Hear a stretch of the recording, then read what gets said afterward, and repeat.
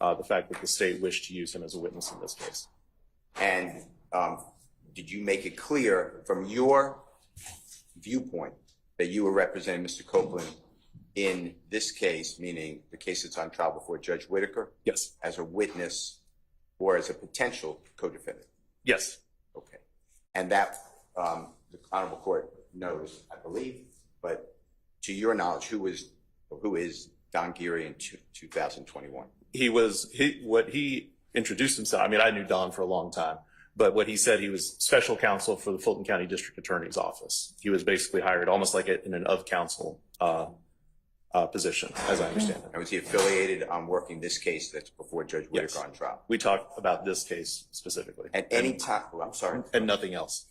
At any time, did you or any member of the District Attorney's Office in your presence ever say that you were not representing Mr. Copeland pursuant to a potential witness in this trial? No. Okay. Did you ever have conversations with Ms. Love, who is seated to your left? Yes. About representing Mr. Copeland as a witness in this trial? Yes. And when were those conversations? March of 2023. And was it clear from your standpoint, from your viewpoint, as the court said, people can observe things differently, but from your standpoint, was it clear that you made it known to the Fulton County District Attorney's Office that you were representing Mr. Copeland as a witness or potential witness in this trial? Yes, it was. All right. Did you do anything to separate yourself from that representation? No. All right. The Honorable Court stated a little while ago, and you left here so quickly, but that your representation ended of Mr. Copeland, I heard, in 2023 when you entered some sort of disposition, I don't remember what it was, before this Honorable Court. And when I say this Honorable Court, I'm talking about Judge Whitaker. Sure, that's correct. Did your representation end of Mr. Copeland as a witness in this case? No. Did you ever make that known to anybody? No, I never did. Did you actually do the opposite? I was contacted by another member of the Fulton County District Attorney's Office in June of 2023. And about yes, what? I'm sorry, about representing Mr. Copeland in this as a witness in this case. Were there any agreements between Mr. Copeland and yourself in the District Attorney's Office? Because you obviously got him not to be charged, or that's a bad way of saying it, but you obviously did or someone did something that he's not charged in this case. I would honestly say that may not have been due to anything that I did or said necessarily. I think it was an internal decision from the DA's office. Okay. All right. Now, I'd like to show you what I marked, and I just want this for the record.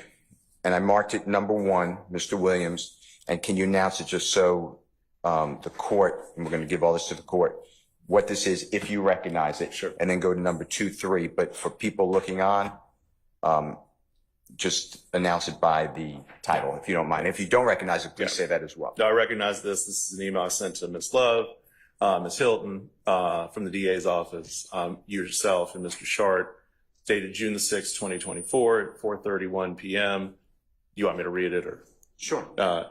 Says, good afternoon. All it has come to my attention that the Fulton County District Attorney's Office has questioned my client, Kenneth Copeland, without my knowledge or consent. Please be advised that my client does not wish to speak with any member of the Fulton County District Attorney's Office, nor any law enforcement officer from this point forward. My client will assert his privilege under the Wait, that's way too fast for the court sorry. reporter to take down. You with me? Law enforcement, nor any law enforcement officer from this point forward. My client will assert his privilege under the Fifth Amendment tomorrow and will not testify. Thank you, John Melnick. Okay. On the 6th, and you made it clear, to your knowledge, was there any type of immunity agreement whatsoever in place? Use immunity, transactional immunity, any type of agreement? There was no response from the District Attorney's Office to this email to me. So I was not aware of any immunity, any offer of immunity to Mr. Copeland at that time. Did you personally know that if Mr. Copeland testified at this trial without some sort of protection, by protection I mean whatever type of immunity, that he could be making statements that would incriminate himself? Yes. No statute of limitations ran, he could be charged? So I can't say that with absolute. Okay, well, we're dealing with a bunch of lawyers, so I think Mr. Melnick can handle it. I'm going to overrule that. I can't say with absolute certainty that I investigated it to the point where I would know whether the statute of limitations would have run or not. About federal crimes for gun offenses? No. As far as I know, again, I didn't do extensive research into it, but it's my understanding that it would not have run in terms of the federal statute. And Mr. Copeland, of course, has been charged previously and convicted in U.S. District Court. So the feds, once the feds have their eyes on you, they have their eyes on you. And how about as a co-defendant in this case being indicted later? And is statute of limitations barred to that? I don't know. Okay. I don't know with absolute certainty. Okay. Were you concerned that if he testified when you wrote this email, that when you just announced that Mr. Williams #1, that he could be facing criminal liability? I absolutely was. All right. Is that the reason you wrote that email? Among other things, but that is one reason why I wrote the email. Was there anything in your mind at the time of sending it that was suspicious or clandestine or by CCing the Honorable Maxwell Shard or myself on that email? Not at all. I thought everybody had a right to know. Okay. And everybody being? Everybody from the prosecution and the defense team. Okay. All right. Your Honor, I move for the admission of Mr. Williams #1 for purposes of this hearing. It's admitted. Your Honor, can I just get clarification as to which of the emails we don't have the number is defendant Williams #1? Can you Yeah. clarify? June 6, 2024, 4:31 p.m. to yourself, Ms. Hilton, Mr. Steele, and Mr. Shaw. Does it have the response at 4:57:05 from Ms. Hilton, or is it the one without response? I don't remember seeing a response. Okay. So is there a response on there There's not a response. on Williams 1? There will be, Your Honor. Okay, Not so on Mr. that Williams is 1. then, for purposes of the record, the one that does not have the response on it. Okay.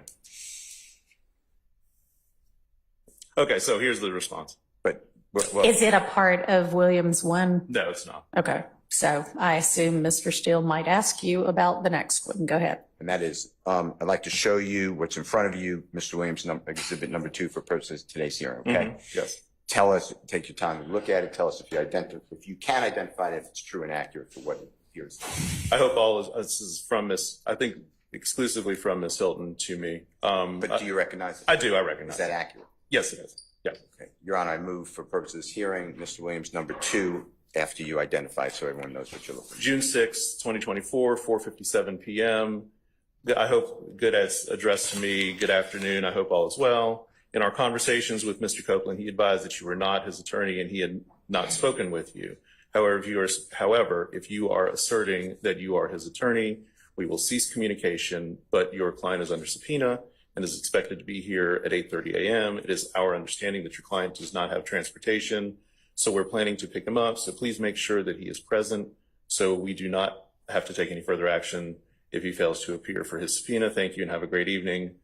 And then it's from Ms. Hilton.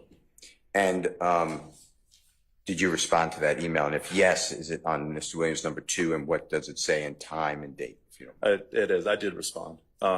It's dated June 6th at 5:47 p.m. Again, with CCs to everybody in the case.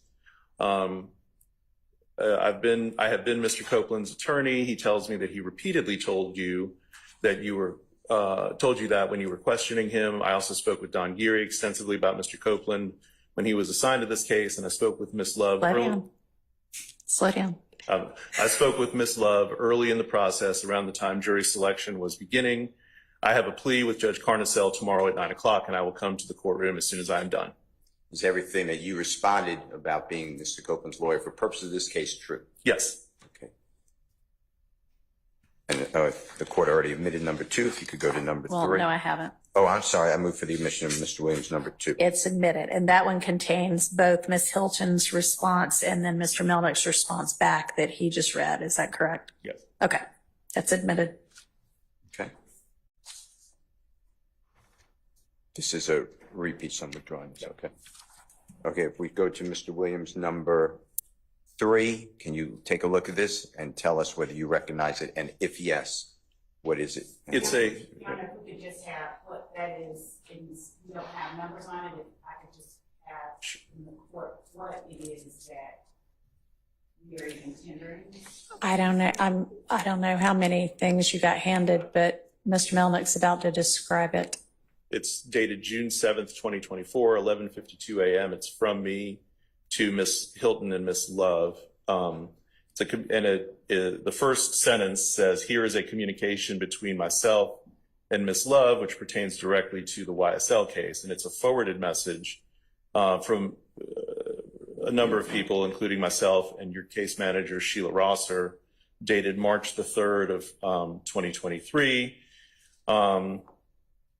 And it's from Ms. Love, stating, good morning, Ms. Rosser. The state asks that the defendant be required to sign the conditions in front of a notary or a sheriff's official so that we can enforce the conditions upon his release, since he was not apprised by the court in person.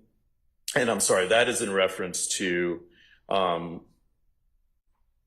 bond orders, I believe, that I had prepared and presented to the court in reference to Mr. Copeland's case that was pending before you in 2023. That is an email dated Thursday, March 2nd, 2023 at 4:42 p.m. And this is just a chain of emails related to the bond order for Mr. Copeland's case in 2023. All right, and you're forwarding that in June of 2024 to say, see, you knew at some point I was representing him. Okay. That's correct, Judge. Is that document, is Defendant Williams a 3-page document or just the one portion of the chain that you just read? So is this is a continuation? Yes. Free? Okay. There's more to it, Ms. Love. Is it a 3-page It document? appears to be, I think it appears to be a 3-page document, yes. Yes? Yes. Yes. Okay. Do you need me to, I don't need to read all of this. No, I don't think so. We move for the admission of Mr. Williams, number 3, for purposes of today's hearing. It's admitted. Why did you, Mr. Melick, why did you send this to the district attorney's office on June 7, 2024, 11:52 a.m.? Because of what they claim to be the confusion as to whether or not I was representing Mr. Copeland for purposes of his being a witness in this case. I think these emails demonstrate that I did in fact represent him and that they knew I represented him. And were there conversations that you represented Mr. Copeland for the witness in the YSL case during that time? Yes, there were. And who did you speak with? Ms. Love. Okay. And you're responding to Mr. Williams, number 2, that's already in evidence? Yes. All right. Your Honor, I move for the admission of Mr. Williams, number 3. It is a 3-page document. It's admitted. And I'm going to mark this as Mr. Williams, number 4.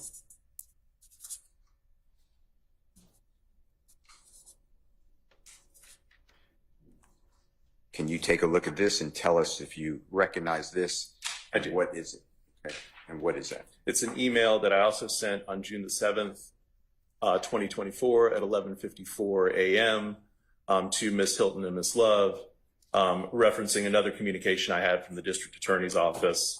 It was a forwarded message from Peachtree Offices, which is an executive office company that answers my phone for me, where I got a message from Peter Herzog asking me to contact him in reference to Kenneth Copeland.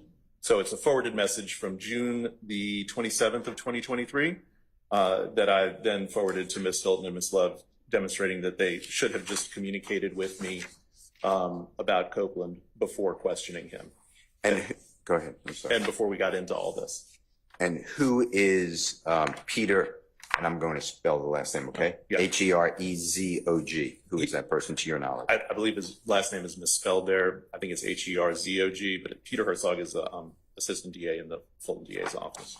And Mr. Williams, what's marked as number 4, is sent for that message on June 27, 2023, about 3 months after the March 1, 2023 yes, correspondence with Ms. Love about Mr. Copeland. That's correct. Now, if your representation of Mr. Copeland had in fact ended when you disposed of the case before the Honorable Judge Whitaker, by that time, do you remember? Did it end? So my case with Judge Whitaker, is that what you're asking me about? Yes. Yeah, I believe it had, but honestly, I haven't gone back to check it. If y'all have the case number, I can look it up and let you know the disposition date. I don't have it. Happy to do that. Nobody has it. It was a 22 SC case, but that's all I know. It's fine. I can probably pull it up some other way. Y'all go ahead. Okay. And you forward this, you said why?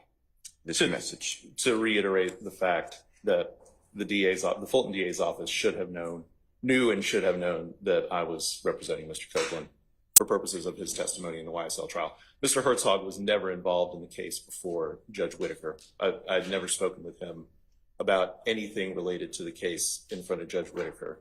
The only attorneys that I ever spoke with about the actual disposition of the case with Judge Whitaker was Abigail Potter, Abby Potter from the DA's office, and Mr. Abadi. And the only reason Mr. Abadi was involved with it, that's Adam Abadi from the Fulton DA's office, was because he was concerned about Mr. Copeland's testimony in the YSL trial. And obviously Ms. Love, because she And was Ms. the bond Love, order. yes, right. And Same Ms. Love reason? the bond order, that's correct. Okay. Now, I'd like to show you Mr. Williams number 5. Oh, Can Your I- Honor, I can move I- for the admission of Mr. Williams number 4. It's admitted, and for purposes of the record, the case before me where Mr. Melnick represented Mr. Copeland is 22 SC 182134, and the final disposition was actually on June 29th of 2023. And is the number 4 a one-page document, or are there any more? It's a one-page document. Okay, I'm showing you Mr. Williams number 5. Tell us if you remember that, look at it. I do. Okay, and is it accurate? It is. Can you describe, like you've been doing, the date and time, what it is, what it purports to be? It's dated June the 7th of 2024. It's to Ms. Love and Ms. Hilton from me, and it is in response to an email that I received. I'm sorry. That's okay. You can look at the documents, multiple. Yeah, okay. So this is a part of the same chain of documents where I was referencing the fact that Ms. Love certainly knew that I was representing Mr. Copeland. She and I talked extensively about Mr. Copeland, and she had told me that she wished to use Mr. Copeland as a witness in this case. Obviously, by the time we were having these communications in March of 2023, the case had long since been indicted, and Mr. Copeland was not charged as a party on the indictment of this case. So this is a continuation of the same emails going back to March 2nd and March 3rd of 2023, where we're referencing the bond orders. These emails actually go back to March the 1st of 2023, where Ms. Love is discussing whether or not Mr. Copeland should be subject to a curfew as part of his bond order. There are, I seem to remember, other communications in which Ms. Love references the fact that she's concerned about Mr. Copeland's safety and the like. And then so the last part of this email, which is at the top of the first page, is where Ms. Love questions whether my concern is for Mr. Copeland or Mr. Steele and Mr. Shart's client, neither of whom I've ever met or have any relationship with whatsoever. And then I responded to that. Did I ever do anything untoward to affect your representation of your client, Mr. Copeland? Absolutely not. Did Mr. Shard do anything? No. Did anybody come to you, at you, about your representation, Mr. Copeland, in this case? What Mr. Copeland did on June 7th of 2024, where he asserted his Fifth Amendment privilege, was entirely his decision. I was there just as his mouthpiece, as a lawyer, as his advocate for purposes of him asserting his Fifth Amendment privilege. Other than that, I have absolutely no agenda in this case whatsoever. When Ms. Love wrote on a motion, ex parte motion for the former judge, the recused Judge Glanville, Yeah, I would grant object your to client. the introduction through this witness or the posing to this witness of any question about a motion that I wrote, given that the witness cannot testify confidently about anything that I specifically wrote or what I. All right, well, I don't know yet what the end of the question is going to be, so I'll hold your objection until I hear the question. And it's in the record. Already, Your Honor, I could get another copy though. Ms. Love wrote in that motion seeking use immunity under 25-5-507 for Mr. Copeland? Yes. That Mr. Copeland on Thursday, June 6, 2024, had some sort of interaction or dealings with members of the defense team. To your knowledge, is that true? I have no knowledge of that. All right. Do you want to admit, or did you want to tender for admission Williams 5? I do. Yes. All right, that's admitted. Thank you, Your Honor.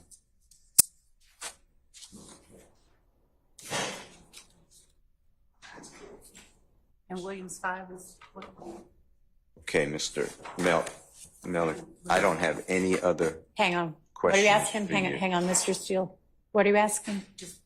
What it is? Which one is it? Yes. It's Just the last part one of they what discussed that, I don't know how many pages it is. I don't have any of it in front of me, but it's the last one they discussed that has the email from you asking who Mr. Melnick is most concerned about or something like that. And then Mr. Melnick's rather peppery response back. Okay, so it's just, could the court ask for clarification, just one page or? I don't know. 4 pages. Mr. Melnick, were there any BCC? You know what a BCC is? Yes. Okay, I apologize for asking. Yeah. Were there any, We're all old enough to know that that means blind carbon copy. A whole lot of people don't know that anymore since we don't use carbon copies, but that's where somebody can see it, but the recipients who are a CC don't know. Yes, I did not blind copy anybody on that last email. I just sent it to Ms. Hilton Ms. Love. Any Ms. out- Hilton Ms. Love. I apologize. Yeah. Any allegation that there was some sort of teamwork or conspiracy against the state of Georgia and against your client, Mr. Copeland, is that true at all? It is categorically untrue. All right. I want to thank you so much. I don't have any other questions. Ms. Love, do you have questions of Mr. Melnick? Hang on just a second. Just briefly. Okay, hang on. You have questions too? All right, I'll let Mr. Sharp go.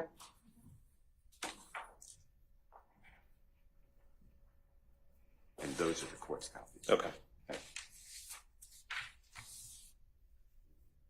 Mr. Melnick, if you're more comfortable taking the witness stand, that's fine, but, okay.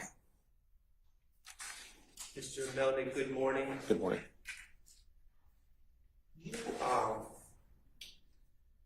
As part of your representation of Mr.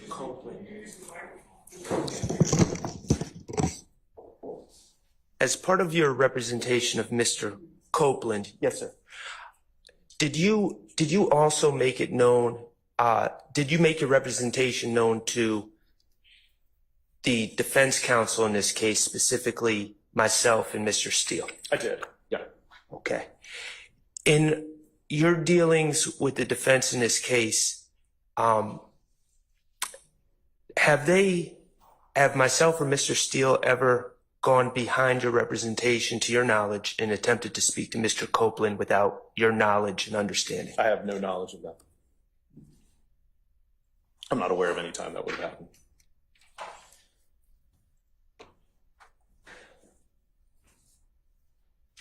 Since you were alerted about the state speaking to Mr. Copeland, have you read the transcripts from the ex parte communications? I have mostly read them. I will be honest and say I haven't read the whole thing. Okay.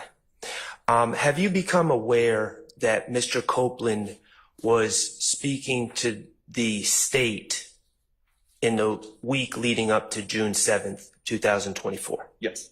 Okay. Have you become aware that Mr. Copeland was in the actual courthouse speaking to the state on that week? I became aware of that on either June 6th or June 7th. Did you know anything about that as it was happening? I did not.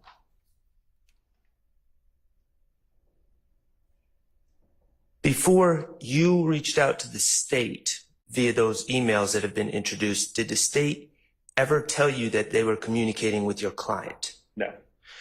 How did you initially learn that the state was communicating with your client?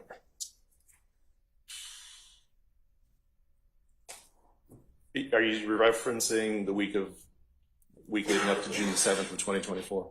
Yes, let me ask in a more precise manner. Did you become aware on Thursday, June 6, 2024, that the state had been speaking to your client that week? Yes. And did you become aware that the state intended to call your client to the stand on the next day, that Friday? Yes. Okay. Did you, and how did you find out about the state's plans to call your witness to the stand? I believe you called me. Could you say it again? You called me. You being Yes. Max Sharp? Yes. Okay. And I called you on the telephone? Yes. Okay. In that conversation, did I ever ask you to do anything on behalf of myself or Mr. Steele or our clients? Absolutely not. Did I ever ask you to stop Mr. Copeland from testifying? Absolutely not.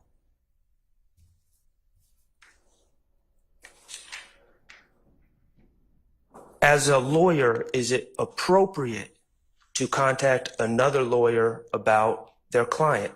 Objection, Your Honor, as to this witness being qualified to speak about what are in the ethics. I would hope that every lawyer in the state of Georgia is qualified to speak on what we're expected to do under our code of ethics. I'm going to overrule that. Would you repeat the question, please? In your experience as a lawyer, is it appropriate for another lawyer to contact you about matters concerning your client? That's Law School 101. And is that what I did on Thursday, June 6, 2024? Yes. Mr. Melnick, before you got in, well, your testimony is you were involved representing Mr. Copeland Yes. throughout this entire period, correct? Mm-hmm. Before you emailed the district attorney's office about their communications with your client that you were unaware of, to your knowledge, had Mr. Copeland been granted any sort of immunity or legal protections for his testimony? To my knowledge, no. Okay. After you contacted this district attorney's office and actively communicated with them about your client, what protections was Mr. Copeland granted? Use immunity. I have nothing further. Thank All you. right. Any other defense attorney with questions for Mr. Melnick? All right. Hearing no other. Go ahead, Ms. Love. Thank you, Judge. Mr. Melnick, I'm just gonna be a little bit brief and I'm gonna clarify some things. Is Defendant Williams' exhibit? Yes, Mr. Hart. Or speak just more loudly. Here. Or come around and, yeah. You know what? I'll take Okay. the stand. Okay. No, I just can't get these two. You can leave him there. Okay. Does somebody have a copy of those exhibits for the court? Judge, I'll give to the court the ones that he has admitted, and I'll just go ahead and use the ones that I have copies. Okay, thank you.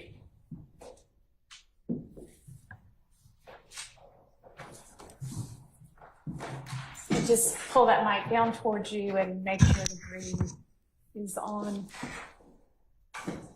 Mr. Melnick, there should be some button somewhere. You see where it is? Room's green. I don't actually see it. It sounds to me like it's on. Yeah, sounds like it's on. All right, go ahead, Ms. Love. Thank you, Judge.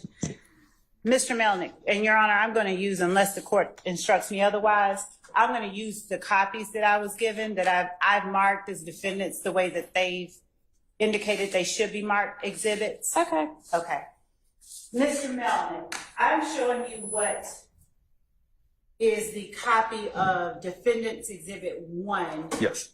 that was given to the state and to the court. Is this an exact copy of Defendant's Exhibit 1 that I'm showing you? I believe so. I mean, I haven't printed them up. I don't know if there was another email that was. Y'all are welcome to just use these if you want. That doesn't need to be an issue.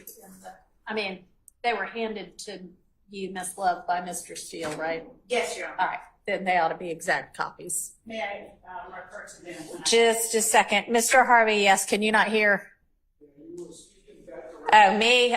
Okay, sorry. I was just saying, I'm sure that the copies are the same, but if she wants to use the admitted copies, she can. I'll trade you. How about that? Yes.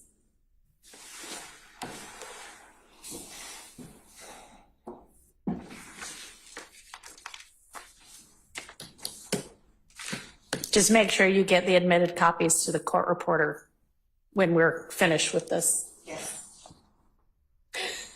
Thank you. So showing you what has been admitted as Defendant Williams Exhibit Number 1. Yes. Looking at Defendant Williams Exhibit Number 1, is that an extraction? In other words, is that a portion of an email cut out and isolated from a larger email? I don't believe so. Okay. Then I'm going to show you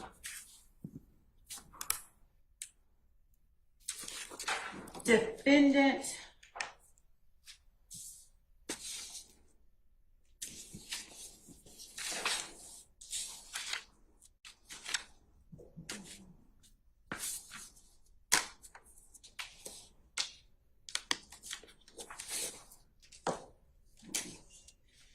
I just may need the portions that I gave to the court because I don't see. All right, here you go. Yep.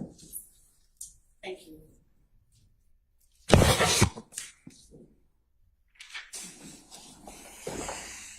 All right.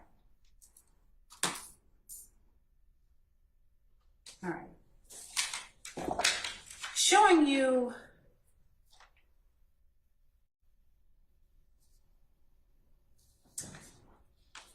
what I will mark as State's Exhibit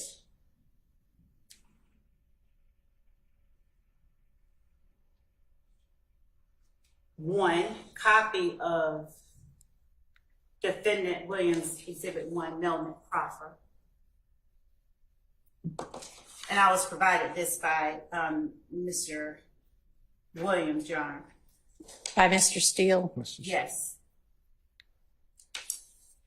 Could you look at what I've now labeled as State's Exhibit 1 and compare it to what has been admitted as Defendant's Exhibit 1 and tell me whether or not those two documents, State's Exhibit 1, just for the purposes of the record, is a one-page document. Could you tell me whether these two documents contain the content from the same email? So the content appears to be the same, other than the fact that on the one that you just marked, there what appears to be the seal from the Fulton County, the Atlanta Judicial Circuit. And in fact, the one that I've marked as State's Exhibit 1 is the actual email that Mr. Steele would have had access to, correct? It's a portion of the actual email chain, given that it has that seal on it. Very often, if I'm sending an email, I'll just pick up from the last email that I sent to or from that individual. So that may well be. There may have been a prior email, but I mean, if it was between you and I don't remember exactly when it was. I'm showing you what has, I believe, been marked as Defendant Williams Exhibit Number 2. Let's see if those two match. Give me 1 second, okay? Defendant Williams Exhibit 2. Okay.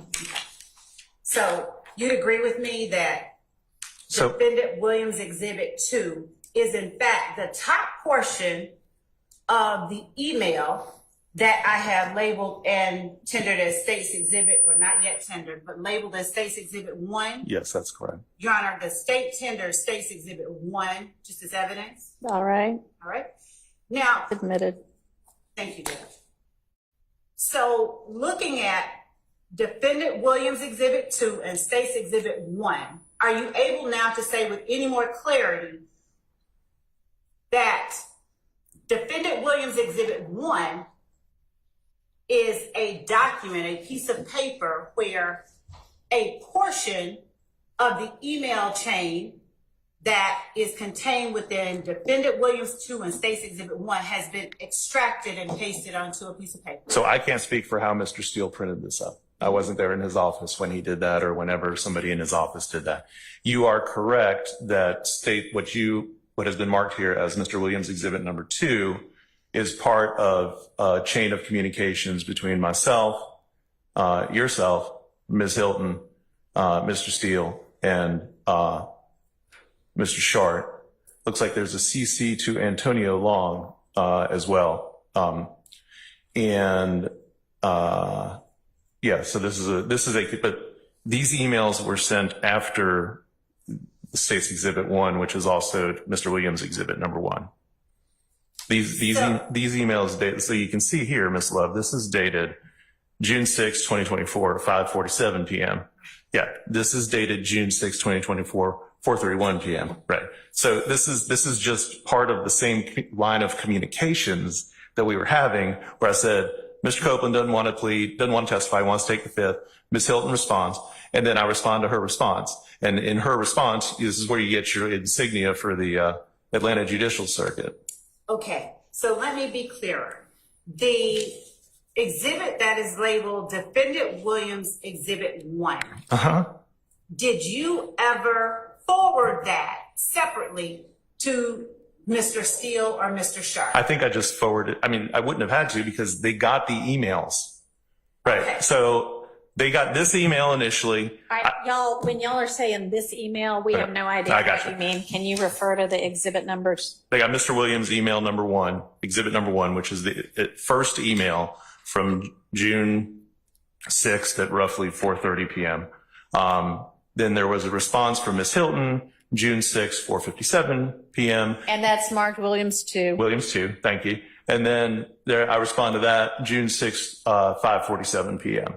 Okay, so And that's also on Williams On 2, right? yes. Yeah, okay. so as it pertains to my original question, Defendant Williams Exhibit 1 was never a communication that you sent separate from the emails that are contained in Defendant Williams 2 and State's Exhibit 1. Is that wrong or right? That is wrong. Okay, so you sent, without forwarding the rest of what is labeled as Defendant Williams 2 and State's Exhibit 1, you sent an email that contained only the document that is labeled Defendant's Exhibit 1 to Mr. Sharp, Mr. Steele, Ms. Hilton, and myself. I sent it on June the 6th at 4:30. Right.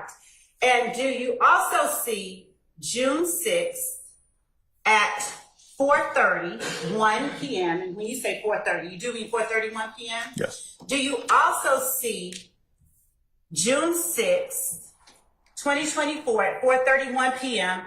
on the email State's Exhibit 1? Yes. And in fact, the email State's Exhibit 1 is at the bottom, meaning it came before Yes. the emails that were Defendant Williams Exhibit 2. That is correct. Okay. And so given that State's Exhibit 1 looks as it does, are you saying that the email that is Defendant Williams 1 is the entirety and not a part of any other email chain that you sent? This email was the first email sent. Okay, so when I say this email, I'm referring to Mr. Williams' Exhibit number 1. Okay. Was the first email sent on June the 6th of 2024. Okay. That is the first email. Mr. Williams' Exhibit number 2 is the continuation of that chain of emails in which Ms. Hilton responded to me, and then I responded to everybody else, including yourself. Thank you for clearing that up. Your Honor, I'm going to give back to the court's copies of the emails. Okay. Thank you. And I apologize, they're not in there. That's fine. Okay.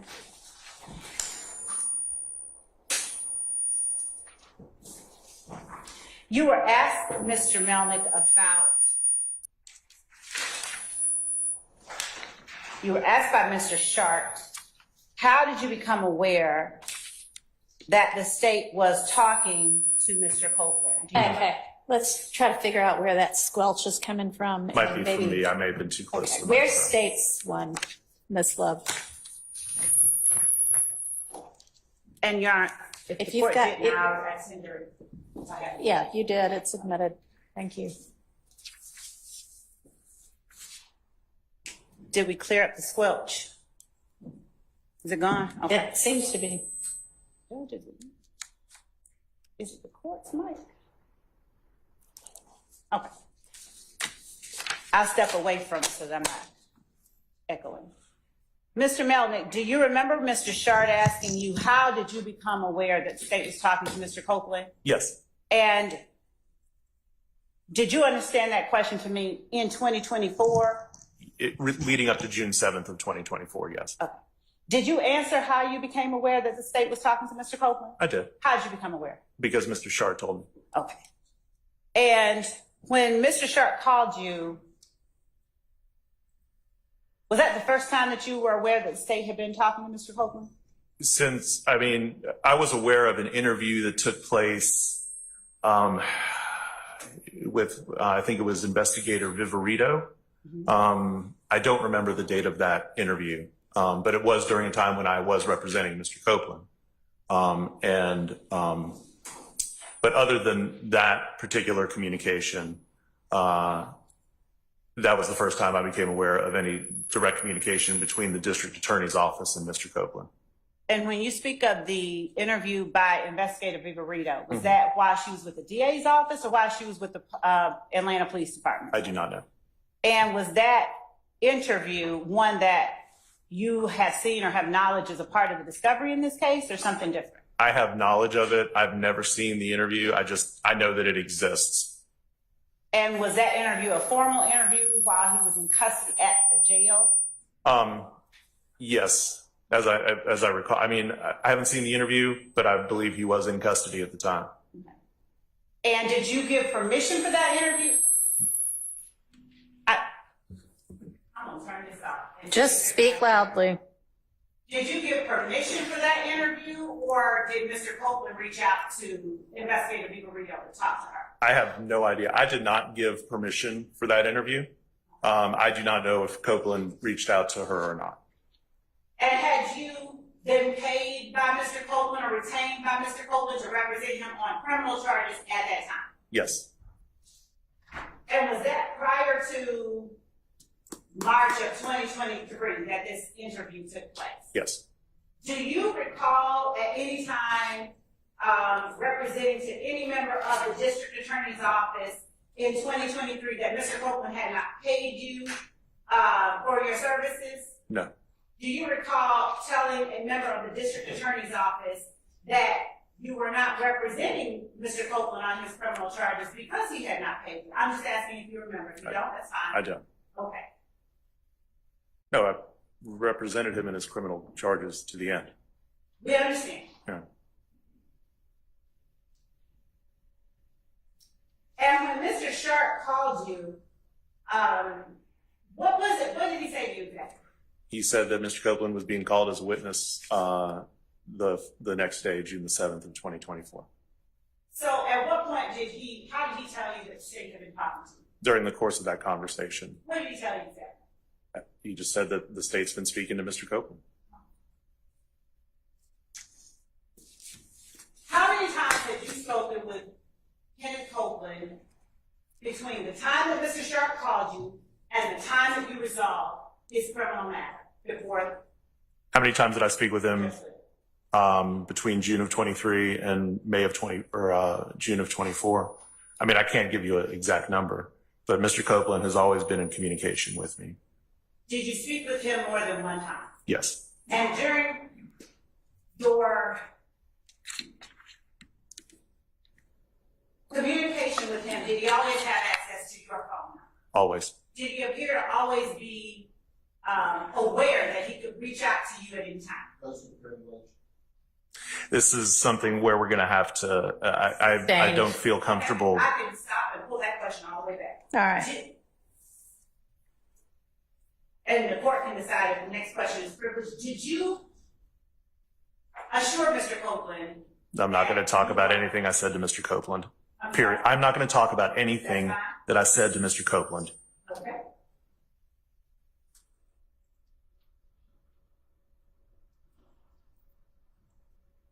Based on how you have already testified, is it safe to say Mr. Copeland didn't reach out to you and say to you?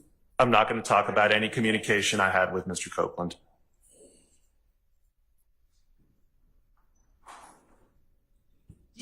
any idea why it would be Mr. Sharp who first alerted you that the state was talking to Mr. Copeland? No.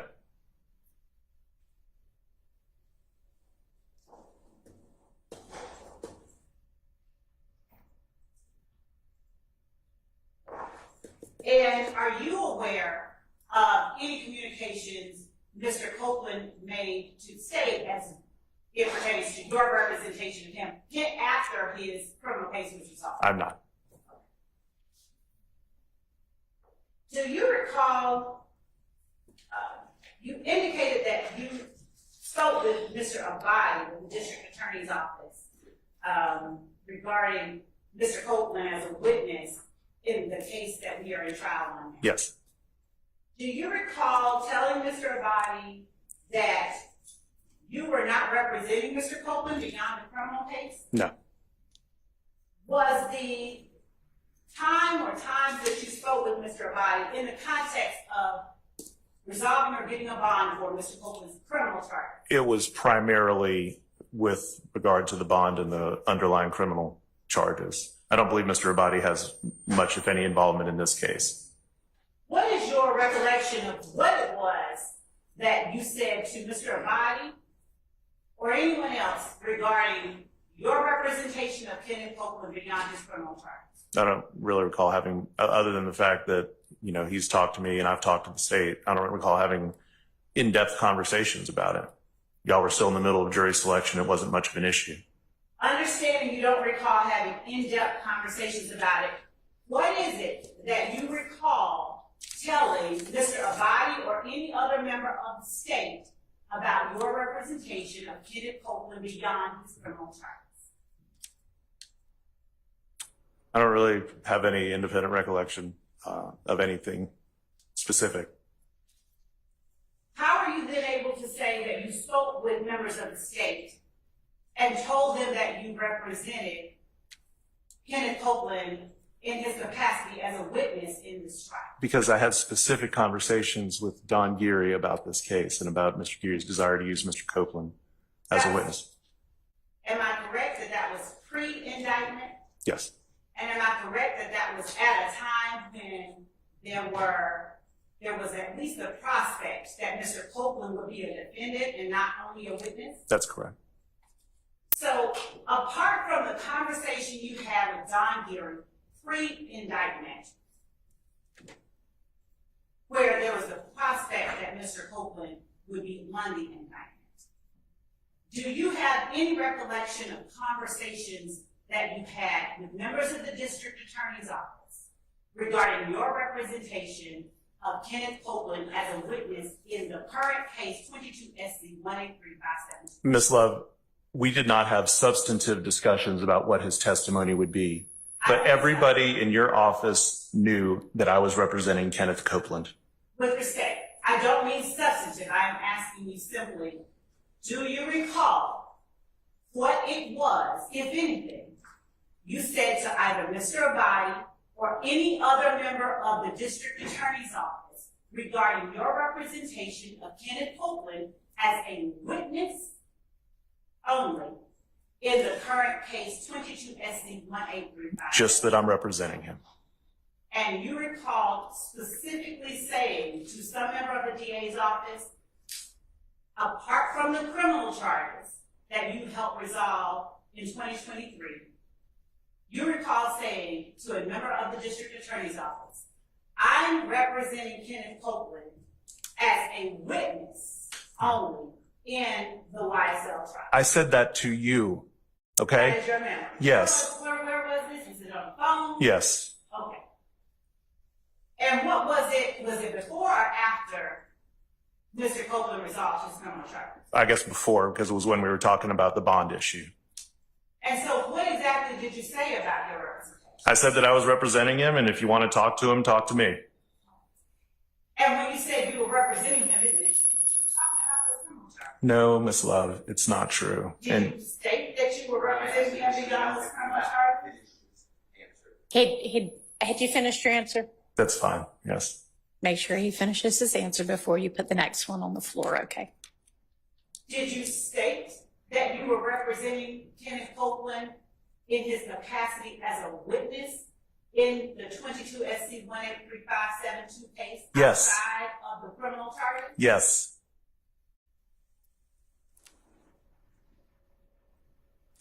And did I hear you say that it was your testimony that you never once indicated that Kenneth Copeland had not paid you and you weren't even representing him in the criminal case?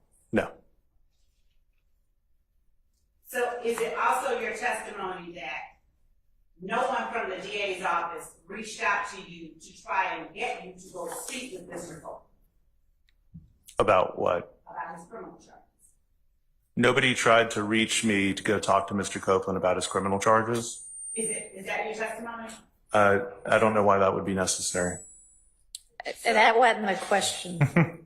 Answer the question. No, I don't recall anybody speaking to me about going to talk to Mr. Copeland about his criminal charges. And so is it fair to say you also don't remember telling any member of the DA's office that you were on vacation and you were not able to deal with Mr. Copeland's criminal charge? So I resolved Mr. Copeland's criminal charges. As far as I know, I resolved them to Mr. Copeland's satisfaction.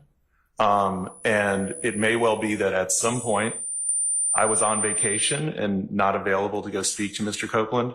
I don't recall specific dates and times, but there is no issue with communication between myself and Mr. Copeland. Okay. So as it relates to the question that I asked, do you recall there being a time when you conveyed to the district attorney's office that you were on vacation and could not go to talk with Mr. Copeland? Ms. Love, if you have such a communication, then I'm sure it exists. The fact that I may have been on vacation a day or a week doesn't mean that I wasn't communicating with my client. Okay? And if you would mind answering whether or not you recall it. I don't recall. All right, y'all, we've been at this for over an hour and it's really not particularly relevant anyway, so let's wrap things up. Yes, you may.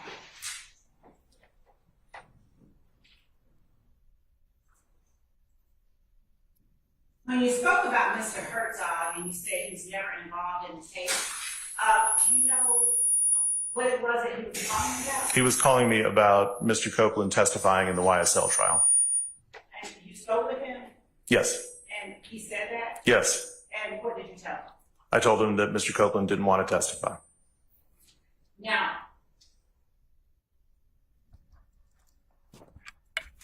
that was in March. That was in June of 2023. And did Mr. Herzog ever say he was working on that trial? That was my understanding of the purpose of his call to me. Did he say he was working on it? Yes. You indicated, and Your Honor, I have about 5 more questions. All right. You indicated that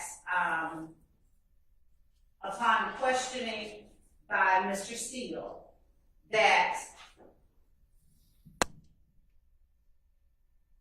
your concern regarding the district attorney's office communication with Mr. Copeland was Mr. Copeland's criminal exposure and that the DA's office was seeking use immunity. And that you considered it ironic that a motion would be filed on June the 7th, considering there should have been, or wasn't, apparently there was no grant of immunity prior to that time.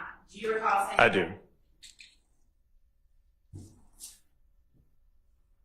You never once asked the district attorney's office what protections the immunity afforded to Mr. Copeland. I'm familiar with what use immunity is, Ms. Love. Do you recall telling Ms. Hilton in the presence of an investigator that you had never heard of OCGA 245507? I believe that I did not know that that was the use immunity statute, but once I read the order and saw that it was the use immunity statute, I'm very familiar with use immunity. I've been doing this for 30 years.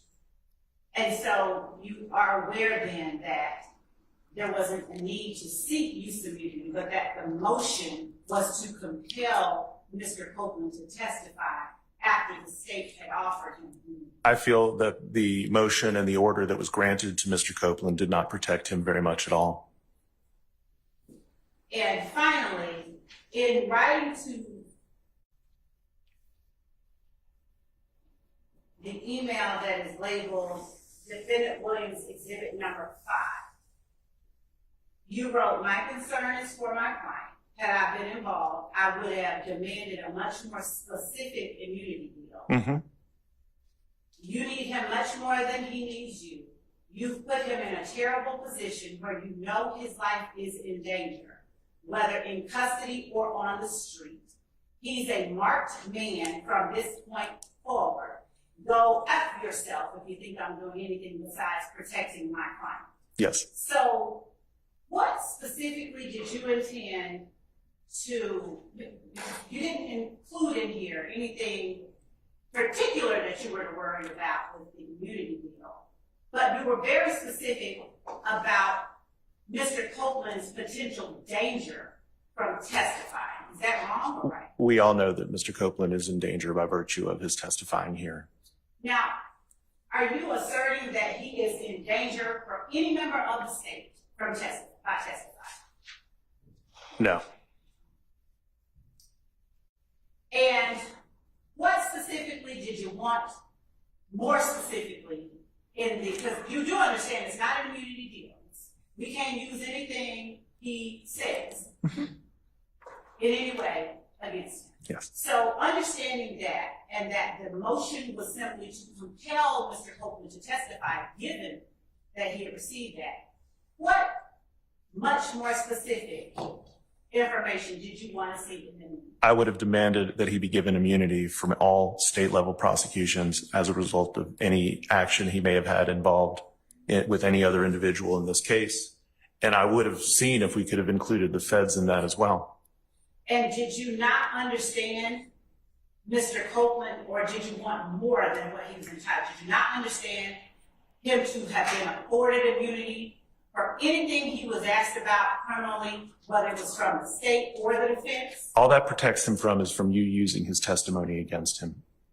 So you did not understand that it actually protected us from using that testimony in any way to get information about him, to prosecute him regarding those acts? You didn't understand It protects him from from his testimony at trial being used against him, Ms. and Love. anything derived from that testimony? And anything derived from that testimony.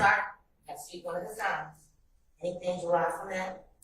Testimony. Are you aware of that? Yes, ma'am.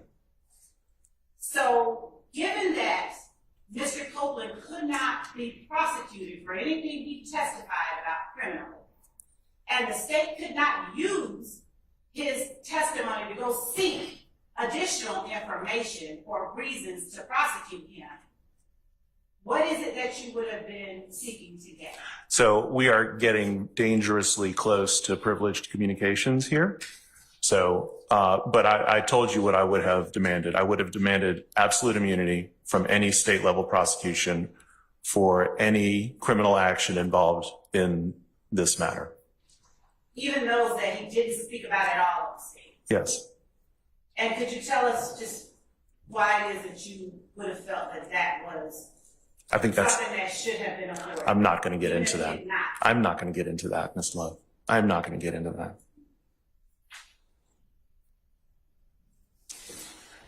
Yeah, I think that's all that I have to think. All right, is there any further questioning? Okay, Mr. Melnick, this time you can actually go. Thank you for your time. All right. All right, let's move on to the next issue. All right, we're done with this, right? Everybody satisfied?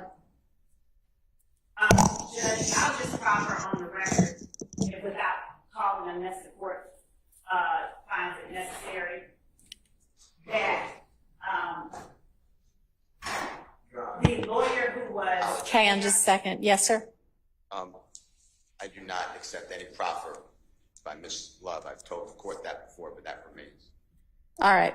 I'm rejecting it. She Your wants Honor, to I'm not- testify, then that's fine. Don't talk while somebody else is talking. Let him finish. Let me rule. Then you can go ahead. I will listen to what your proffer is, because it's really not for Mr. Steele to accept or not. It's for the court to accept or not. Go ahead.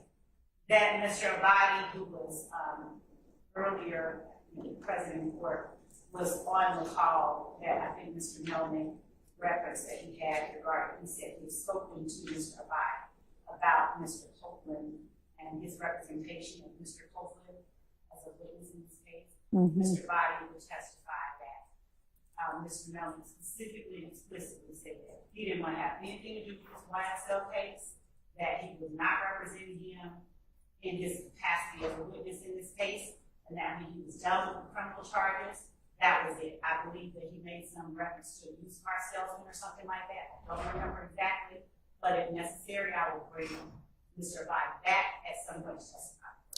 All right. Well, if I am presented with a motion that makes that testimony relevant, then we'll hear from him at that time. My point in all of this was just so that Mr. Melnick could feel like he'd cleared his name. All right. Okay. So, anybody need a restroom break before we move to our next topic? All right. Let's take 12 minutes and be back at 10:30. And Your Honor, there's the omitted parts of the transcript. I just want to let you know before we move on to something else. Omitted parts of the transcript. Yeah, that's what the next topic's going to be. Yes.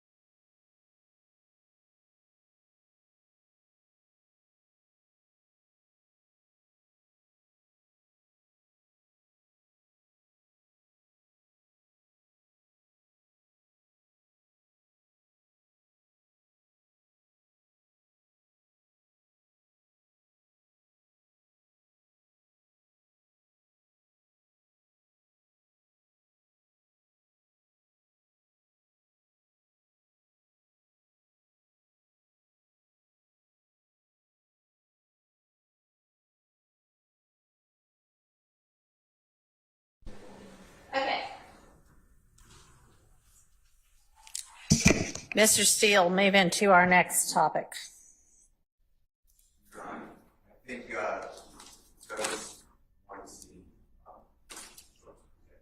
Okay. he has some problems. I do need to get. Could you please admit me to this? Oh, I guess if Zoom's relevant, I better get on the Zoom also. So give me a second to do that also.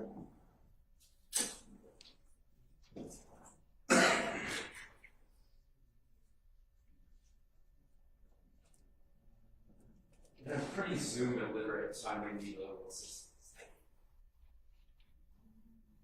How can anybody be Zoom illiterate in this day and age after all of our COVID era Zooming? I know enough to not turn myself into a cat.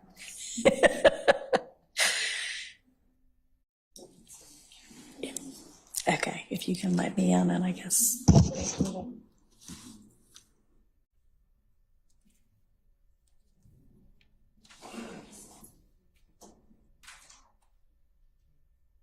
Are we going to be hearing from somebody over Zoom?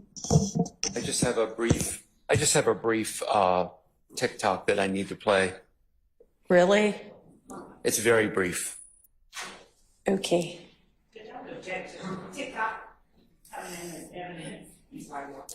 Well, this is part of the Profer, so it's your choice. I can do it or I cannot do it. I Your have Honor. no idea what it's going to be. I can tell you what it will be. Why don't you tell me first? This will be a TikTok of Mr. Copeland speaking to Miss Bumpus, where Okay. Mr. Copeland acknowledges that what is in the transcript the transcript is not complete from the June the 10th meeting. Did Mr. Copeland read the transcript? I don't know what Mr. Copeland has read or not. So, If you don't want to hear it, then I can just do my proffer, Your Honor. I mean, if that's what it says, it shows Ms. Bumpus talking to Mr. Copeland. Believe it or not, yes, Your Honor. Okay. And Mr. Copeland says, whatever. I mean, I don't care. Play it. You can take it for what it's worth, Your Yeah, Honor. I'll just. Let me just, if I can begin with my proffer, then I can play this, Your Honor. It is my understanding, based on my conversations with Ms. Bumpus, that while the transcript may be, let me be more specific, the transcript of the June the 10th, 2024 ex parte meeting, and I'm not going to list everybody that was in the meeting, but that transcript was complete in the sense that when Judge Glanville was in the room and the court reporter was in the room, I have no basis to believe that that transcript is incomplete for when Judge Glanville was in the room. But there was a portion of that morning, a significant portion of that morning, based on my understanding, where it was Ms. Hilton was in the room, Mr. Copeland was in the room, Ms. Bumpus was in the room. And how is that your understanding? Because I don't see that from the transcript. And I know I actually said that at some point, but I went back and looked, and let me reference y'all to, let me find it. All right, so the beginning of the transcript, it is just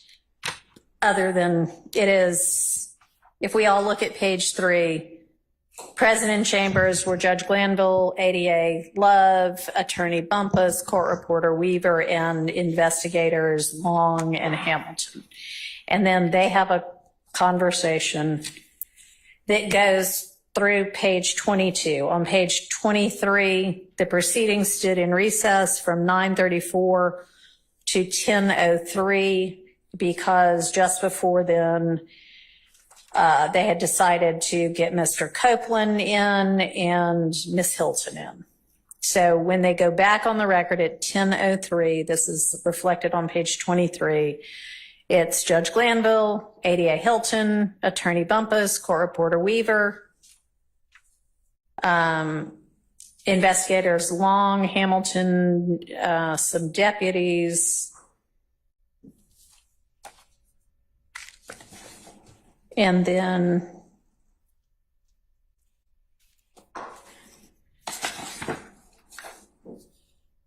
at some point, Mr. Copeland expresses that he might want to call his sister, and on page 36, Mr. Copeland says, this is not the sister, can I speak with her for a second, meaning Miss Bumpus? And it shows that Judge Glanville, ADA Hilton, Court Reporter Weaver, and the two DA's office investigators leave chambers at 10:17, return at 10:33. Then Mr. Copeland has a question for the court. And then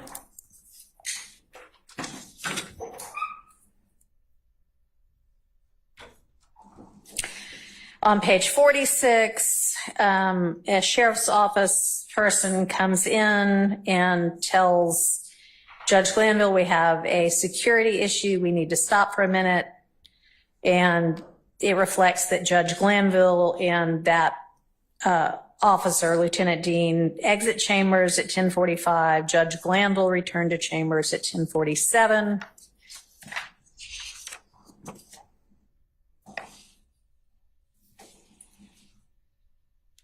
Okay, and then there's something about he might want to talk to his sister, and on page 52, they appear to maybe call his sister, and Ms. Hilton says, if y'all want to talk, let me go somewhere where I can't hear you. The judge is over there, so just speak low so he doesn't hear you. And the court says, hold on. And Judge Glanville exits chambers along with Ms. Hilton, Investigator Long, Investigator Hamilton, and the court reporter. They all leave from 10:53 to 11:28. When they come back in, and this was where I got confused, the court says, okay, all right, Mr. Copeland, have you had an opportunity to talk with Ms. Bumpus, your lawyer, and Ms. Hilton, the state's counsel? Have you got any other questions? And I hadn't looked up to see who left before, so I thought maybe just the judge had left, but it appears that they had all left. So, I mean, I assume he meant, obviously we know Ms. Hilton and Mr. Copeland had been talking prior to this. So I guess that's what he meant. But anyway, that's where I had gotten that. So where do you get your basis that they were in there at some point? I get my information from Miss Bumpus. Okay. So perhaps, and I don't know specifically at what point. I don't know if Miss Hilton came back in the room prior to going back on the record. I don't know. But at some point, Miss Hilton, Mr. Copeland, and Miss Bumpus were in that room discussing things amongst themselves. And my understanding is that Mr. Copeland relayed information regarding the murder of Donovan Thomas and perhaps some other information that Miss Bumpus indicated would be Brady material.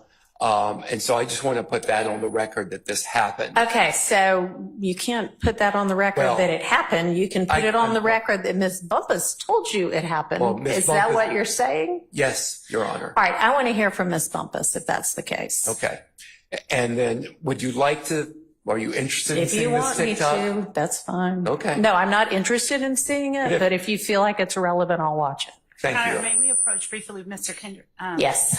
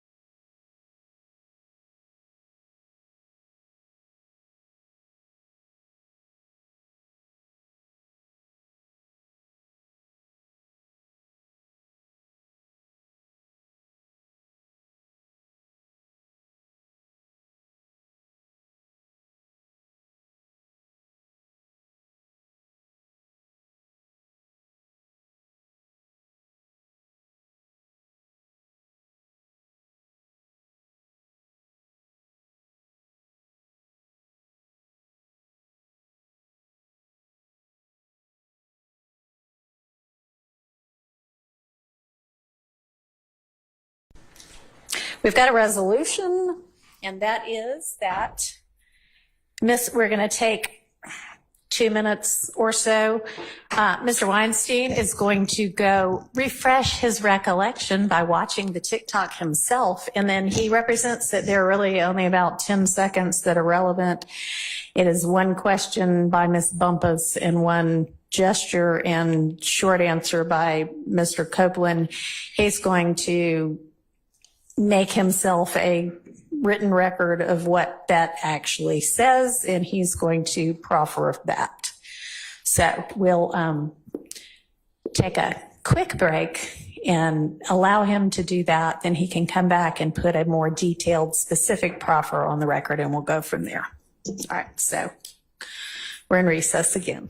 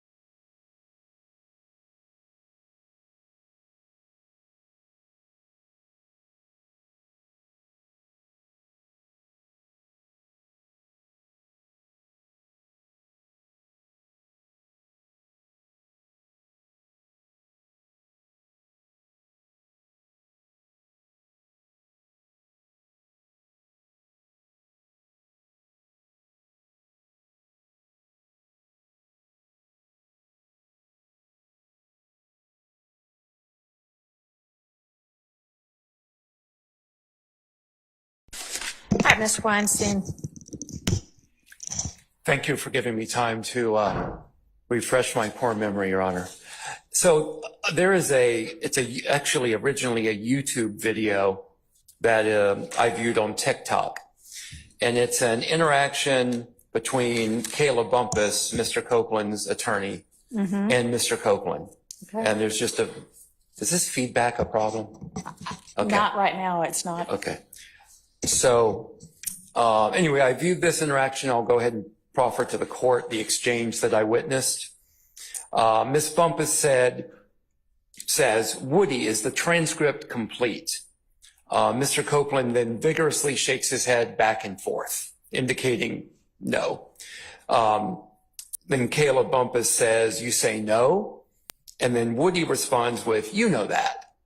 So that's the interaction that takes place.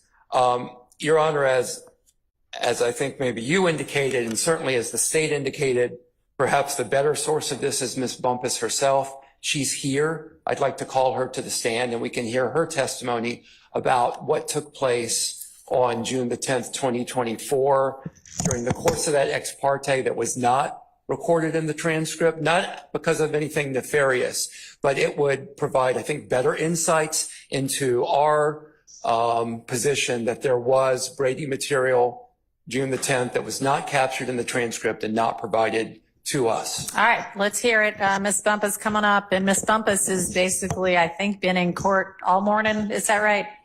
Okay, coming up and take the stand. Sure. Ms. Bumpus, would you please stand and raise your right hand? Do you swear the testimony that you're about to give today is the truth, the whole truth, and nothing but the truth? Yes. Okay, please be seated. Would you please state your name for the record? Kayla Bumpus. And what is your relationship with respect to Mr. Copeland? I previously represented him on criminal cases, but for purposes of this case, I was a stand-in attorney. And what was your intent in representing Mr. Copeland? To make sure that his rights were protected and to make sure that Jonathan Melnick was good to go. All right, let's focus on the discrete issue that is before the court, okay? Certainly. You were present in the June 10th, 2024 ex parte meeting, is that correct? Yes. Have you read the transcript to the ex parte meeting? Yes. Um, I'm not sure if that is already an exhibit in this case, Your Honor. It is, it's a part of the record as a transcript. Okay. It's been filed All right. in Odyssey into the case. Okay. So I don't think it needs to be an exhibit unless you want to make it exhibit for the purposes of this hearing, but it's in the record. Okay.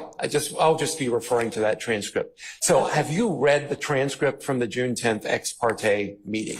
Yes. And does that reflect everything that occurred the morning of June the 10th during the course of your meeting? I believe that was in chambers. Is that correct? That was compound. That was compound. Was that Let's meeting read in it that way. chambers? Where did that meeting take place? In chambers. In chambers.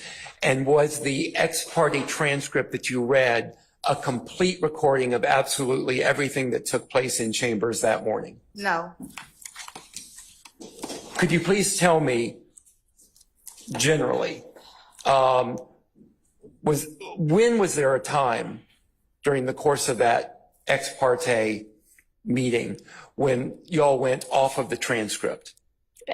Clarify what you mean by that, when y'all went off. Was there a break in the proceedings at some point on the morning of June the 10th? Multiple. Multiple breaks. Yes. And during one of those breaks, did you have occasion to speak to Mr. Copeland with someone else, someone from the states, the state present in the room? Yes. And when you had that conversation, that was off the record. That was without the transcript being transcribed. Yes. Let's clarify who is in the room at Yes. this point in time. Okay. Who is in the room? And again, let me just make clear on this. I only want you to speak about conversations that you had with Mr. Copeland that are not privileged, where, for example, someone from the state was in the room. Do you understand? For sure. Okay. When there was a portion of that meeting that was not recorded on transcript, who was in the room? Myself, Mr. Copeland, and Simone Hilton. Who else, if I anyone? don't know all the deputies. But were there deputies in the room as well? Yes, Do you remember how many? 4. Okay. Anyone else other than the deputies and the 3 people you just named? Investigator Hamilton and maybe another investigator from the state. Okay. Approximately how long was that? Hang on a second. Was the court reporter in the room? I don't know. I don't recall. I can't remember. And at what point during the meeting did this allegedly occur?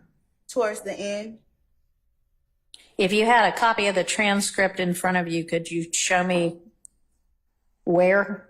Like, if I you, could get close, Judge. okay. Do you have a copy for her? I don't have, does anyone have a copy? I do not have a copy Mine just printed out. disappeared. I don't know where mine went. Max, do you have one? I mean, I don't mind passing up, but it does have notes.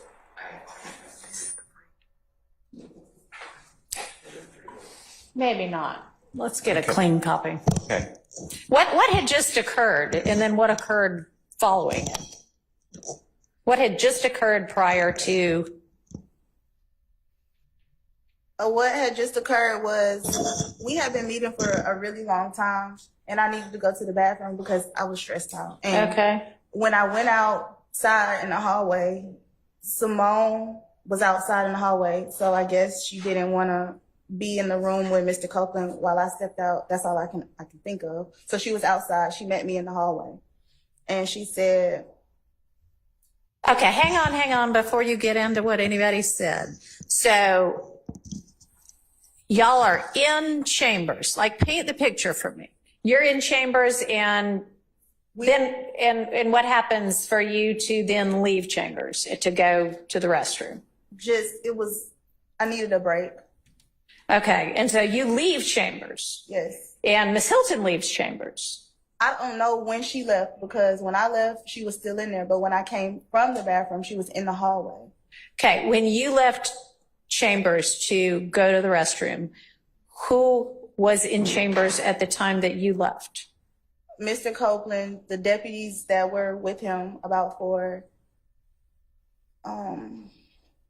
Miss Hilton, the investigators from the DA's office, the judge, and the court reporter. Okay, so you took a bathroom break. Yes. And as far as you know, you left and then you have no idea when or if anybody else left. But when you came back, Ms. Hilton was in the hallway. Yes. All right. Well, then that's not the part we're talking about. No. Well, I think it leads up to the part we're talking about, and that interaction with Ms. Hilton may Okay. be relevant to where we're about to go. All right. Could you please describe the exchange you had with Ms. Hilton in the hallway? So she asked me, I think I get what you're saying. I think I get what you guys are trying to say. And if he's trying to do what I think he's trying to do, then that's not going to work. And I said, well, I don't know what you're referring to, but I guess we can come back in and you could talk to him about it. Okay. And so when you said you can come back in the room and talk with him about it, was there any further exchange in the hallway? No. What happened after that?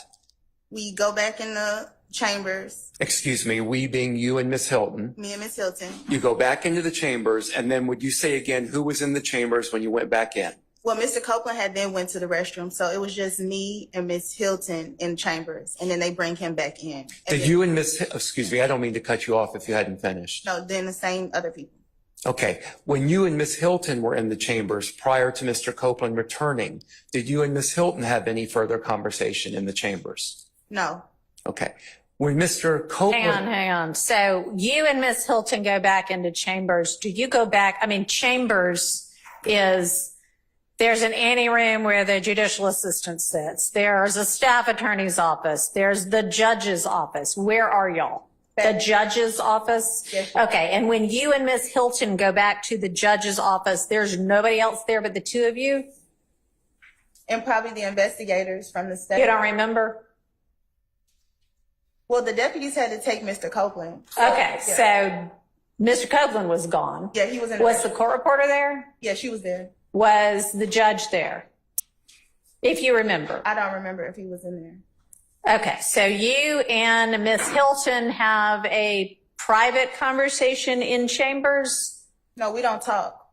Okay, y'all just walk back in, and then what happens? And then everybody comes back in. Okay, who is everybody? The judge, Mr. Copeland, the 4 deputies, the 2 investigators from the state. Okay, we're just going to take it slowly, step by step, okay? Okay. All right. So those individuals return.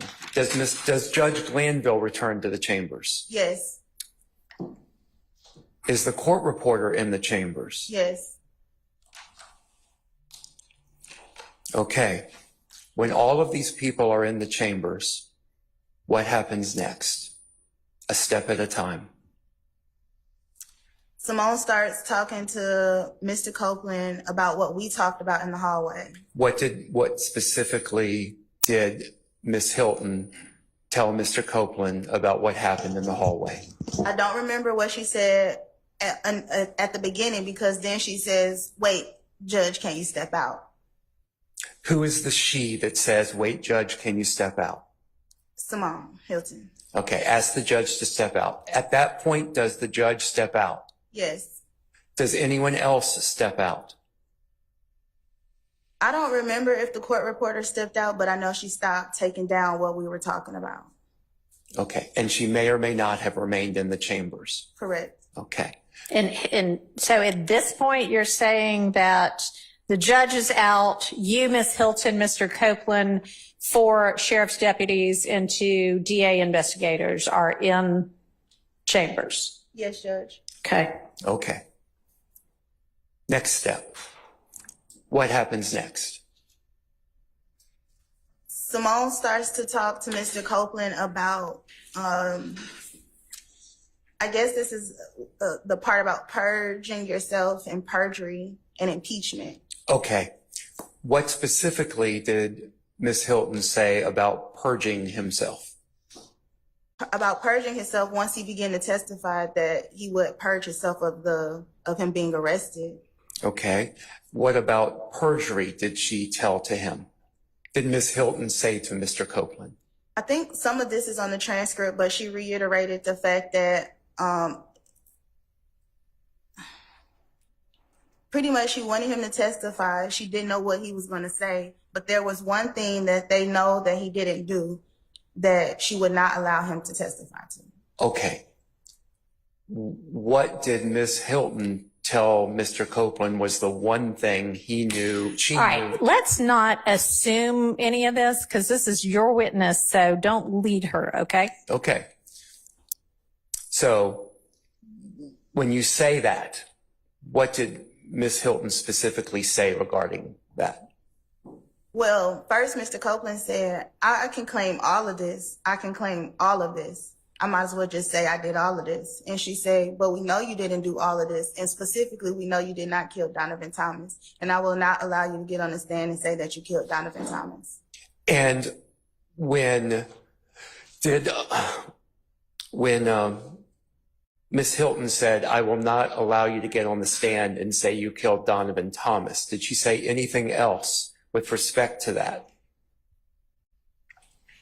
Pretty much, I was explaining to Mr. Copeland about independent evidence because she said if she had any independent evidence to prove that he was lying about anything, she would just use his statement to impeach him.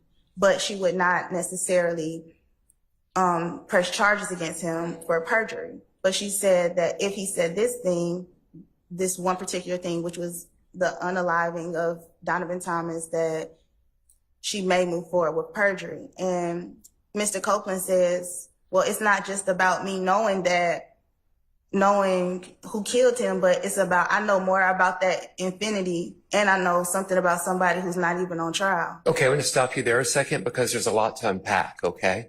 So do I understand your testimony to be that Ms. Hilton said that she would prosecute him if he lied about the killing of Donovan Thomas, but she would not prosecute him if he lied about other things?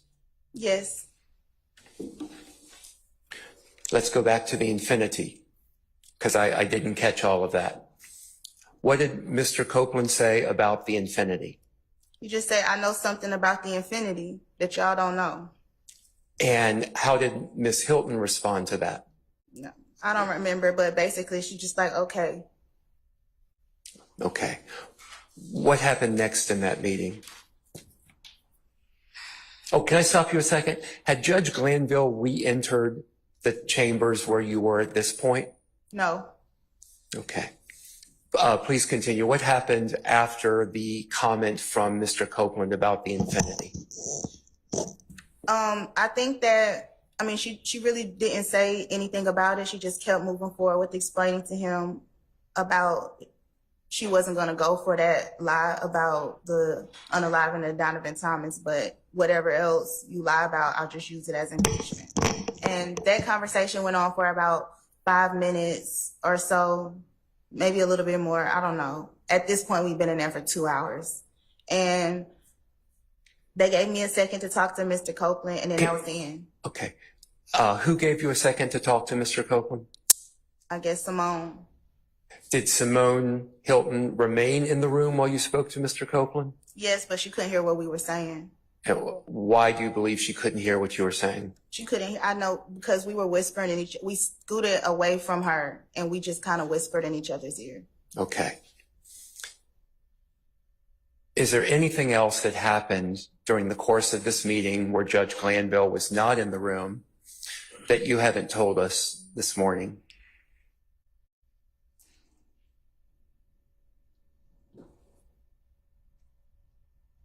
I'm not 100% sure, but I know there's one time where Adrian says something about Judge Closure. Where, I'm sorry, who?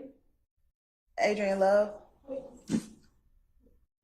Okay, let's stop just a second, okay? Because I want to make sure we clarify this. I believe your testimony earlier was that Ms. Love was not in the room, at least during this portion of that meeting. Is that correct? That's correct. Are you referring to another portion of the meeting that happened that morning? I don't remember if he stepped out or not. I just remember at one point she said, Judge, close your ears. I don't remember if who said, Okay, let's go back. but yeah, that's Okay, very here, unclear. we're going to go back and try to clarify. Let me. Yeah. All right. So at the beginning of the meeting, it is Judge Glanville, Miss Love, and you, Yes, Judge. the court reporter, and then whomever the deputies are. Mr. Copeland is not there. Ms. Hilton is not there. Is that correct? No deputies. Okay. They don't come until Mr. Copeland comes. Okay. So then it is just the judge, Miss Hilton, and you, and the court reporter, correct? And the investigators. The DA investigators. Yes, Okay. Judge. And so is it that portion of the transcript that you're moving to now? Yes. Okay. All right. And what did Ms. Love say? I just remember her saying something about Judge, close your ears. And I can't remember if he steps out then for a second or not, but that would be the only other time I remember him stepping out. What did Ms. Love say after Ms. Love said, Judge, close your ears? I don't remember. You don't remember? Okay. So we've discussed that one portion of the morning where the judge was not in the chambers. Was there another time that morning, other than that one time we've been discussing, was there another time that morning where the judge was not in the chambers, but there was a conversation among you, Mr. Copeland, and someone from the prosecutor's team? No. Okay, that's the only time. Yes. Okay, I don't have any further questions. All right. Does any other defense attorney have questions for Ms. Bumpus?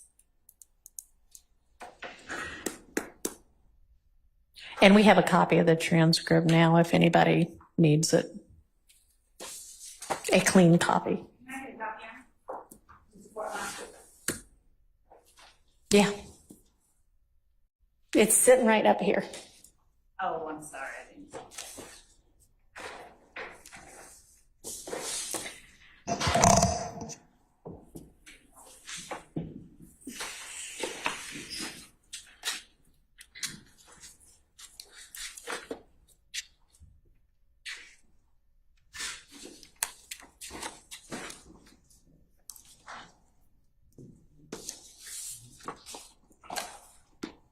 Go ahead, Mr. Steele. Thank you, Your Honor. Good morning. Good morning. Counselor, was there a time in your presence that you heard someone give a direction for the sheriff deputies to shut off their body-worn cameras? Absolutely. Do you know who gave that direction? Deputy Brown. And do you know at what period of time or what point in time that occurred? Were you alone with your client? Was it throughout the whole time? Were you with Miss Hilton? What was going on when you heard that? That was the first thing he said when the deputies brought Mr. Copeland in. So as far as you know, I'm not saying the sheriff deputies followed that order, but they were ordered to turn off all body-worn cameras as far as you were concerned. Yes. And this conversation that you just relayed to us with Ms. Hilton, you and Mr. Copeland, your client, was that a calm conversation? Was it heated? How would you describe?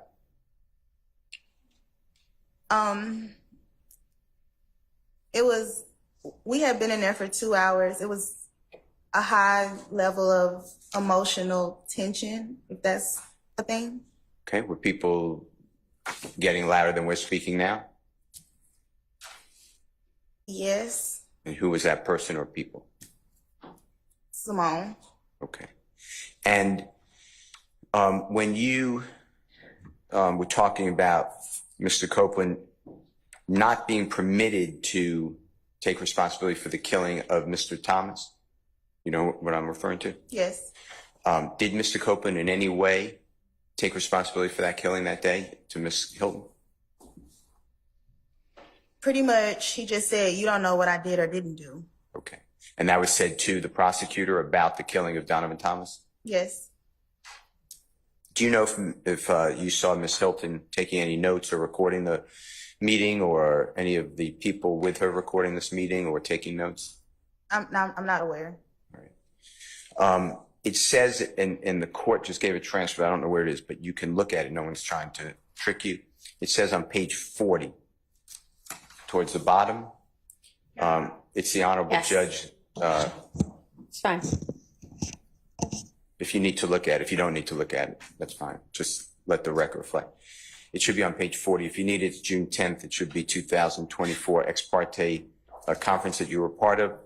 And Judge Glanville says something to the effect, I'm not looking at, this is not a quote, but it appears to be to Mr. Copeland. Do you remember when Mr. Love told you that as long as you don't tell a bold-faced whopper, something like that? Do you see that? Yes. Can you just, so the court, unless the court has it in front of her, what line I've that got is? it in front of me. Do you know what line that is? Or it begins on? 12. Okay. Well, 9, but 12 specifically, what you're referencing to. I couldn't hear the last part. 9 is when he starts talking, but 12 is when he gets into that part. He being Judge Glanville. Yes. Okay. And what information do you have that Ms. Love spoke with Mr. Copeland about the bald-faced whopper? What do you mean? I'm sorry. Can you ask that again? Well, Yeah. apparently Ms. Bumpus didn't understand it any better than I did. Yes. Do you have any information to educate us on when Ms. Love spoke with Mr. Copeland about you can't make a bald face, whatever it says, whopper? Hang on just a second. Yes, Ms. Love. My objection is that the question itself assumes a fact that has not been established. Sustained. Read what it says if you don't mind. Since it's Tell me in what there. page we're on again. 40. Okay. Thank you. The court, the state can still give you immunity. They can give immunity to whoever they want, okay? And they can make that choice. I don't even make that choice. So if they, like I said earlier, they want your testimony, they figure it's that the jury needs to hear what you have to say, good, bad, or indifferent. And what Ms. Hilton is telling you is just the truth as you know it. And let her worry about, I mean, even though you may have said different versions of whatever, that's for impeachment. That's not going to get you in trouble. What will get you in trouble is you just invoking your First Amendment privilege because you've been given immunity. Or as Ms. Love said this morning, remember, Ms. Love said, if you overtly lie about something, like if you tell a bold-faced whopper, then they can indict you on that particular charge. I mean, that particular false statement. That part you said about, you remember earlier this morning, Ms. Love telling you about the bold-faced whopper. That's what I'm focused on. Can you tell us, were you present when Ms. Love spoke with Mr. Copeland that morning? What's your basis? Again, assuming facts that have not been established, the question I believe was, were you present when Ms. Love spoke with Mr. Copeland?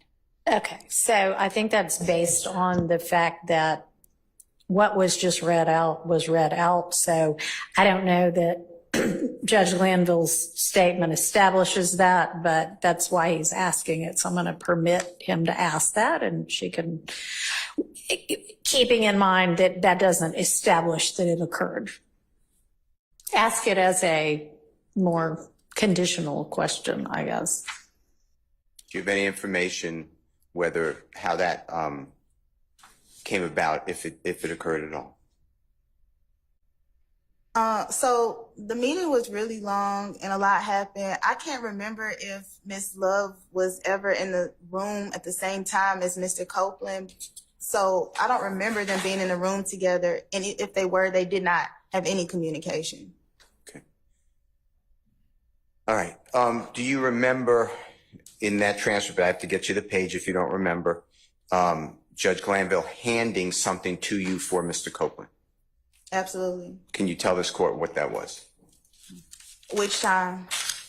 Every time. So go one at a time. So the first time, I believe he handed me a copy of the immunity order. Okay. And the second time, he handed me 2 statutes, one on perjury, and I think the other either on impeachment or, yeah, I think that's what it was. Okay.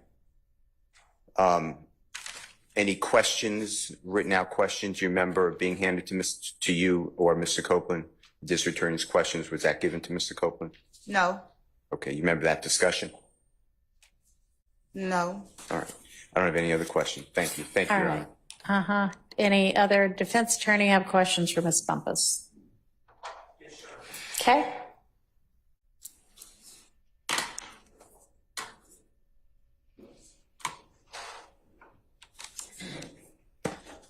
Good morning, Ms. Bumpus. Good morning. Counselor, I want to take you back to that Monday, June 10th, 2024. When you arrived for court that day, you were arriving to represent Mr. Copeland, correct? Yes. As a witness? Yes. Okay. And where did you go when you entered the courthouse? I came right here. To this courtroom 1C? Yes. Okay. Did you ever request an ex parte meeting with the judge? No. To your knowledge, did Mr. Copeland ever request an ex parte meeting with the judge? No. Okay. How did this meeting come about? I was down here, and when I got here, the courtroom was closed. There was no one here. And so I contacted Mr. Chamberlain, and he came down. He told me to call him when I got in the courthouse. So I called him when I got in the courthouse, and I was right here. And he came down and got me, took me upstairs. Okay. Were you ever told why you were going upstairs? I was never told why I was going upstairs, but once I got upstairs, I thought I was upstairs because that was the only place I could talk to Mr. Copeland. Okay. At what point did you realize that you were being made part of an ex parte meeting? When Brian got up there and said it. When what? I'm sorry, I just, Brian, who's Brian? Attorney Steele, Okay. got up, and that was the first time I really realized that anything had happened, because I had been sitting there and I did not realize what was happening. Okay. Where are you? I thought you had just been brought upstairs to Judge Glanville's chambers. But it was never a time where they said, oh, we're about to meet. They literally just start talking. So Mr. Steele's there? no, the first time I realized what had happened was when Mr. Steele made his motion in court. Okay, so you were in chambers with Judge Glanville and Miss Hilton. And Miss Love, correct? What I'm saying is, You answered the question that I am asking you. You were in chambers with Miss Hilton and the judge. I'm sorry. There are two different parts to this ex parte. You were in chambers with Miss Love and the judge and a court reporter, and y'all had conversations, correct? yes, Okay. And you were aware prior to that morning that this case was being tried, correct? yes, Okay. And you were aware that Miss Love was a member of the prosecution team, right? yes, And that Judge Glanville was the presiding judge at the time. yes, And that there were defense attorneys on the other side of the case, right? yes. Okay. And so when you went into the meeting, you could see that there were no defense attorneys present, right? No, but what I'm saying is, I didn't know I was going into a meeting. Ma'am, I understand. Answer the question I asked you. You could see at that point in time that there were no defense attorneys present in the chambers, correct? Yes, Okay. So at that point in time, you knew this is a meeting with the prosecution and the judge and no defense attorneys, right? what I'm saying is, Ma'am, answer the question I am asking you. I didn't realize it was a meeting. Okay, so at the point when people started talking, let's call it a meeting at that point in time. Okay. Okay. And so you knew that the defense attorneys weren't there then, right? Yes. Okay. And so you knew it was an ex parte. If you knew the term ex parte. Yes, I know. Okay, go ahead. And in the meeting, who initiated the conversation about the purpose of the meeting? Was it you? No. Okay, who was it? All right, let me ask y'all a question. I can read what's in the transcript. So unless there's, something that we're saying occurred before, the court reporter said, okay, I'm ready whenever y'all are.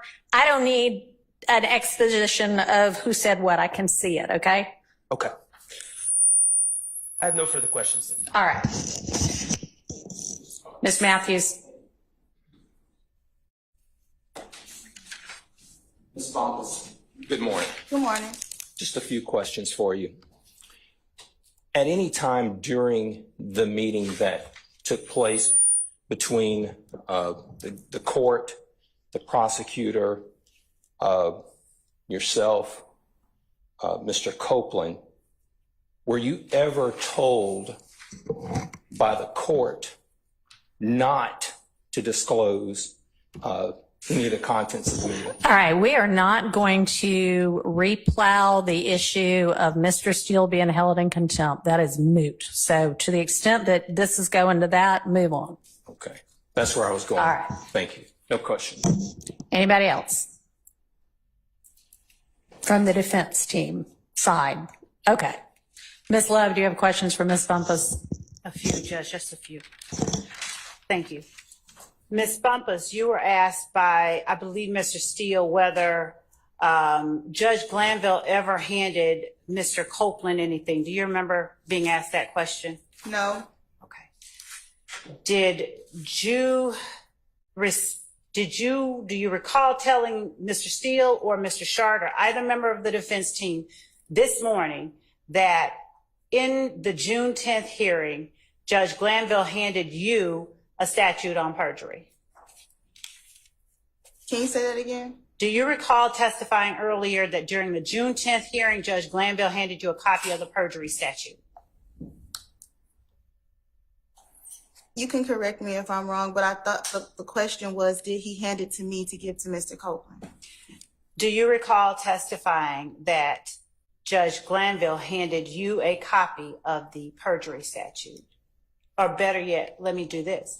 Did Judge Glanville give to you a copy of the perjury statute?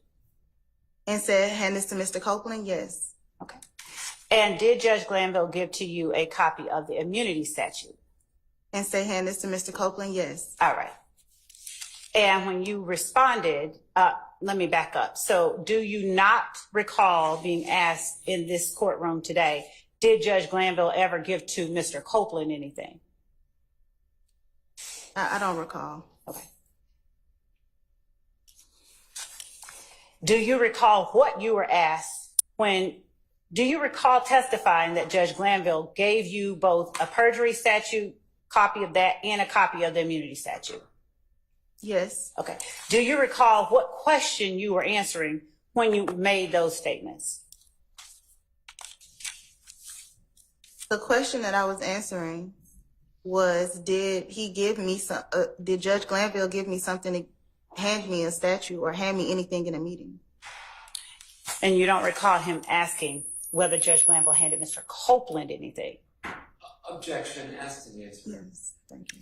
I mean, I'm not sure we've got a clear answer on it, but does it matter? If she, there's a reason that I'm asking the question. All right, well, go ahead. You can ask it again because I don't think anybody's clear on it yet. Do you recall being asked today whether Judge Glanville ever handed Mr. Copeland anything? I believe that I just stated that he handed me two things. Ms. Bumpus, I don't think she's asking you about what happened. I think she's, for some reason, asking you about the question that was asked to you on direct. Do you recall being asked if Judge Glanville gave Mr. Copeland anything? I don't recall. Okay.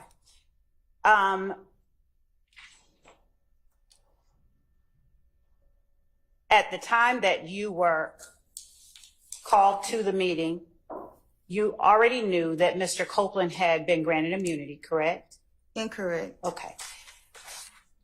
At the time that you assumed representation of Mr. Copeland, you were aware that he had been arrested, though, right? You knew that Mr. Copeland had been arrested? No. Okay. At the time that Mr. Melnick spoke with you about standing in his stead on that Monday morning, did you learn during that conversation with Mr. Melnick that Mr. Copeland had been arrested? No. At what point did you learn that Mr. Copeland had been arrested? After he had been arrested. Was that before or after the Monday morning meeting? Objection, Your Honor. You asked us to just focus on the content of that meeting. You asked me to not get far from that, and we're far from that. Your Honor, may I? Yeah, what does this have to do with whether or not some off-the-record discussion that Ms. Hilton was privy to occurred? Your Honor, the reason I was asking about the giving to Ms. Bumpus the statutes is that my understanding is that at the time that she was called to represent Mr. Copeland, she was not familiar with certain statutes. Okay, well, maybe not, but that's not relevant to what we're trying to figure out here. And so to the extent that she was asked by the defense whether Judge Glanville gave to Mr. Copeland anything, and she then responded, he gave it to me. All right, I don't recall. I'm sorry, go ahead. Go ahead. I was establishing the reason he would have given her that, and I was establishing further the extent of the questions that I had for her dealt with her understanding of her responsibilities. And then finally, I was going to ask her, she'd already testified to my memory that she doesn't recall this counselor ever being in the room with Mr. Copeland, and if there was no communication. Okay. So I was going to... That part seems relevant. You can ask about that. Miss Bumpus,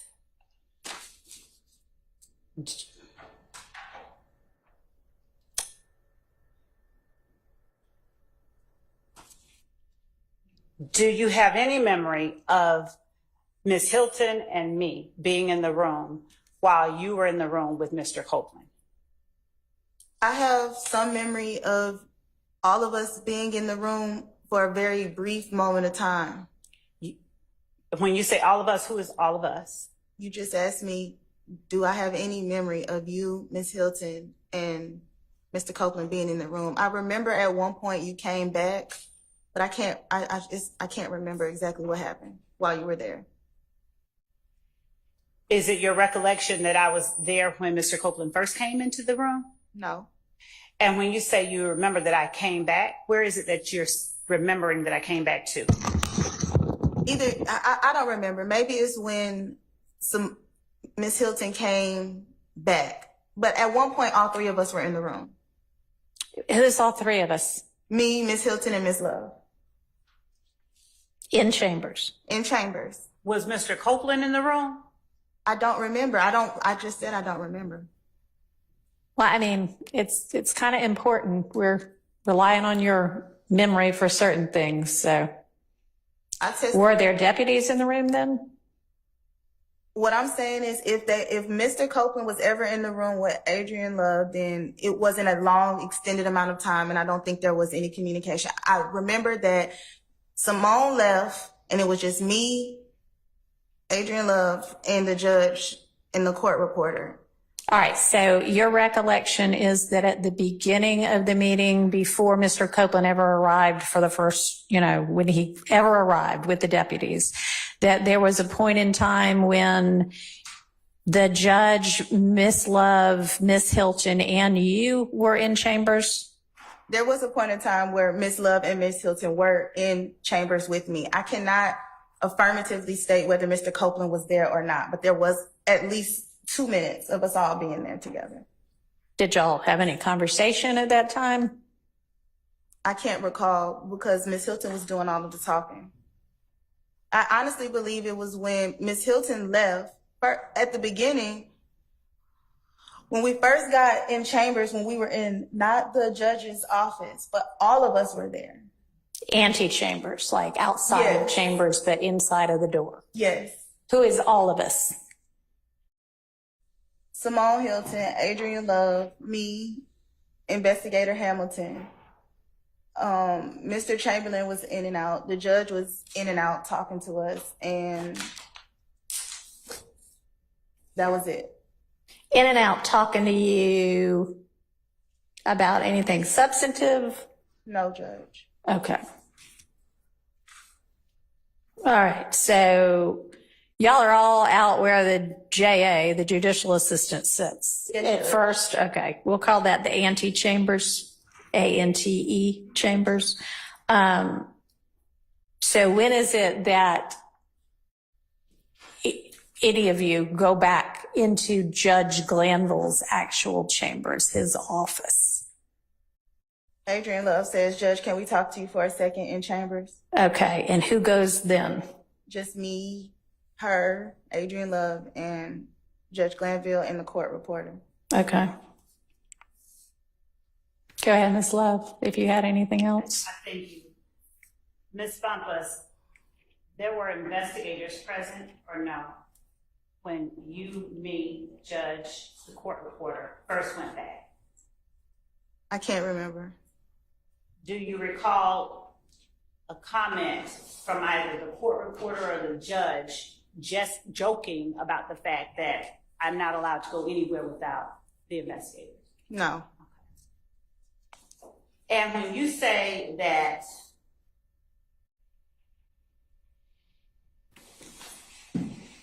we went into the chambers, you, me, the court reporter, Judge Glanville,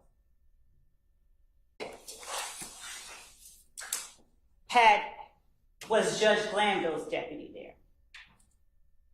Yes. I guess if he's a deputy, I don't know. Which person was there for Judge Glanville? Which sheriff's office personnel, do you remember? No. And where was that person situated when you, me, Judge Glanville, the court reporter went into chambers? I have no idea.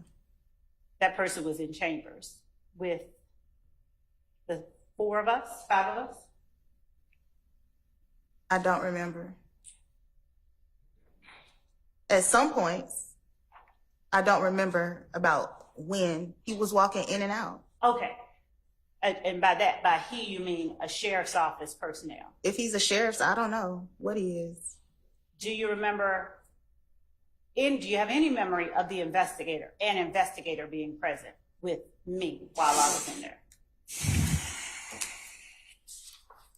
I don't remember. I know there were investigators there. I don't remember if they came in chambers when you came in or after Ms. Hilton came in. And seeing the transcript, does it do anything to refresh your memory about who all was there? No. Okay. And when you testified earlier that at some point after I left the first time, that Simone, me, and you ended up in a room together in chambers. Do you recall testifying that way to the court just earlier today? Yes, at one point, me, you, and Simone were in chambers together. Like I said, it was a brief moment, and I don't remember you saying anything. But that was, are you saying that now that was after I left the first time? I really don't remember. Okay. So your memory, you know that at some point you, me, and Simone are in chambers together. You cannot recall whether after I left the first time I ever came back. I cannot recall. Okay. And when you said, let me ask you just this pointed question. Did Kenneth Copeland ever say, I killed Nut while Simone Hilton, to Simone Hilton while you were in there? Can you ask the question again? Did Kenneth Copeland ever say to Simone Hilton, I killed Nut? No. Did Kenneth Copeland ever say to Simone Hilton, I killed Donovan Thomas? No. Did Kenneth Copeland ever say that he killed anybody to Simone Hilton? No. Did he say any of those three things in Simone Hilton's presence and hearing, to your knowledge? Can I answer that with a non-yes or no question, Judge? With a what? With an explanation, because he didn't say yes, or he did not say I killed, but he said, you cannot tell me what I did or did not do. Okay. That's the extent that he said? Yes. Okay.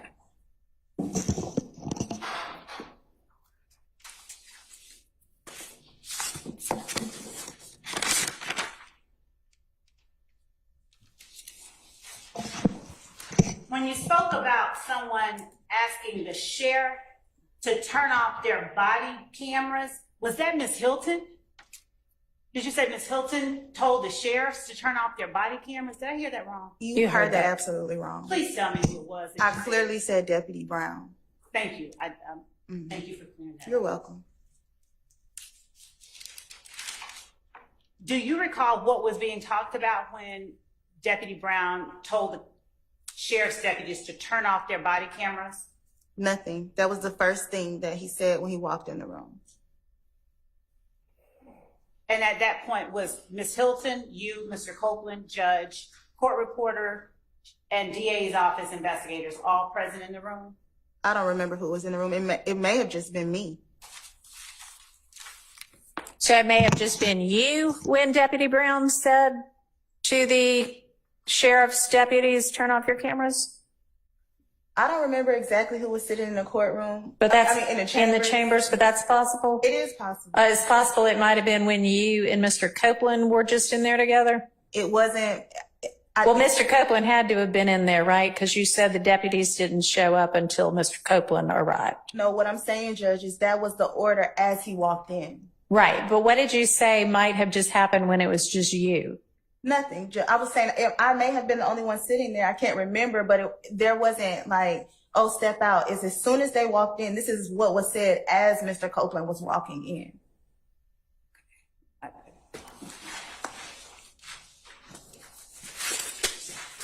And was there any, did you request at that point that they brought him in to have a private meeting with your client at the time? At that moment, I hadn't requested anything. Is it safe to say you don't know why they were told to turn off the body on him? That is correct. Okay. Did you ever hear anyone from the state ask the deputies to have those body-worn cameras turned off? No.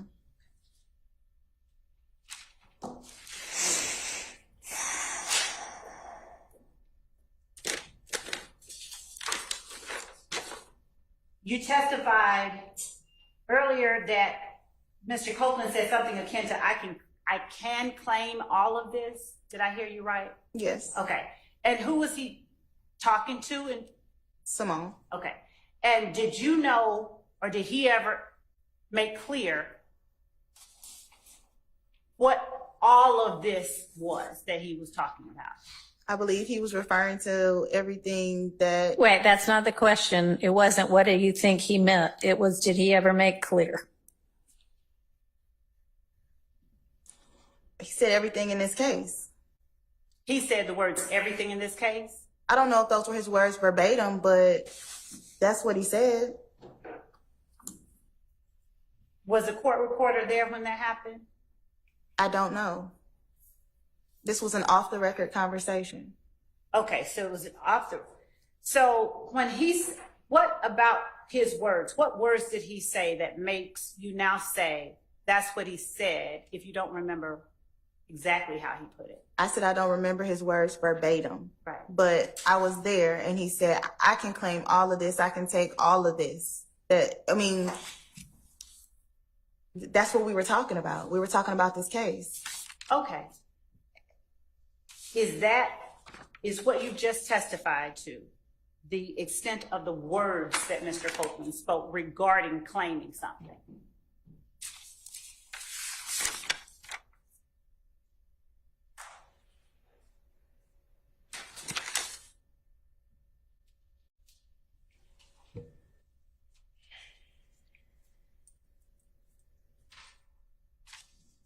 Can you repeat the question? Yes, ma'am. It's what you just testified about, the extent of the words Mr. Copeland spoke about claiming something.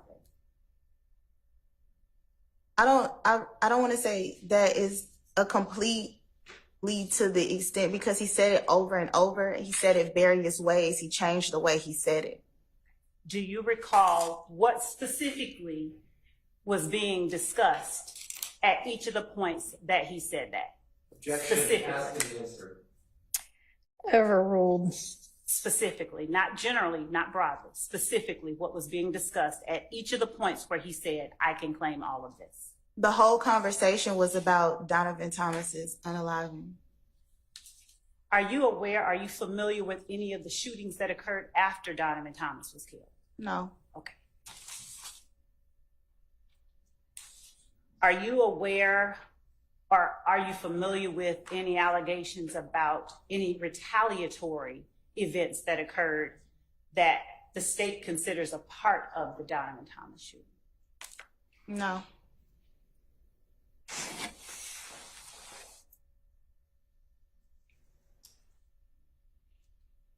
At what point, what was being asked of Mr. Copeland when he made the statement that you testified, it's not just about me knowing that, it's about who was in the infinity? What was being asked of him when he said something like that? Nothing was being asked of him. Okay. Did he just sort of blurt it out on his own? Yes. Okay. And what he said was, I know something about that infinity that y'all don't know, and it got something to do with somebody who's not even on the case. Okay. Did he ever make clear what it was that he knew to Ms. Hilton in your presence? He wasn't given the opportunity to. But what do you mean? She continued to talk about what she was talking about. Okay. Did she ever tell him, don't talk to me about that? No. Did you ever hear him sort of interrupt her at any other time? At any time? The whole conversation was them interrupting each other. Okay. So did he ever interrupt her to give her more information or to tell her what it was about the infinity that he knew? No. Okay.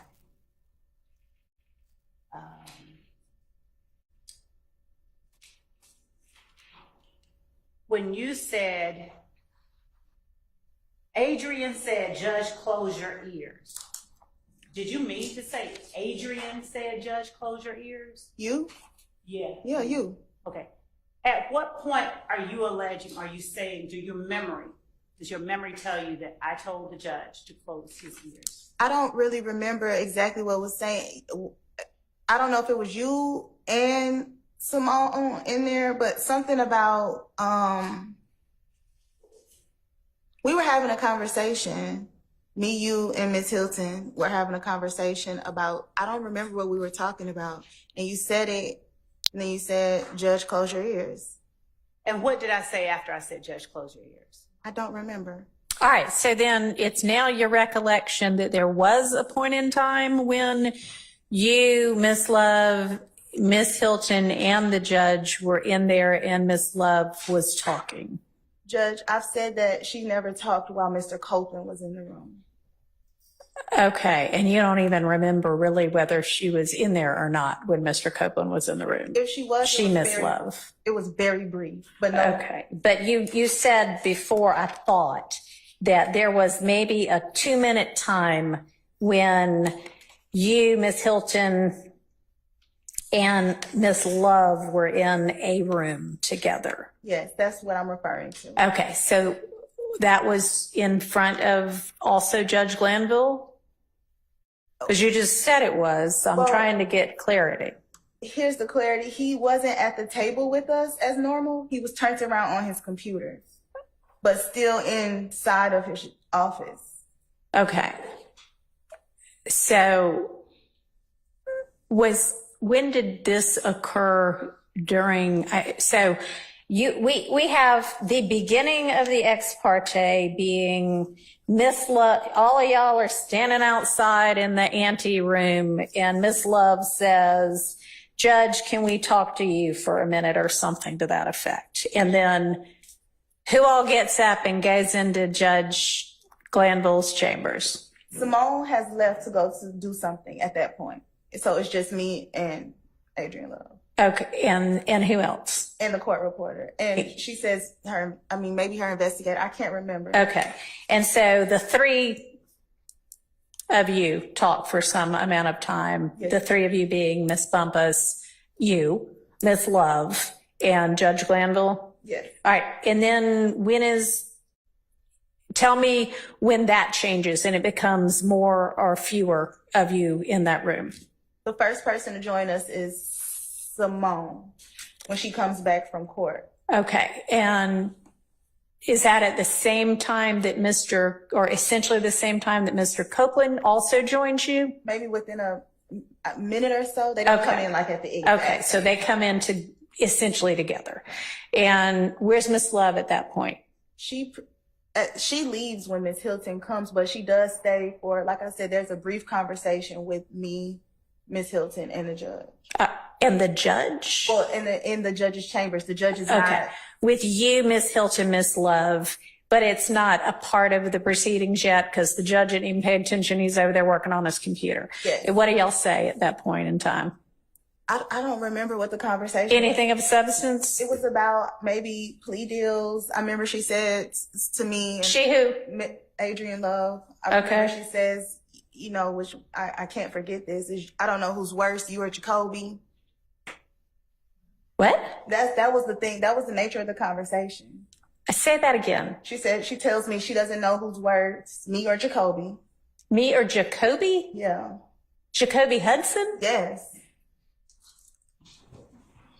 What does that have to do with anything? I don't know. It has nothing to do with this case. No, that's what we're talking about. You asked me what we were talking about. Okay, so something that had nothing to do with this case. And then something comes up about, I don't know if it's plea deals. I don't know. It was something about this case where she says, Judge, close your ears.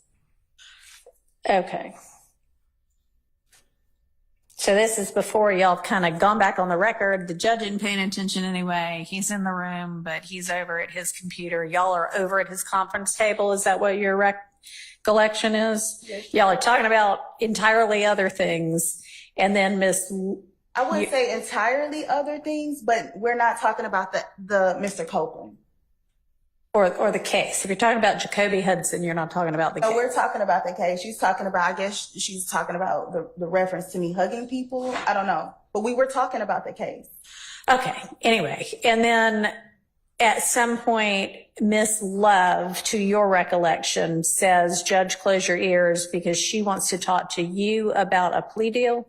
I don't know exactly I don't remember exactly what she was talking about, but it was something pertaining to the case. And Okay, but she you doesn't don't want to talk to me about a plea deal because I'm not a defendant. right. That wouldn't have made any sense. But she was discussing something pertaining to the case, and she says, "Oops, Judge, close your ears." And how long does that conversation go on? Like two or that's the 2 minutes I'm talking about. Okay. And then what happens to Miss Love? She leaves She leaves. And then when do y'all go back on the record? immediately. Okay. Well, no, I talked to Mr. Copeland for a second. Okay. Privately or? Okay.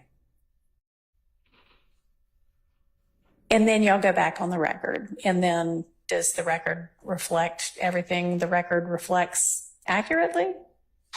Other than whenever this conversation between you, Ms. Hilton, and Mr. Copeland allegedly occurred? Yes. Okay. Do you have a copy of the transcript in front of you at this point? Yes, sure. Can you kind of point out where this conversation allegedly occurs? It's somewhere around page 40. Okay. Between 39 and 40. Okay. Your Honor, could I just get, if it's between 39 and 40, are there any specific lines? Well, it was like off the record, so I wouldn't know exactly which line it starts back at. Okay, but you had represented previously that Judge Glanville was not in the room at that point in time. Yes, he was asked to leave. Okay. So him being asked to leave isn't reflected. Is that right? Let's see. Okay. Do you remember who asked him to leave? Miss Hilton. Okay. And that's not on the record either? No. And you can't remember whether the court reporter stayed or left? I can't remember whether she stayed or left, but she definitely stopped taking down. Okay. All right. And when did you, sorry, Miss Love, go ahead. You know what? Go ahead. I'll save my questions. Your Honor, I honestly defer to the court. Please continue. I have no. All right. So after this conversation concludes, then what happens? And by this conversation, I mean the conversation you referenced that is not reflected in the record, but that takes place between you, Mr. Copeland, and Ms. Hilton. What happens after that? So if it's not in the record, it's not going to be in the record. So you just tell me from your recollection what happens after that. That's probably towards the last 5 minutes of this meeting. Okay. And so we go back on the record and so the conversation finishes. How does everybody get back in the room? And how is it that y'all go back on the record? Give me the details of that. she just we just finished the off the record conversation and just Simone just says everybody can come back in. And then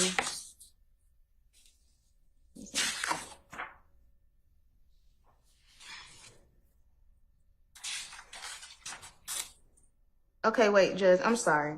Mm-hmm. It's actually Your Honor, does the court mind if I sit? Go ahead. I would say that the conversation actually happened around page 46, 45. 45? Okay.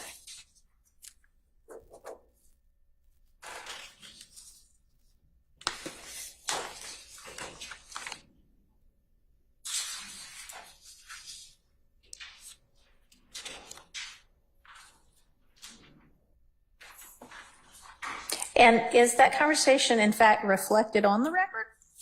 No, but I don't know how. I mean, so how are you sorting out, oh, it's around 45 that it occurs? Because I try to get the conversation on the record. What did you say? To get the conversation or to try to get the conversation on the record? I say,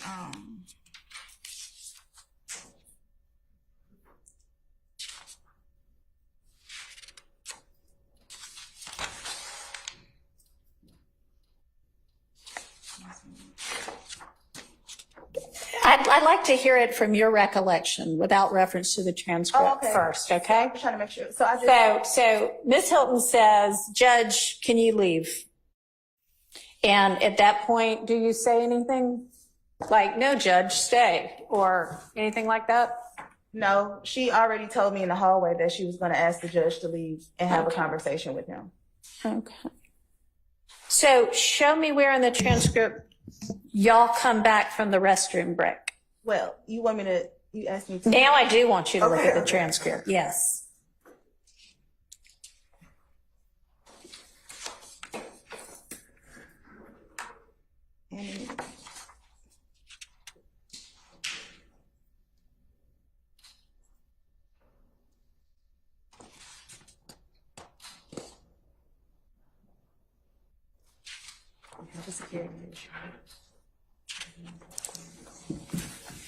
Okay, I'm sorry. You asked when. Okay, I think we came back. No, yeah, the restroom break. Show me the restroom break. See, if that's not in here where me getting up, I don't know how to find that. Okay, so the restroom break y'all take, but it isn't reflected. Yes. Okay. Is the restroom break after Mr. Copeland's with y'all? Yes. Okay.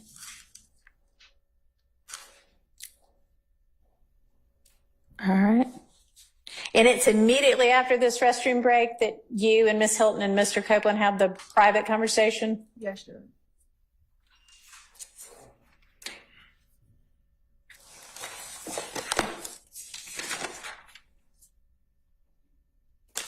And Judge, you asked me a question earlier that I didn't get to answer.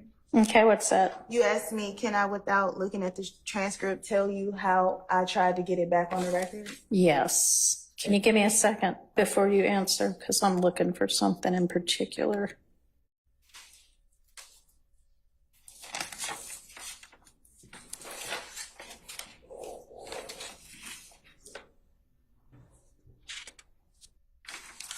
All right. So y'all take a restroom break.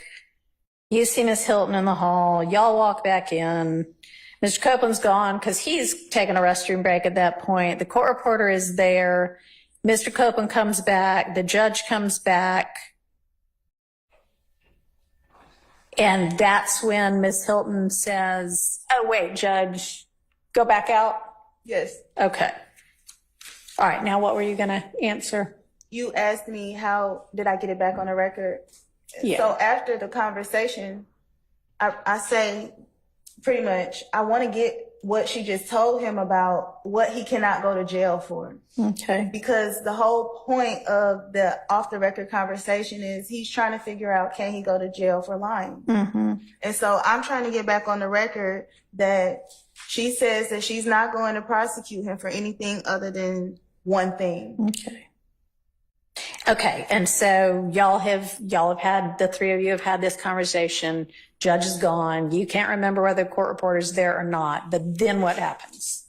That's what I'm saying. That's on page. So then you say, I'd like to get this on the record, or? No, we go back on the record.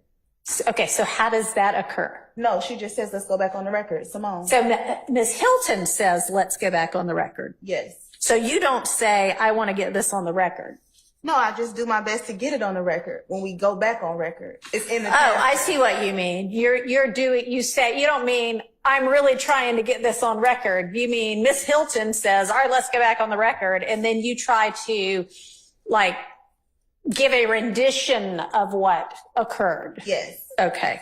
And that is reflected where? On page 48. On page 48. Well, between 47 and 48. Okay. All right. And does page 47 and 48 reflect the off-the-record conversation that allegedly occurred between you, Miss Hilton, and Mr. Copeland?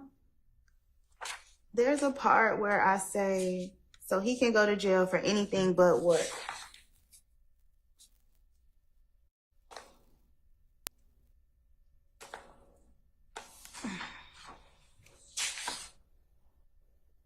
Okay.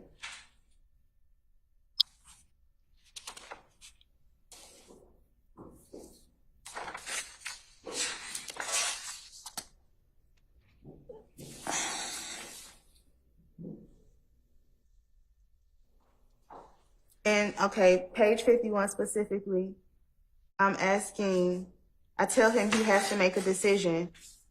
And I ask, so if he starts testifying today, is he going home today?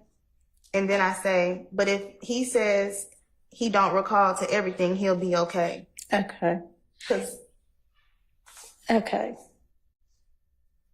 So, at that point, between, whatever you said, 47 and 51, y'all are back on the record, right? Yes, Judge. Nobody's declining to take down what you're saying. No, Judge. Okay. So any time during that point in time, do you say, let the record reflect that Miss Hilton, Mr. Copeland, and I had an off-the-record conversation, and I'd like to put on the record what was said during that conversation? No. Okay. And also on page 51, I say, are you saying you want to get up there on the stand and say something? Uh-huh. And then it's no response because he just looks at me. Okay. All right. So does 47 through whenever that last page number was, does that accurately reflect whatever was said during the alleged off-the-record conversation? It doesn't accurately reflect, but it does.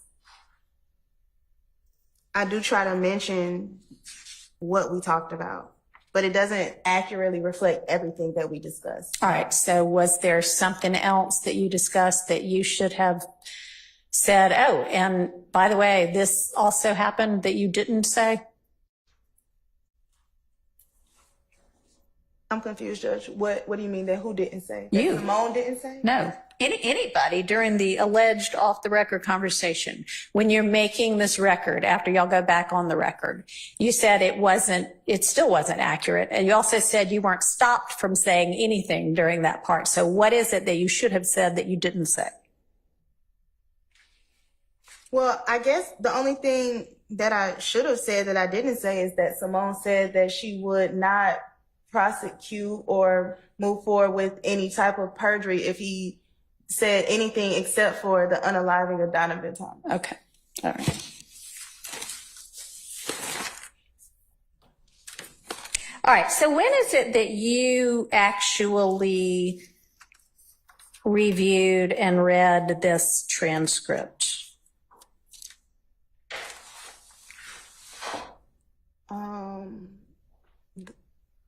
I really don't know. I think maybe around the time that I had to retain counsel, I think we reviewed it together, which I cannot tell you the exact date, but sometime in late June? Yeah, somewhere after 6/12. Okay.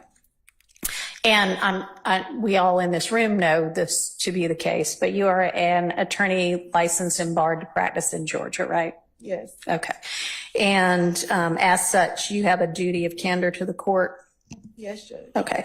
Is there any point in time after you read this transcript and thought to yourself, wow, that really doesn't include everything, that you brought it to this court's attention that the transcript was incomplete?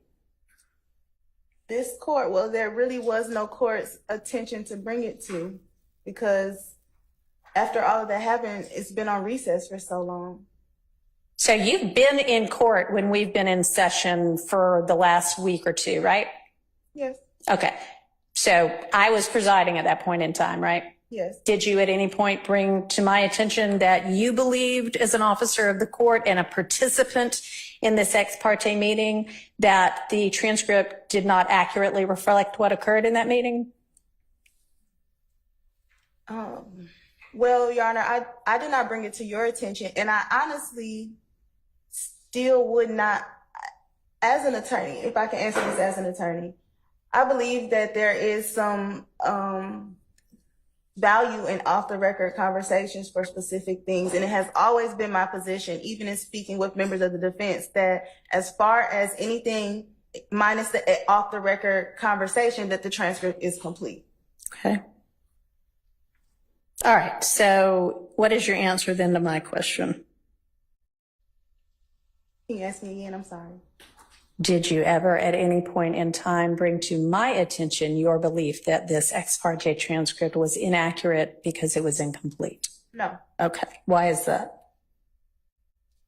Well, because of what I kind of just said, I don't believe that it was incomplete per se, minus the off-the-record conversation, but there are a lot of off-the-record conversations that are had that are not included in transcripts, and that's not unusual to me. All right. So you don't actually believe it's inaccurate then?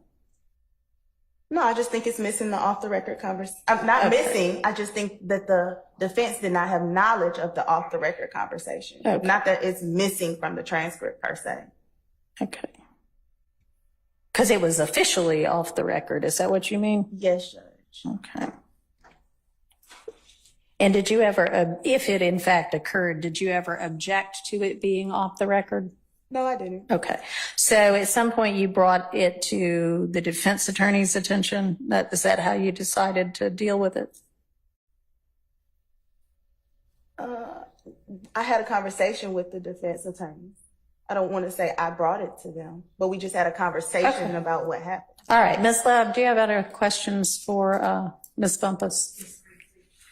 Ms. Bumpus, did you tell any member of the defense about the details of the content of the off-the-record conversation that you had with Ms. Hilton on June 10th? That I had with Ms. Hilton and Mr. Copeland? Yes. When did you tell them? The same day.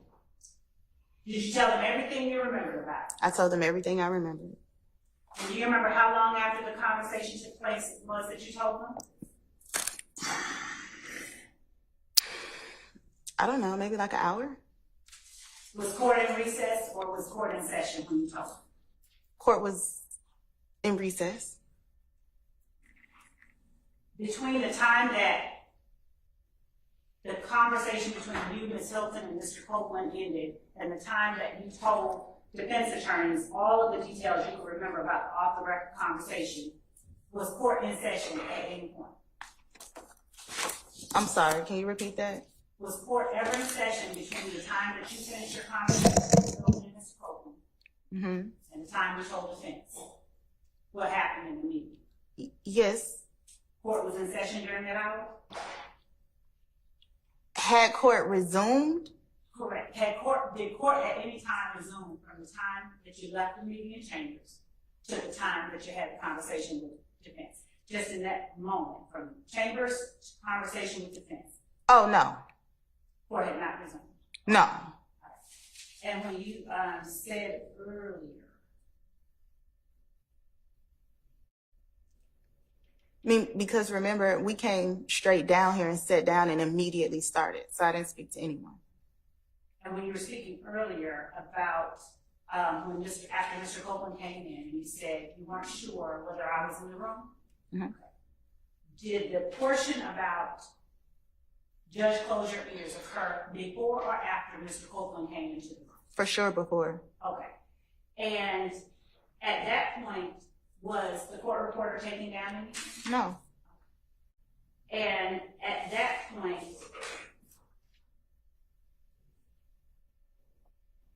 did the court give any indication, did the judge give any indication that he was paying attention to whatever it was? I can't answer that.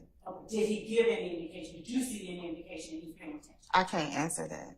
Yeah, you can. I don't know. I wasn't paying attention to him. So no, as far as you know, he gave no indication. She's asking from your personal observation. Answer it as to that. That's what she's asking you. I would have to say no, but I would also say I wasn't looking at him at all. Do you remember Ms. Hilton at some point talking about the judge closing his ears at any time?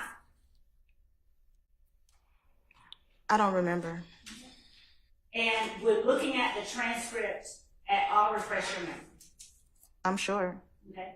Would you take a look on page 26, line 5 of the transcript? And since it's a part of the record, read from line 2 to the end of line. Let me just ask you this. Do you see where Ms. Hilton says, Judge, you might want to close your ears? Yes. Did you hear that phrase or something like that said more than once in that meeting? Yeah. Before Simone got there, I know exactly what I'm talking about. So are you in here at this point? So my only question is, did you hear that phrase more than once in the meeting? I can't remember if it's that exact phrase, but I heard you say something to that extent, and I heard her say that. Okay.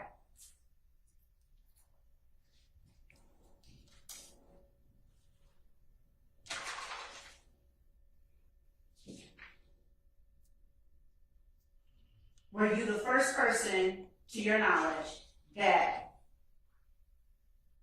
brought to defense's attention that there was in fact a meeting in chambers? No. Who do you know? Do you have personal knowledge of who that person was? No. How then do you know that you were not the first person who brought that to their attention? Because they asked me about the meeting. Did they give any commentary to you that led you to believe that they knew what was said in the meeting? Yes. What did they tell you? Is it true that? Excuse me, can I object to the they? Sure. You know, defense attorneys, they, it's not all an all-inclusive group. Yes, sustain. Can you be specific? Who specifically came up to you and asked you about the meeting in chambers? There were multiple attorneys that specifically talked to me at one time. Would you please apprise the court of the names of those multiple attorneys? Excuse me, objection, Your Honor. We're still far afield again of the limited subject matter that you asked me to stick to. Your Honor, as it pertains to Brady or whatever information, I think it's quite relevant. Who knew what and when, as it relates to what was said during the meeting? Okay, well, I don't know if it's relevant who revealed it, who revealed that a meeting occurred. Ms. Bumpus has said that essentially, if I understand you correctly, that at some point during the day immediately following the meeting, the day of the meeting, you had a conversation with some defense attorney or defense attorneys, and we can sort out who, where you relayed to them everything you knew and everything you recalled about what went on in the meeting, including the off-the-record conversations, right? Yes. Okay. You can figure out who that is now. Thank you. Who was it? Name the attorneys that you referred to just a moment ago. Just a moment ago with the question she asked me, Judge Whitaker? With the one I asked. Okay. I mean, it's the same topic, right? Okay, ask the question again. Which attorneys by name first came up to you and asked you about the meeting? See, Judge, that's two different questions. Then answer the question Ms. Love asked you. I don't recall, but I think Judge Glanville did judicial notice of me on camera. I don't recall. No, my only question to you is who first came up to you and asked you about the meeting? I don't recall everybody who was there. Who do you recall? I recall Attorney Steele and Attorney Adams, and I can't remember who was the other person. Do you remember how many? How many lawyers were there when Mr. Steele and Mr. Adams came up to you an hour after the meeting and asked you about it? How many lawyers were there? 3, I think. Okay. Do you recall seeing Mr. Sharp? Just throwing out names. At some point, Okay. So Mr. Sharp, Mr. Steele, and Mr. Adams, within an hour, is that accurate, of the meeting, came to you and talked to you about what happened in the meeting? I would say yes. Okay. Other than Mr. Sharp, anybody else you remember? No. And when they spoke with you, regardless of how they got it, did they share with you any details from the meeting? Yes. And what details did they give to you that they already had before you started talking? Objection, this is not. Sustained. Okay. Last couple of questions, Judge. Ms. Bumpus,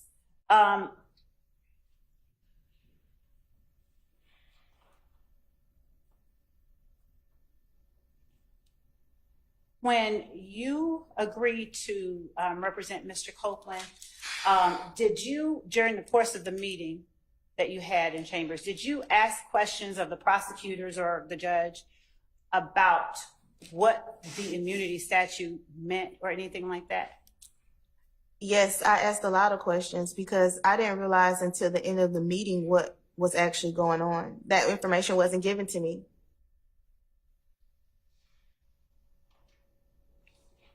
That's all. All right.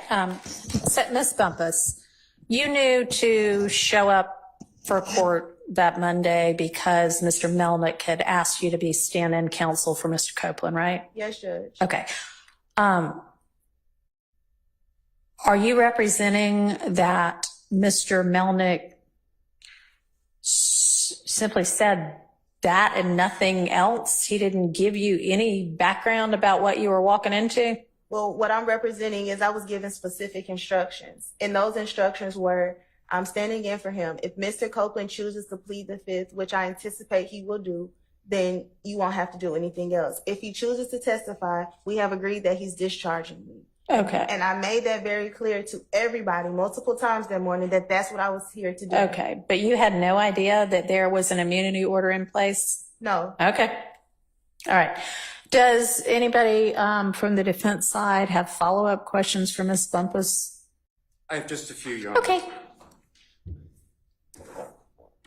In your cross-examination, you said, quote, she says she is not going to prosecute him for anything other than that one thing, unquote. What is that one thing? I can't answer that. I can only assume it would be the unaliving of Donovan Thomas, but those are the words that she chose to use. When you say unaliving of Donovan Thomas, what are you referring to? I get him being killed. During cross-examination, Ms. Love asked you about some alleged retaliatory acts. Were those being discussed when Mr. Copeland repeatedly said, I can claim all of this, I can take all of this? Nothing was being discussed. What do you mean nothing was being discussed when Mr. Copeland said, I can claim all of this, I can take all of this? He said that on his own, and that's kind of how the conversation started. What was the subject matter being referred to when he said, I can claim all of this, I can take all of this? Donovan Thomas's murder. Okay. I have no further questions. Anybody else?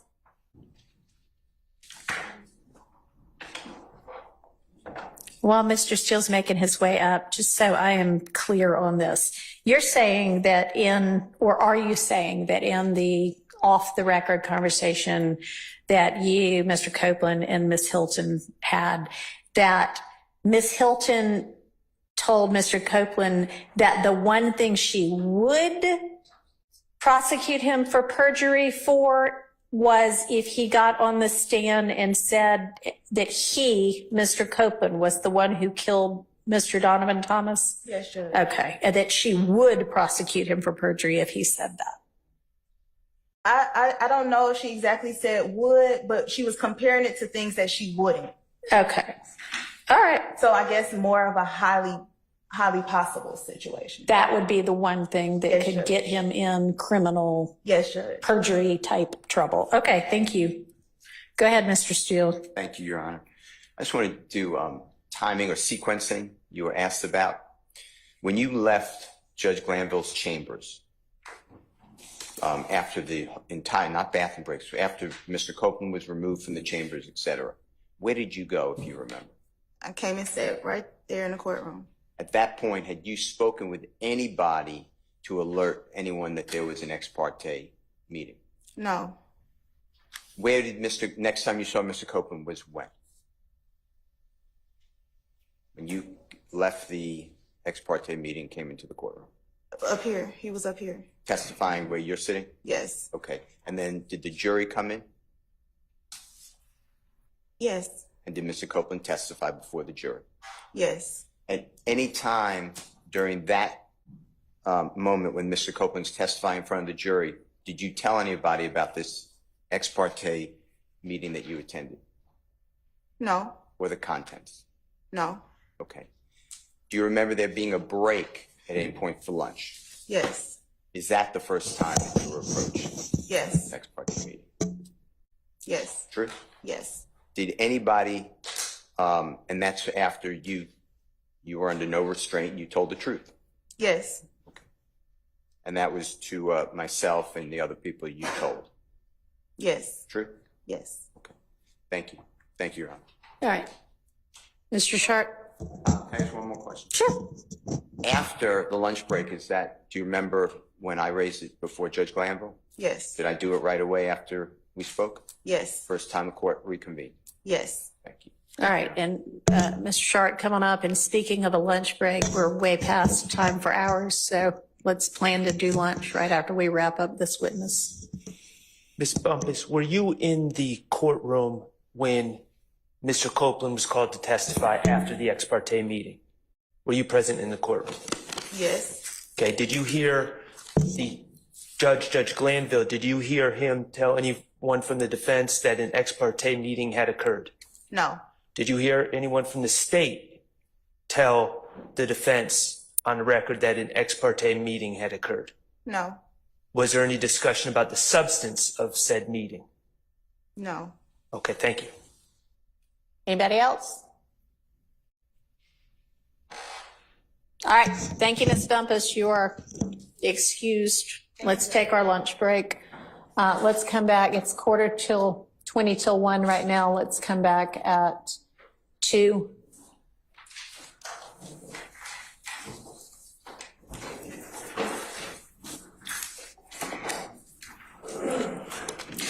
Just for my knowledge, does anybody on the defense team have any other witnesses as to this issue?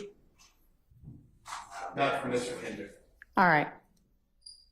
Is the state going to have anybody?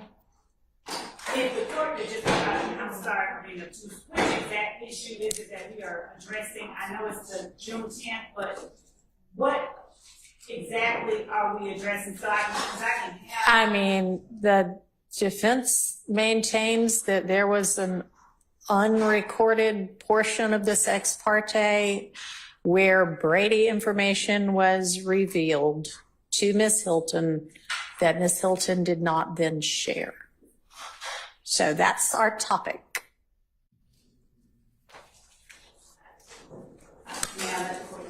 Sure.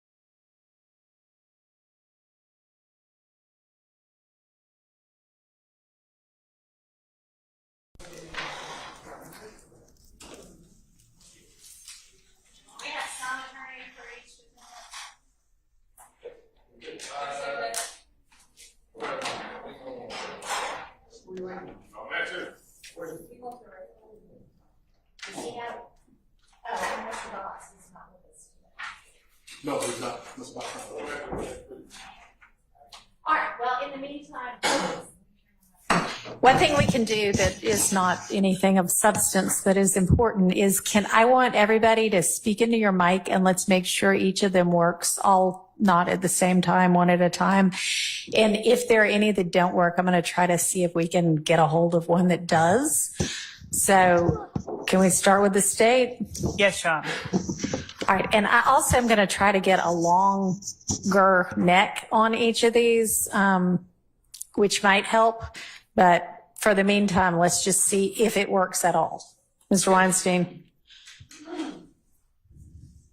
Good afternoon, Your Honor. Does that help at all? Did y'all? I don't know that yours works. Pull it towards you some more.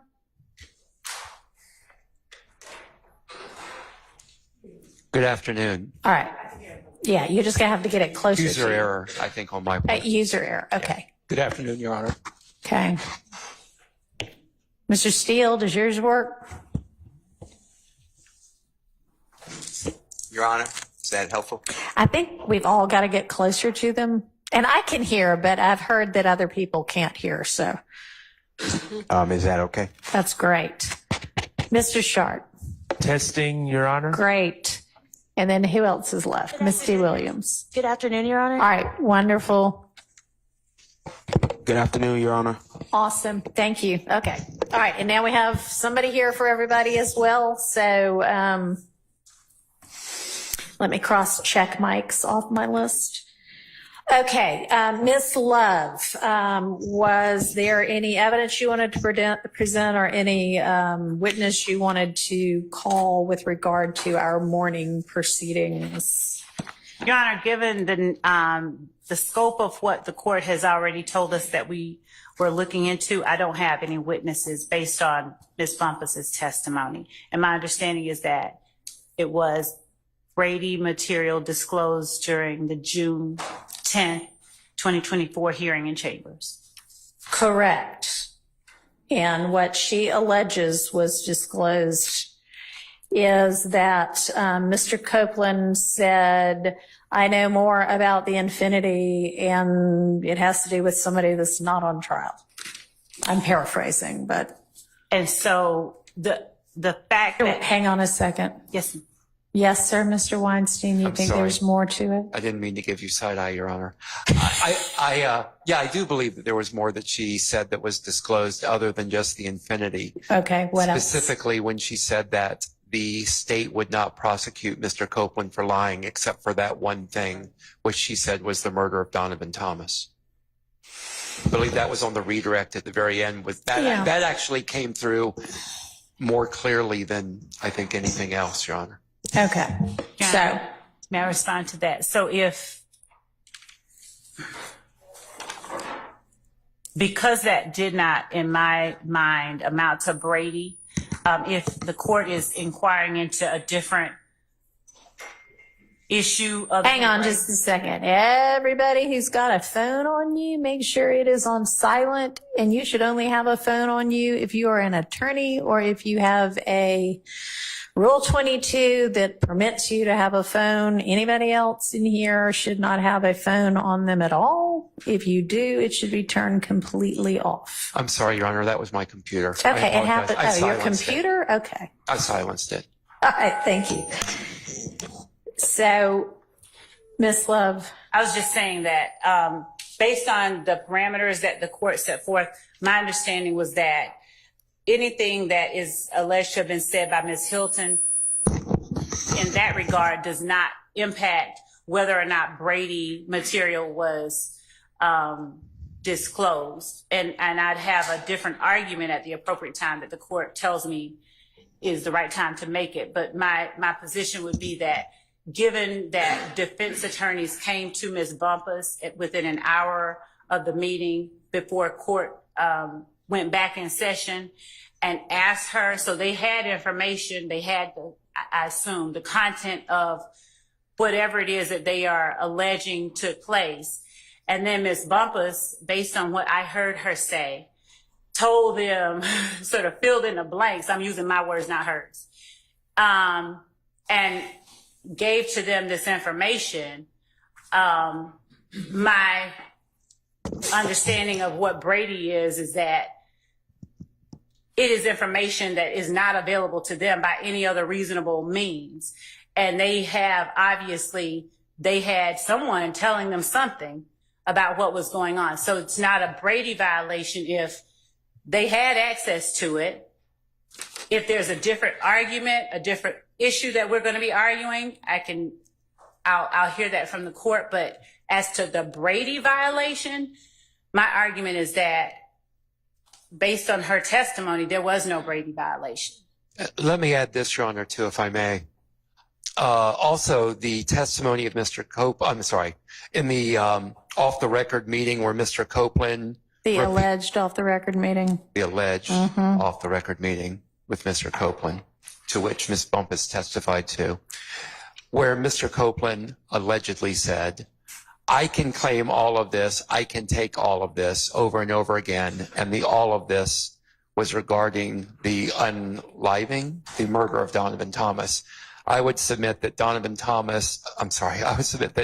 Mr. Copeland allegedly saying, I can claim all of this, I can take all of this, would also be Brady material.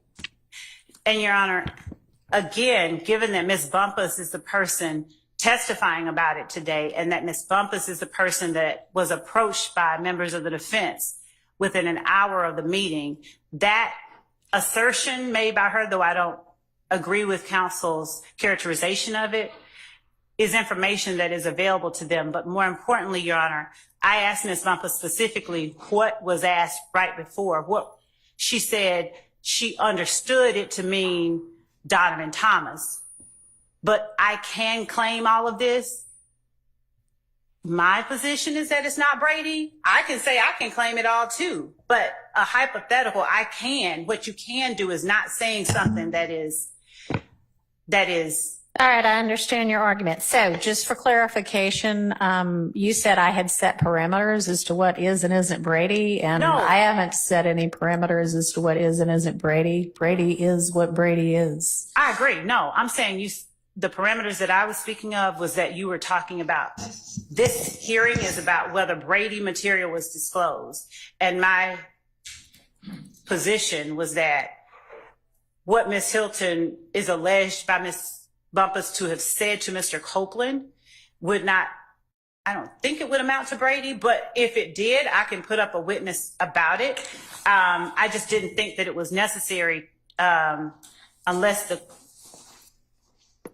court saw it differently than I did. So I guess what I wanted to have us look into is whether what was alleged to have occurred, i.e. an off-the-record conversation that was between Ms. Bumpus, Mr. Copeland, and Ms. Hilton occurred, and then if so, what the substance of it was and whether it contained any Brady. So if you don't want to dispute whether it occurred, that's up to you. I'm not going to tell you how to run your case, but I think that's a part of the inquiry as well. So I don't want to mislead you about that. So if you have any evidence that you want to present to dispute whether it occurred or to give us some more, shed some more light on that subject, you're welcome to do that as well. State calls Deputy Chief Investigator Antonio Long. All right. Your Honor, can I make a statement before or while Investigator Long is taking the witness stand? I am specifically objecting to the proffer of Ms. Love, always. But in addition, Ms. Love said that me and other people who represent people, God forbid, accused of these acts, knew already about the ex parte meeting and what occurred and the contents therein, and that is just false. That is just false. That was not testified to by Ms. Bumpus. What she said was they knew that a meeting occurred. No one said contents. Actually, my recollection is that I asked her specifically that question. Did you share the off the record portions as well? And that she said, yes, she did. I agree with that. Ms. Love said that before meeting with Ms. Bumpets, that me and other lawyers or people on the defense side knew about what was said at that hearing, and that did not happen. That's totally irrelevant. So I appreciate it, but I wasn't even accepting that as any kind of a proffer of hers. But yes, so noted, and that's fine. Okay, was there anything else with regard to that? All right. So you said you weren't going to accept a proffer from Miss Love, and that's fine. You said also Miss Long. Do you mean Investigator Long or Miss Hilton, or is there a Miss Long? Spoke. Miss Love is who I meant, but I think because Investigator Long has taken the stand, my mind may have been been with him. Okay. And with regard to just on that topic, the earlier proffer by Miss Love that you objected to, and you said on the record, I don't ever accept any proffer from her. And I said that's up to the court. I meant it's up to the court whether I want to hear it or not. But with regard to that, and that was about Mr. Abate, my ruling with regard to that was that's not even relevant until such point as there might be some other defense motion filed, at which point Ms. Love can call Mr. Abate. So, okay, so call Investigator Long. Thank you.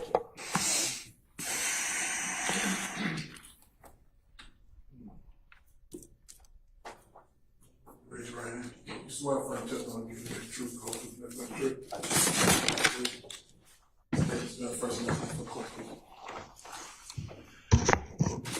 Antonio Long, Antonio, last name Long, Long.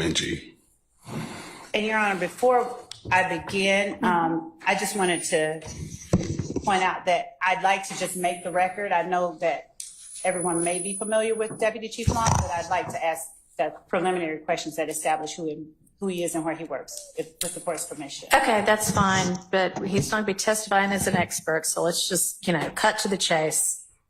To the extent he's not going to be testifying as an expert right now. He's going to be a fact witness. Yes. Okay. Yes. So we don't need to go through all of his background. All right. Just good afternoon, Deputy Chief Long. Would you tell the court for the record where it is that you work? I work for the Fulton County District Attorney's Office. In what capacity? Deputy Chief Investigator. As Deputy Chief Investigator, are you over any particular units? I am. All right. Are you over the unit that is prosecuting this case that we are here in trial on? I am.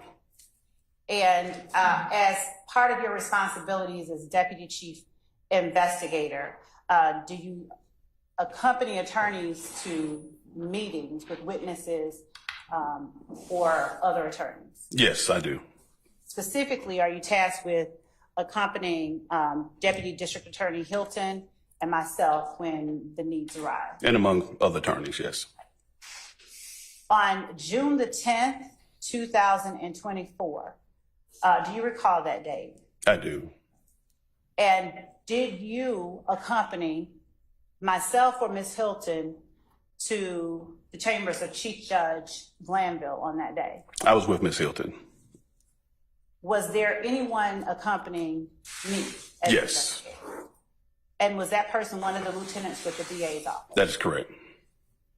While as Deputy Chief Investigator, do you give instruction to lieutenants and investigators regarding how they are to keep the lawyers in mind and keep their eyes on the lawyers? Yes, I do. I give guidance and counsel in reference to that.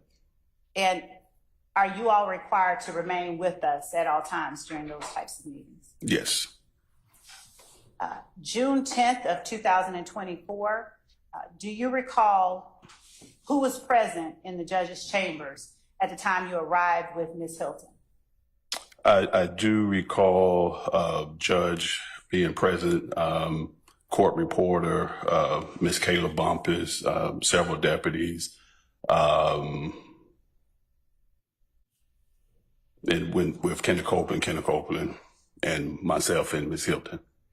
Was I present in chambers at the time you arrived with Ms. Hilton? Not when Copeland was there, no. Did I ever come back after Copeland arrived in chambers? You did not. Did you remain with Ms. Hilton during the entire time that she remained in chambers? I remained with her the entire time she was with Ms. Copeland. Okay. Were you present with Ms. Hilton when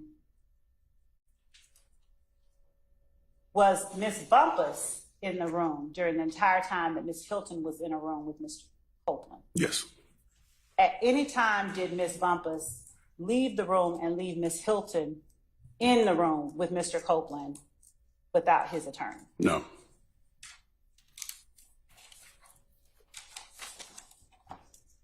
Were you present in the courtroom today when Ms. Bumpus testified? I was. Did you hear Ms. Bumpus talk about an off-the-record conversation that took place between Ms. Bumpus, Ms. Hilton, and Mr. Copeland? I did. Do you recall during the time that you were in chambers with Ms. Hilton, how many times, if any, that you all went off the record? Make sure I understand your question. How many times do we go off the record? Yes, and let me back up and ask you this. Were you able to discern when you all were off the record? Yes. How? When the court reporter was not documenting what was being taking place.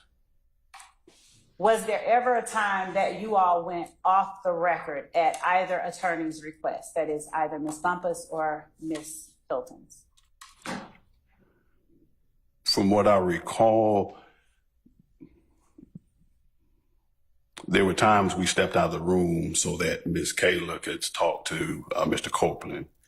And then the last time, there was a conversation before we went back on the record. At any time that you all stepped out of the room so that Ms. Bumpus could speak with Mr. Copeland, did you observe me go into that room? No. Now, when you said there was a conversation that took place the last time, would you please tell the court what you're referring to? The conversation I believe Ms. Bumpus is talking about right before we went back on the record. There was a conversation where Ms. Hilton spoke with Ms. Bumpus and Copeland before the judge and the court reporter went back on the record. Did that conversation take place following a time when Ms. Hilton exited the room so that Ms. Bumpus could speak to Mr. Copeland? Or was that a time when you all were sitting in the room and you just went off the record? That was a time where we took a break, and before we came back on break, it happened.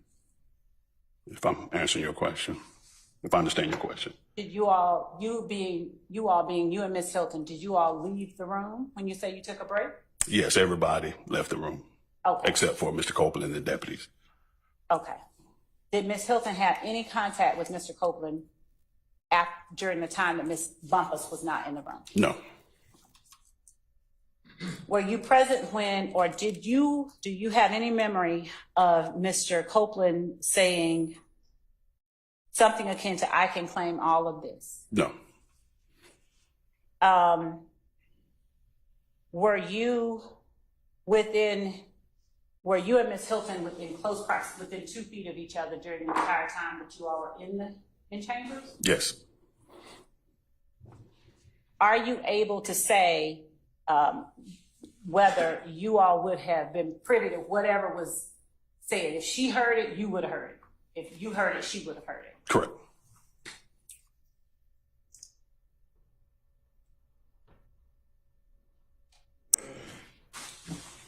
Do you recall speaking with Ms. Bumpus and Mr. Copeland about the Donovan Thomas murder? No.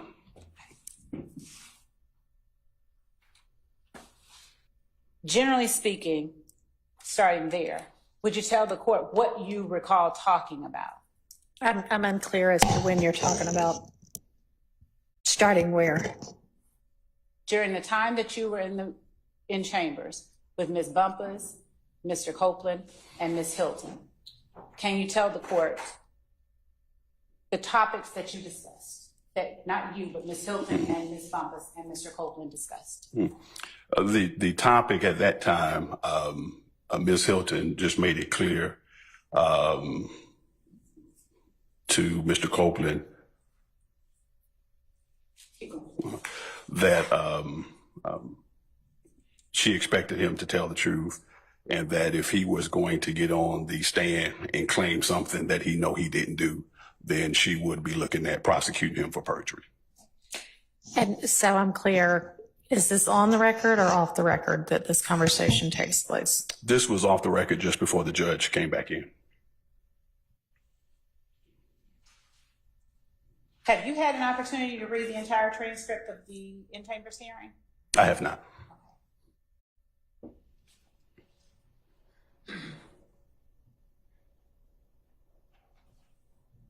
Do you recall Mr. Copeland making any direct statements about his involvement in the Donovan Thomas murder?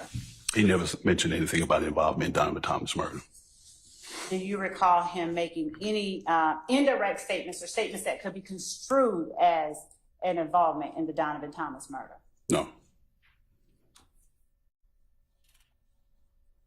Did Ms. Hilton, during her conversations with Ms. Copeland, while you, Ms. Bumpus, Mr. Copeland, Ms. Hilton, the court reporter, not the court reporter and the judge, in other words, during an off-the-record conversation, did Ms. Hilton...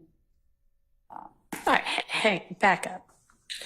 So is it your testimony that there was one brief off-the-record time when Ms. Hilton, Ms. Bumpus, and Mr. Copeland were all in chambers, but before the judge was back in chambers?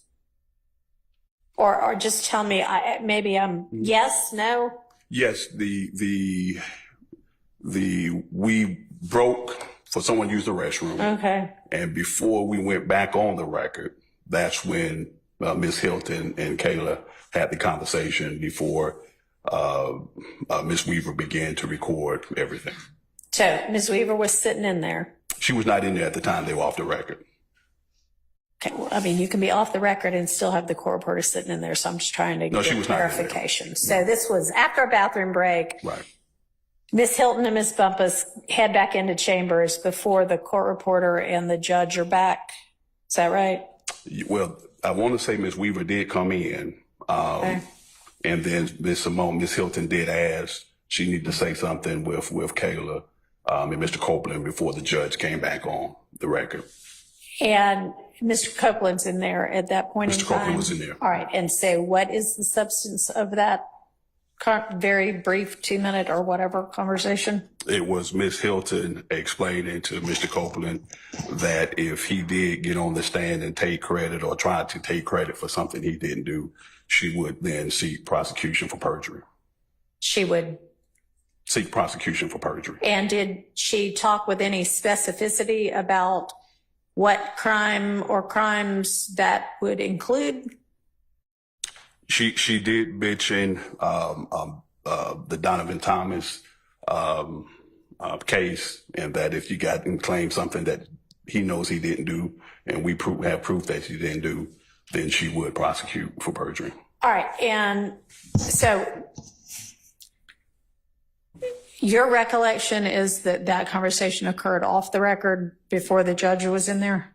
Yes. Okay. Do you have a recollection of a very similar conversation also occurring on the record? No. So if it's reflected on the record, then that's the conversation that occurred?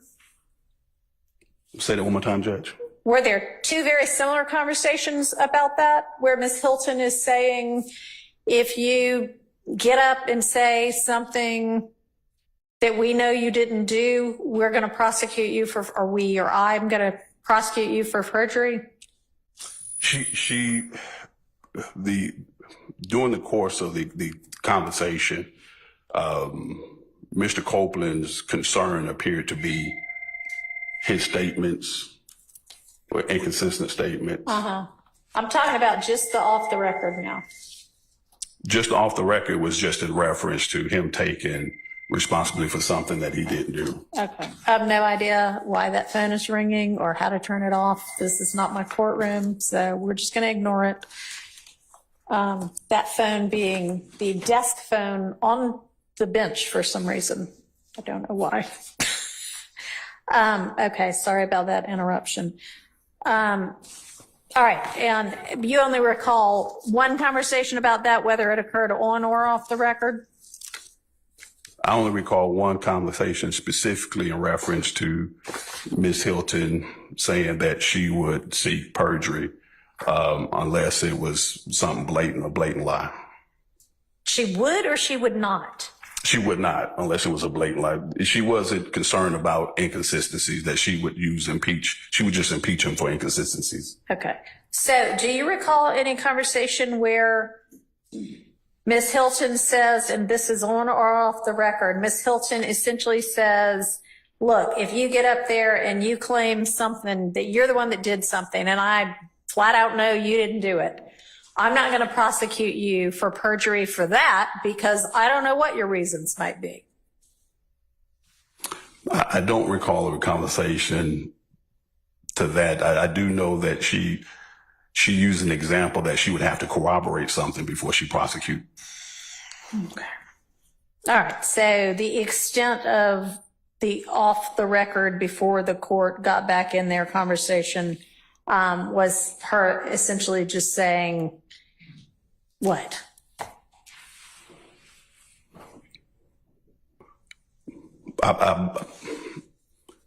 Her conversation was in reference to him getting on the stand and taking responsibility for something that he know that he didn't do, or falsely admitting to something that he did after receiving use immunity. All right. Go ahead, Ms. Love. Thank you, Judge. Did Ms. Hilton attempt, or did she make any effort to explain perjury beyond what you just described for the court? Do you remember her doing that? Doing this off the record or just in general? In general? Yes, she did. Was the conversation that you are relating to the court that happened off the record, did it refer to matters that you later discussed on the record as well, or not? All of it, in a sense, was stuff that per se was explained on the record. It was just clarifying what would constitute perjury versus inconsistent statements, or whether she would need to impeach him. And showing you, for instance, just page 50 of the transcript, line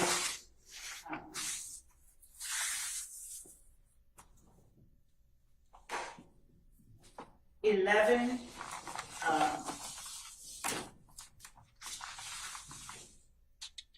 I'm sorry, line 19.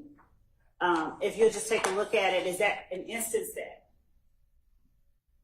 is similar broadly in nature to the type of the conversation that took place off the record that you were just describing for the court? And by that, I'm talking about where Ms. Hilton is saying that's different, referring to the word purge. And Mr. Copeland says that can get me back in jail. And Ms. Hilton says yes. And Ms. Hilton in line 24 of page 50 says, it's not what you're saying, what you're saying is not perjury. What you're saying is what we call a prior inconsistent statement, and so forth and so on. Is that the type of conversation that took place off the record? Objection, lady. Sustained. Yeah. Sustained. Ask a different question. Yes, Your Honor. During the conversation off the record, did Ms. Hilton endeavor at any time to help Mr. Copeland understand the difference between perjury and purge? If you remember. I don't remember if that was substance of the off the record. I do know during the course of the meeting, she repeated that several times, trying to explain the difference between purge and perjury. And off the record, the comments, any comments that were the comments that Ms. Hilton made regarding hypothetical instances where perjury could be occurring, did she clarify for Mr. Copeland in any way? Did she seek to clarify how she would be able to distinguish between perjury and something that wasn't her? Objection made. Overruled. The off the record conversation was very brief and very short. And there wasn't a whole lot of explanations because that had already taken place. Do you remember anything that Mr. Copeland said in response to what Ms. Hilton said about being able to, if he got up on the stand and admitted something that she could prove he was lying about? Yeah, is this you asking during the off the record conversation? Yes. Okay. He said he wasn't going to do that. And what is it that he said he wasn't going to do? Get on the stand and lie for something he didn't do. Okay. Do you have memory of him asking or saying something about not going to say that he killed Donovan Thomas?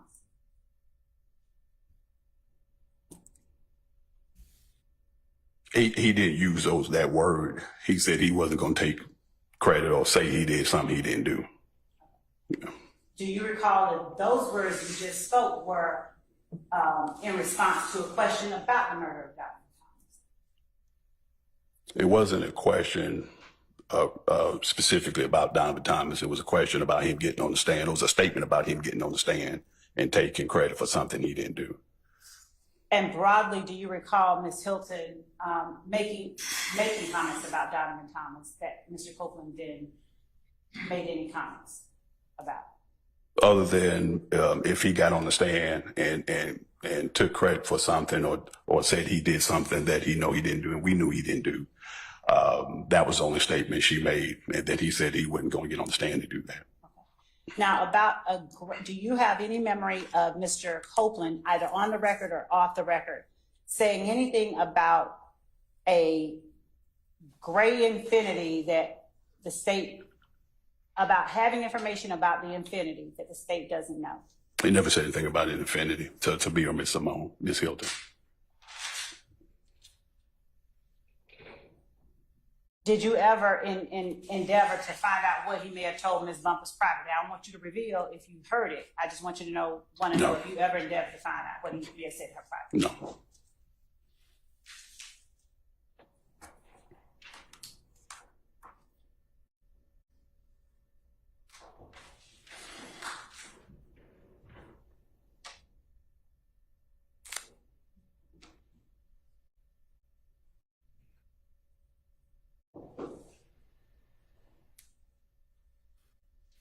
And would it, Go ahead. Would it have stood out in your mind if Copeland had made any kind of inculpatory remarks about the murder of Donovan Thomas? Almost definitely. If he had made a remark about the murder of Donovan Thomas, then we would initiate investigation. And I would assign one of those lieutenants to assist me with looking into that. Do you have any memory of any exculpatory remarks Mr. Copeland made about any defendant currently on trial or not on trial regarding the Donovan Thomas murder? No.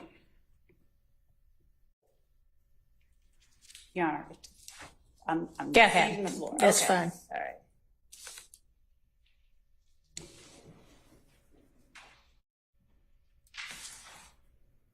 Does your memory of what took place during any portions of the conversation that were off the record, does your memory align with what you heard Ms. Bumpus testify about regarding off the record conversations?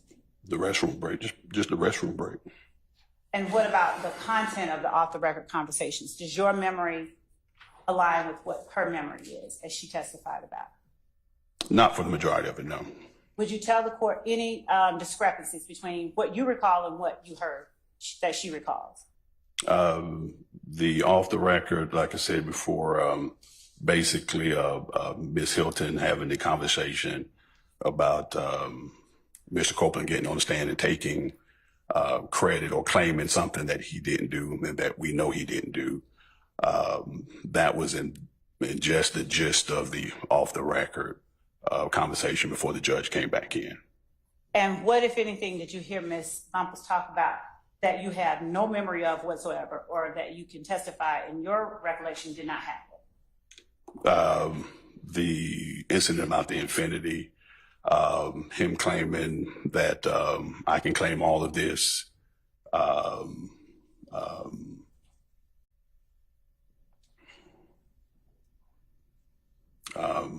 The part about you coming back the second time,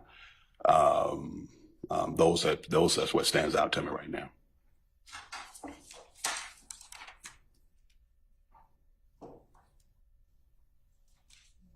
And was my absence from the interactions between Ms. Hilton and Mr. Scratch that. Your Honor, that's all the questions. All right, thank you. Anybody from the defense side have questions for Investigator Wong?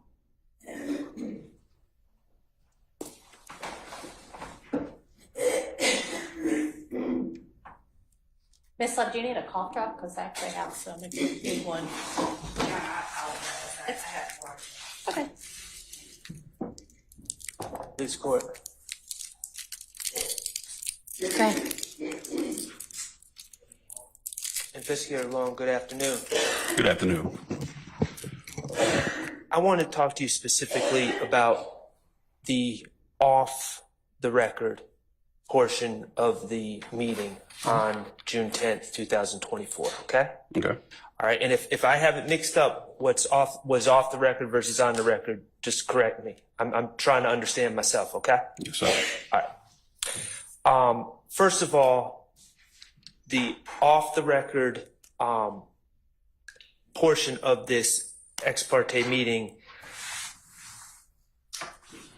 you said that Ms. Weaver, the court reporter, did come in to the judge's chambers, the judge's back room and chambers during that discussion, correct? Everybody was coming in initially. Okay. And that was before what we're deeming the off the record conversation, correct? And Ms. Hilton specifically requested Ms. Weaver not to take those communications down, correct? I wouldn't say she directed Ms. Weaver, but she did say she wanted to talk to Ms. Bumpus before we went back on the record. She made the request, Ms. Yes. Hilton. Okay, and that was to remain off the record was requested by Ms. Hilton and Ms. Hilton alone. Yes.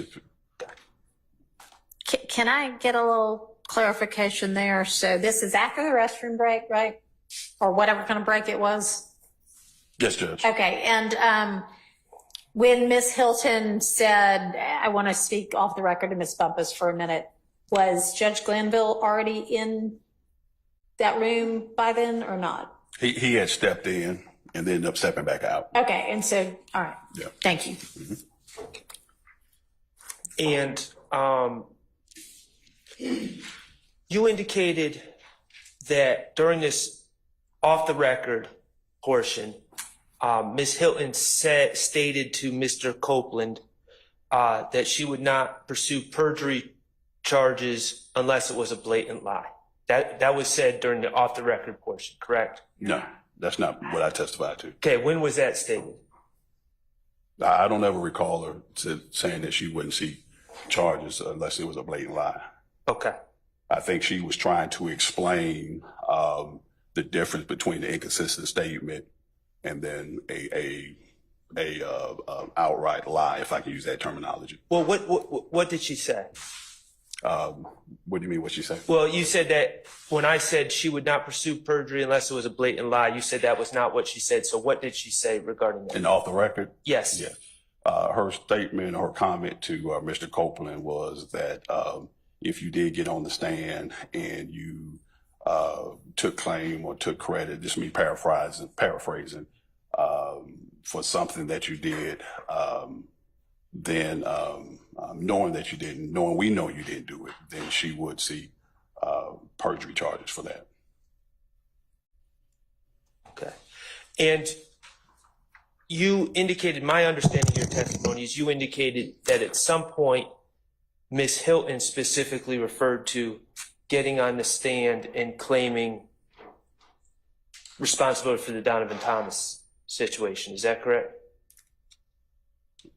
Yeah, if he took credit for something he didn't do, yes. But specifically, it was stated the Donovan Thomas situation, correct? Yes. Okay, and that was out of Ms. Hilton's mouth? Yes. Okay, so Ms. Hilton specifically,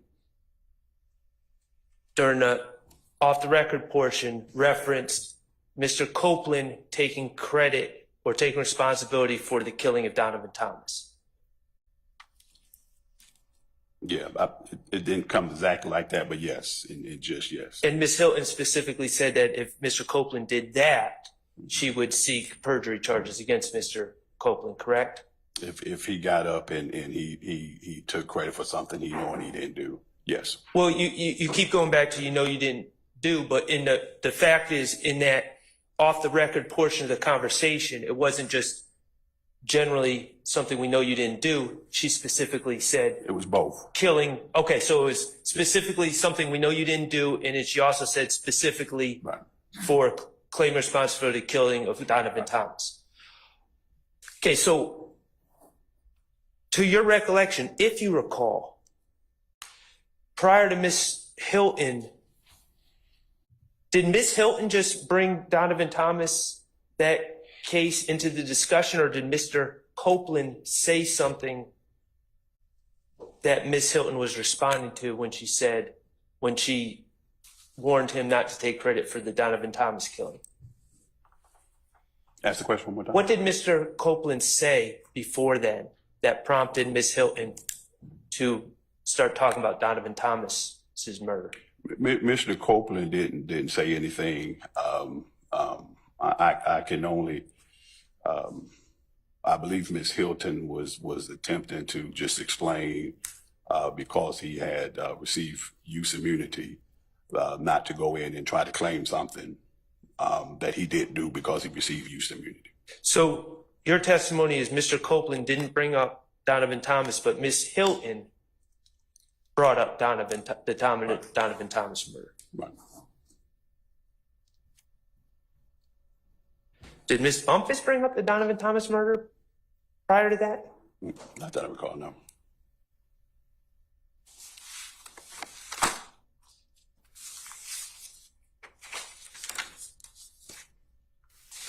And how was it determined when Ms. Weaver was going to start making a record of this meeting again? I don't know how it was determined. Did someone call her in? Did someone ask her to start recording now or taking minutes now?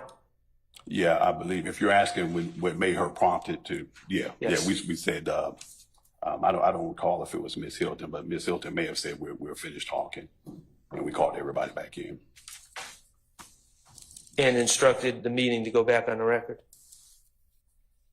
Instructed that the meeting should go back I on don't the know if we record? instructed, but we were clear to go back on the record.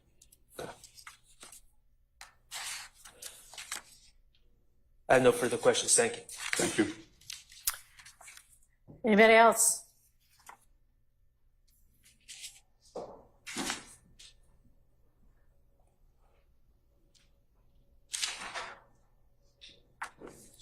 How are you, sir? How you doing, Mr. Steele?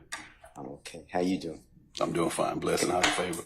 Can I answer you a couple of questions? Yes. What was your understanding, if you had one, of why you were having this ex parte meeting? Objection, relevance. Sustained. At what point were you initially told that you're going to this ex parte meeting? Objection, relevance. I want to know which part he was there for. The beginning part, he said he came with Miss Hilton. I want to clarify. Ask your question again. At what point did you become aware that you're going to this ex parte meeting? I'll allow that.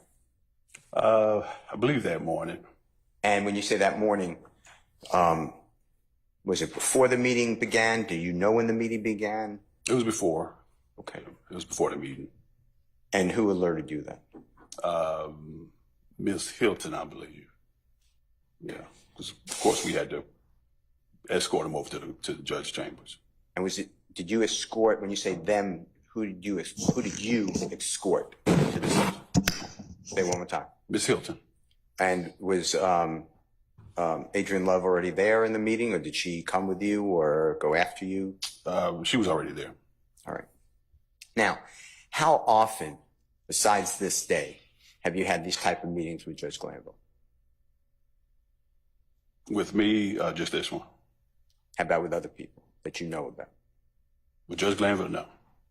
Never happened with Judge Glanville. Well, in this case. Just this one. Okay. All right. Thank you. Thank you. You're welcome. Anybody else from the defense? Oh, I have one other question. Go ahead.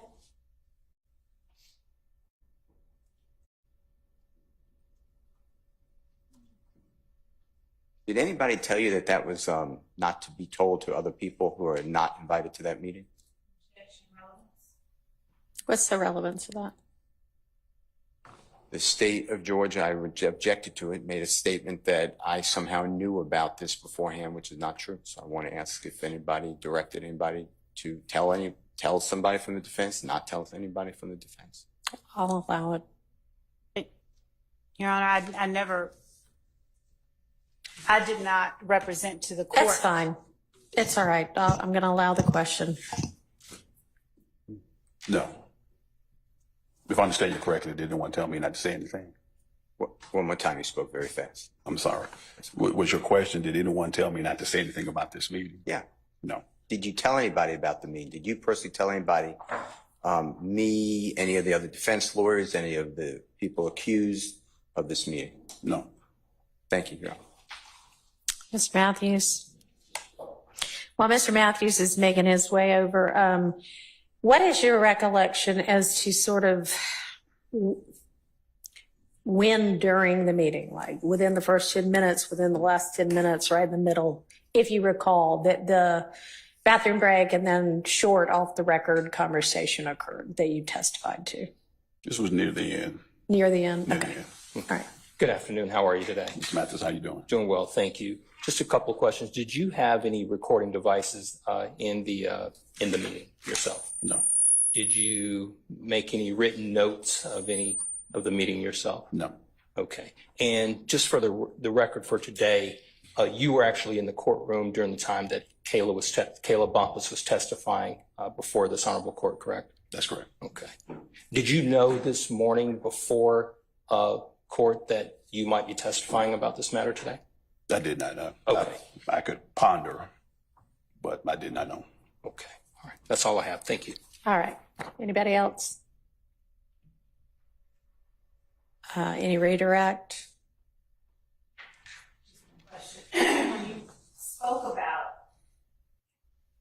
When you spoke about the comment that Ms. Hilton made about claiming something that he didn't do, or the Donovan Thomas murder, did she qualify her comments in any way? What do you mean by qualifying? Did I hear, did she tack on anything about if she could or couldn't prove it? Or did she just say, if you do this, I will charge you with perjury? She consistently, if she's mentioned charge, she would say that she would have to corroborate anything before we charge. But she did mention the fact of I can only speculate, I would use the word, the concern about him trying to take claim for something after receiving free use immunity.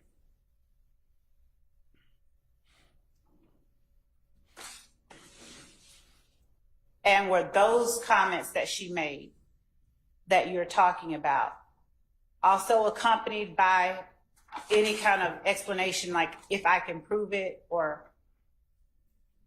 Yeah, because she mentioned the fact of if we knew, and we know you didn't do it.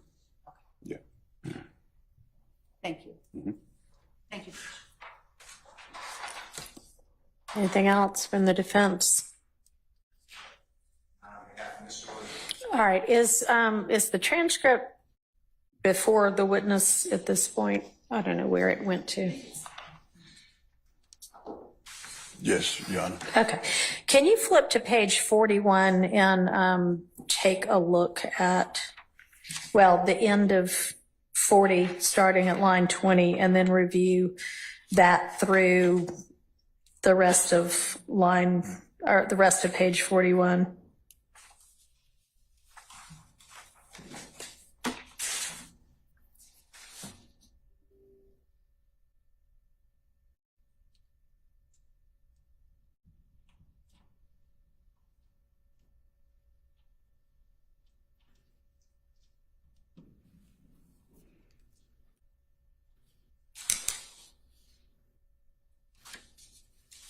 Let me know when you're done. Okay.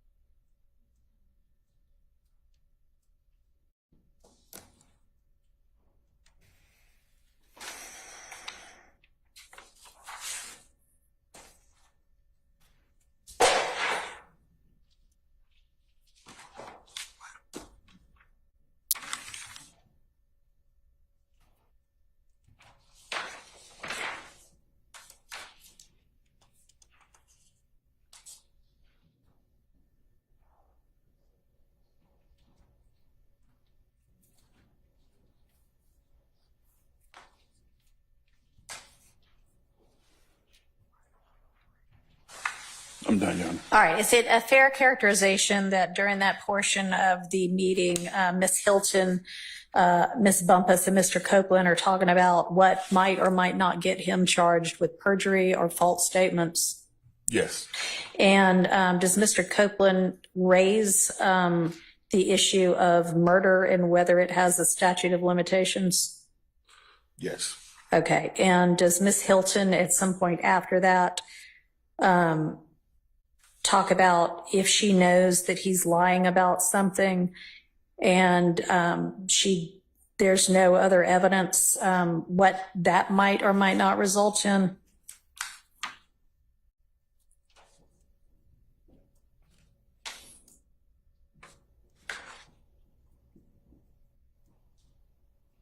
Yes. All right. Do you recall whether the off-the-record post-bathroom break conversation occurred before or after this on-the-record conversation?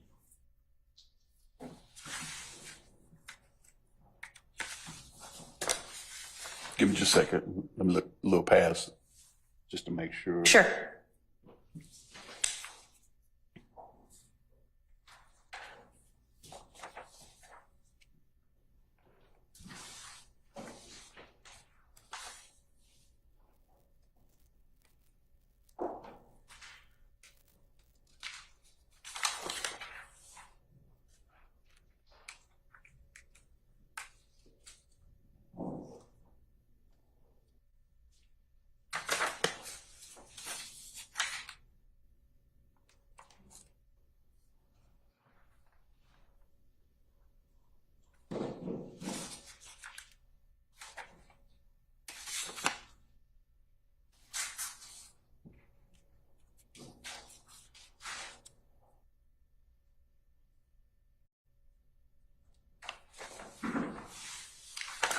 It happened after. Okay.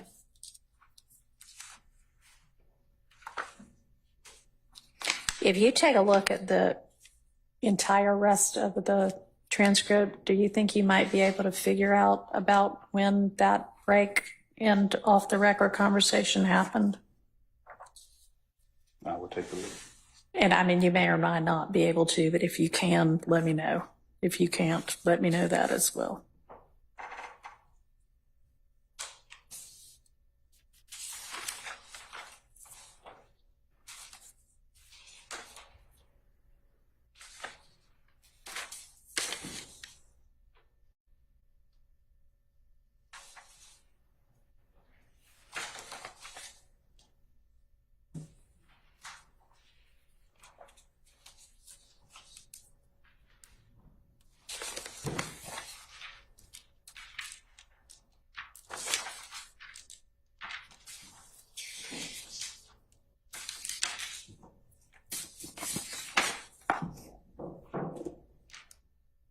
Your Honor, I believe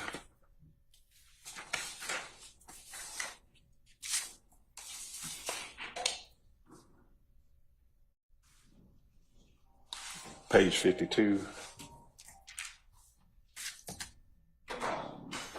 Can you find out whether that's somebody who has a Rule 22? And if it is not, they cannot come back in with that phone. Thank you. Go ahead, I'm sorry. No problem. Your Honor, I believe 52, around 13, 14, Okay. when we come back in. Let's see.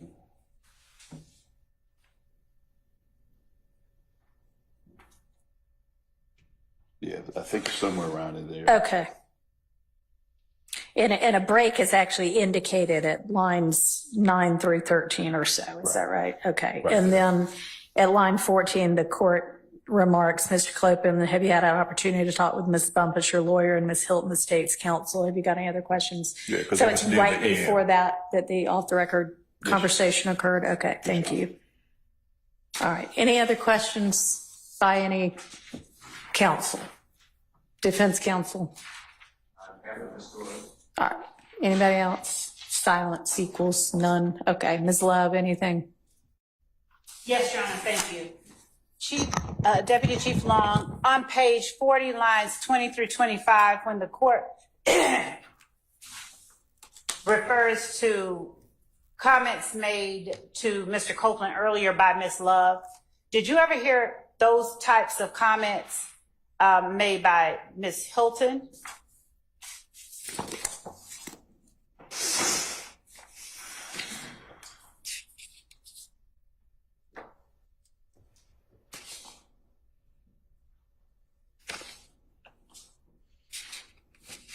Yeah, Ms. Hilton. Yeah. Was there any time you are aware of that Chief Deputy Love, myself, would have been in a position to make those comments to Mr. Copeland that morning? No, not with Copeland in the room. You weren't around at all. Okay.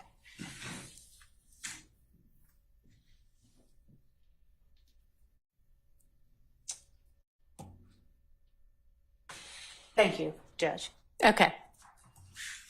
All right. Investigator, thank you. You may step down. Any other evidence? Ms. Love? Not about, no, Your Honor, not at this time. All right. Any rebuttal evidence from anybody on the defense side of the room? All right. Anything y'all want to suggest that this actually means?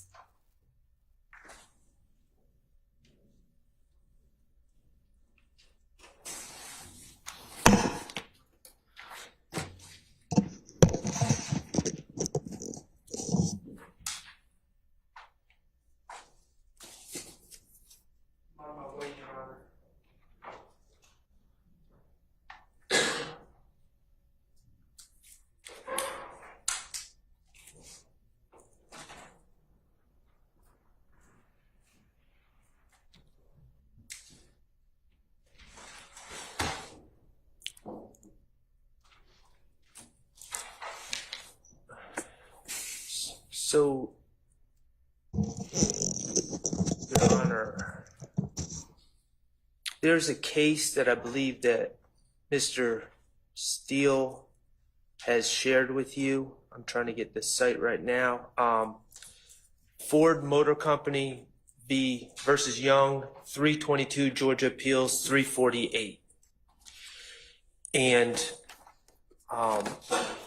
that case deals, that case, when we've been discussing this in the past, there's been suggestions that if there was judicial misconduct or what we believe is judicial misconduct from this side of the room, or if there was prosecutorial misconduct or what we perceive to be prosecutorial misconduct from this side of the room, that the remedy was with the bar.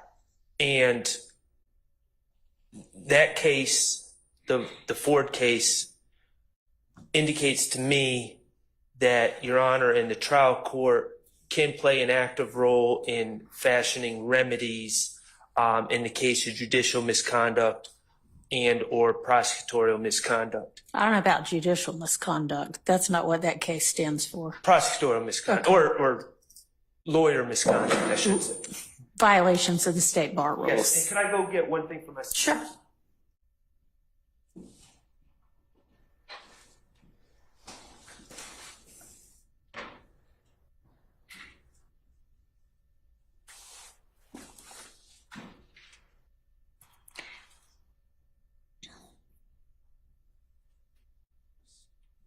So I filed a motion on Friday. Yes, I worked diligently over the weekend on writing an order with regard to that motion.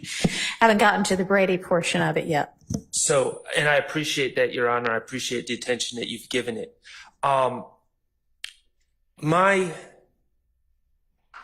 That motion in the beginning lays out things that I've observed, that I've felt have been highly irregular about this case.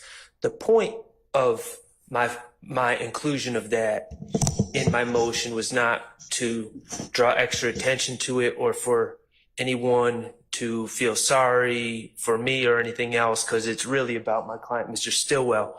But the purpose of it was to try to inform the court, at least from my perspective, and I think the perspective of some of my colleagues, that things have been irregular in this case.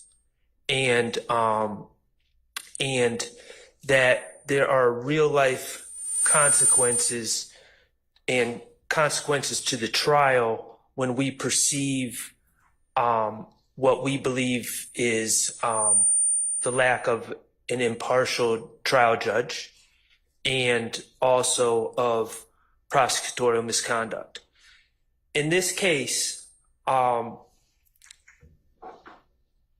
my perspective, we've had, with the ex parte communications in themselves, I don't believe that there was a valid reason to initiate the meetings. I believe that the state and members of the state's prosecution team in particular took something very small and jumped to unbelievable conclusions as a way to get their foot in the door of the judge's chambers to have a discussion. And there were at least 2 discussions that took place.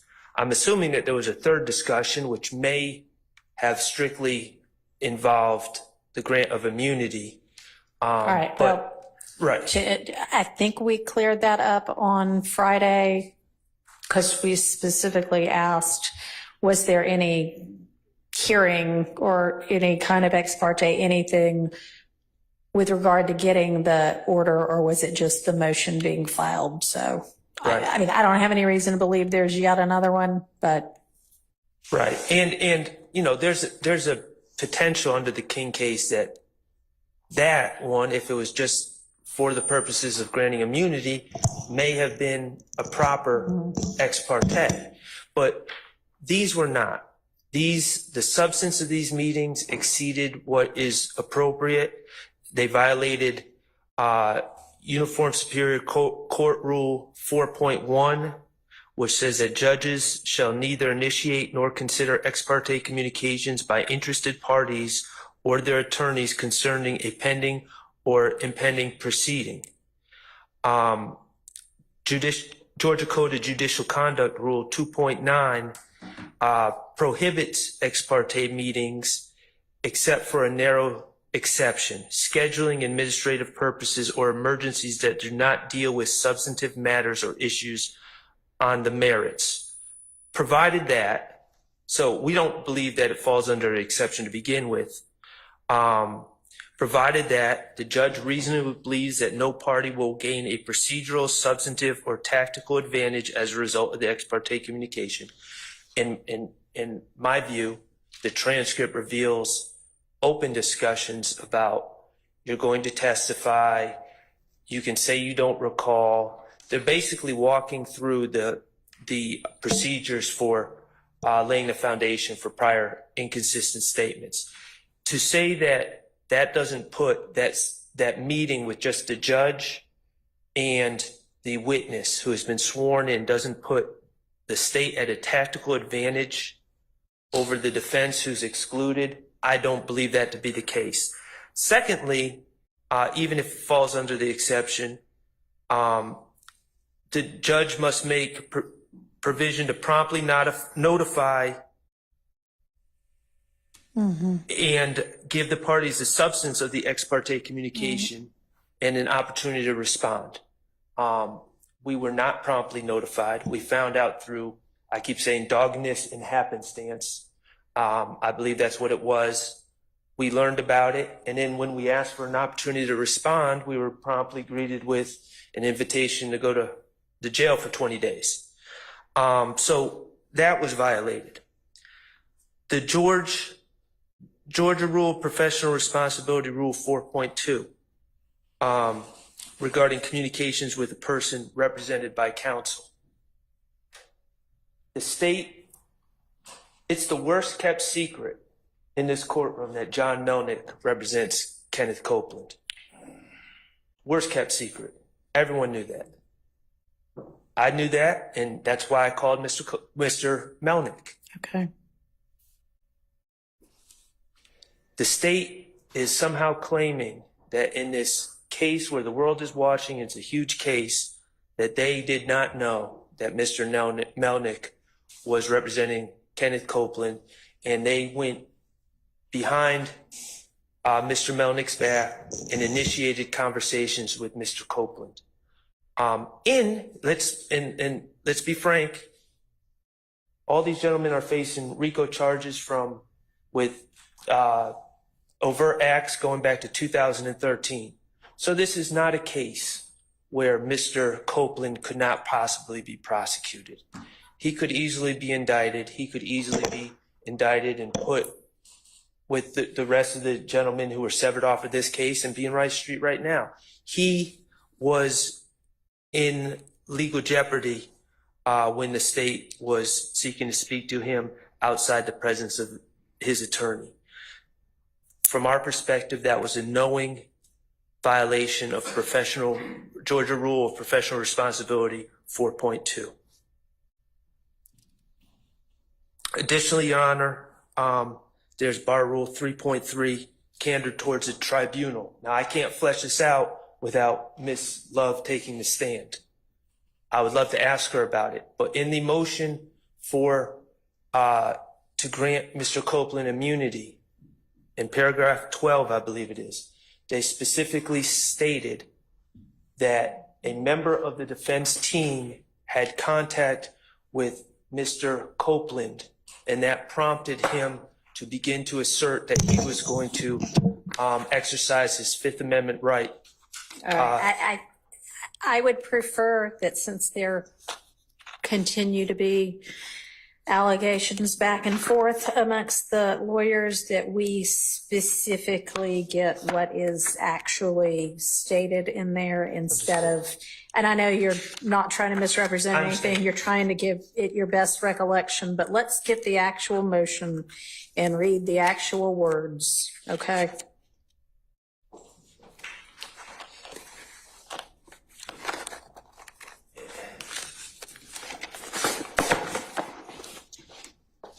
I've got it somewhere. Okay, I've got it right here, Your Honor, from Ms. Persifield's email to us.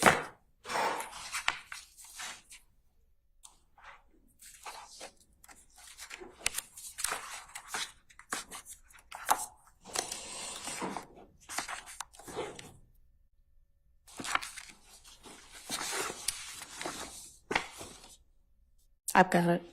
If you've got it at hand, go ahead. But if you don't, I've got it now. Okay. I'm trying to find out exactly, try to figure out where it was.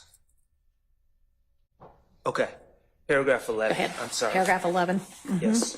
And it says, Kenneth Copeland has been subpoenaed to testify in the above style case. Copeland is the next witness scheduled to testify in this case on June 7, 2024, beginning at 9:00 a.m.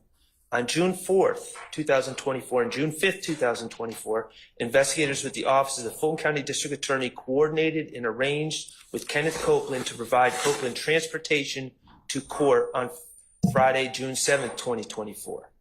However, on Thursday, June 6, 2024, after an encounter with defense team members and members of the Fulton County District Attorney's Office, Copeland stated to an investigator and to an attorney with the Office of the Fulton County District Attorney that Copeland may attempt to plead the Fifth to avoid testifying against members of YSL. I can only speak for myself. I did not have any encounters with Mr. Copeland on June 6, 2024. I don't believe that any of my colleagues did. I don't believe any members of the defense team did. I don't believe that what's asserted in paragraph 11, to my knowledge, I don't believe it to be the truth. If it is not the truth, and again, I would love to inquire, but Ms. Love would be a witness at that point. Bar Rule 3.3, candor towards the tribunal, would also have been violated. The reason I focus on the violation of these rules is because of the Ford case and the proposition that we can do something about this besides run to the bar. And that makes sense because it's ultimately if, and I say it did happen, and I say the transcript establishes that it did happen, and you have the transcript, Your Honor. We have in the transcript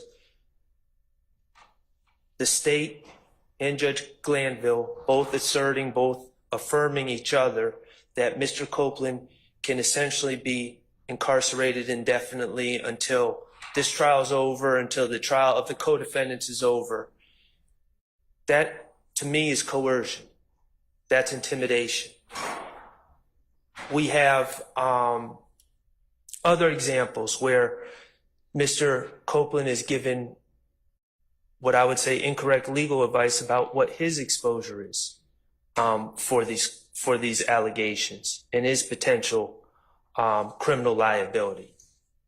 That is coercion. That's trying to convince him to take the stand and plead so that the state can then impeach him with his prior inconsistent statements, presumably.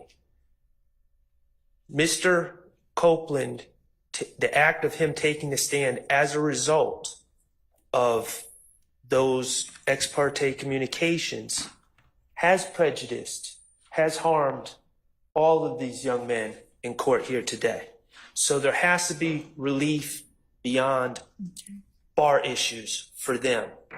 Your Honor, I'm not going to repeat everything in my motion. You have my motion. I know you've read my motion.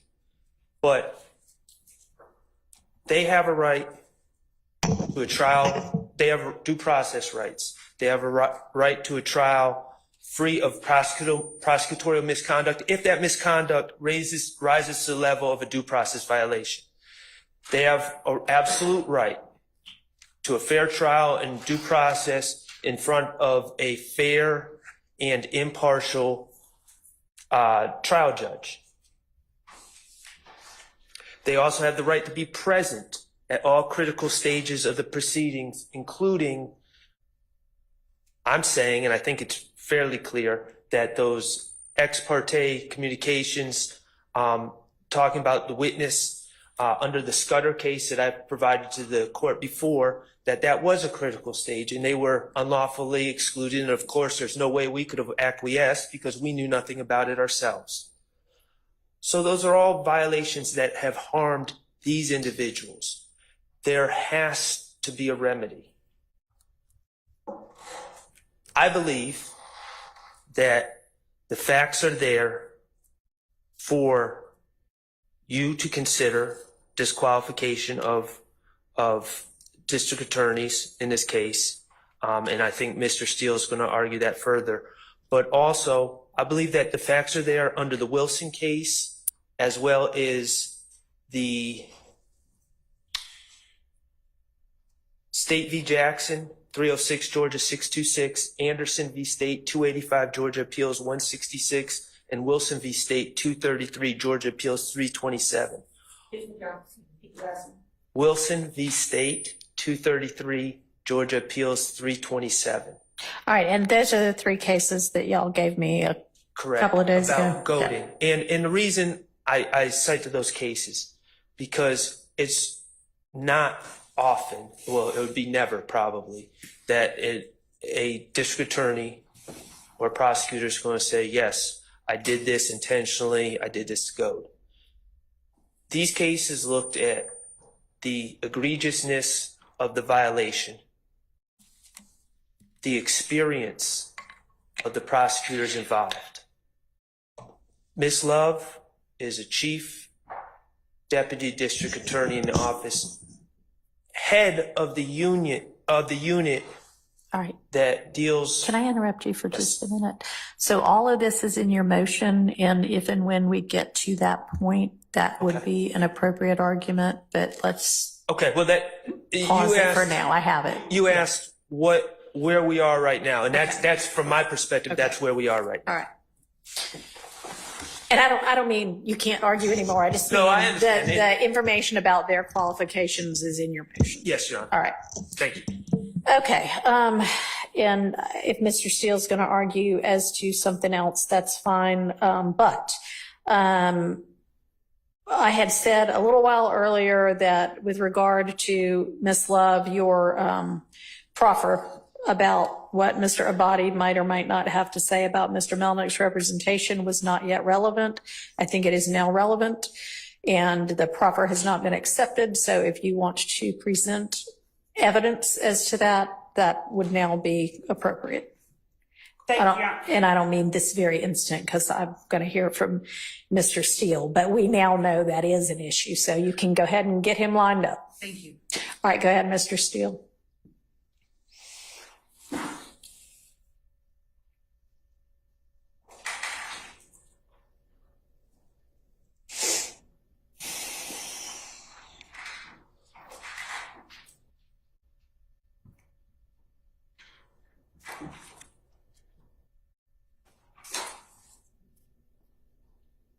Your Honor, I would just like the court to consider the case that was announced to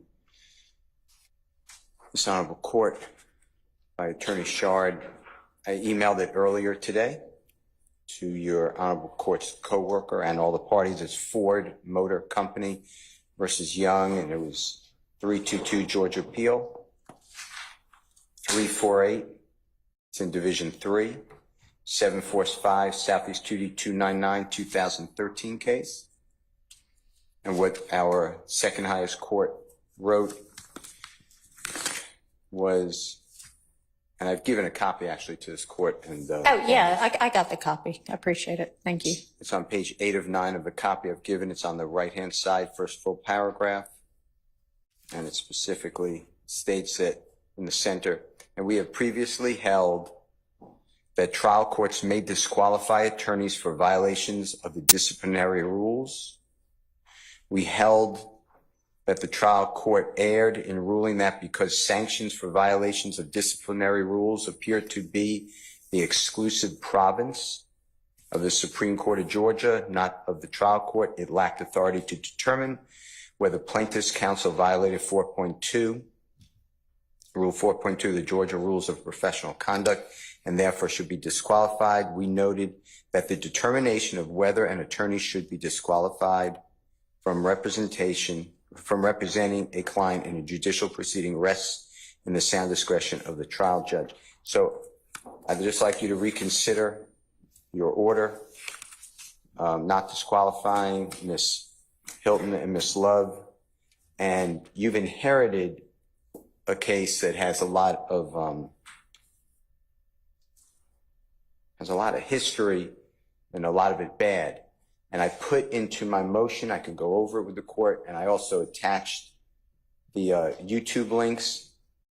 It's on July 10th, 2024. I also filed in case the link goes away, I filed on a thumb drive to preserve it. So that's with the clerk's office, and a copy was sent to the prosecution as well. But it started before, but an opening statement. I don't know if you've read it. So I read your motion and I looked at the portions that you were talking about. hurtful. It's hurtful. And then as of last week, a new court comes on. It's almost like, a breath of fresh air. It's all new. And again, I'm hit with a motion by Miss Love that was the fourth time the same thing's argued, talking about a duty that is intentionally and knowingly not followed through by me, and I owe it to her. And I saw your email saying, whoever wrote that, you come into court. I understood it. I don't think Ms. Love did herself any favors with that. Well, the favors have to end.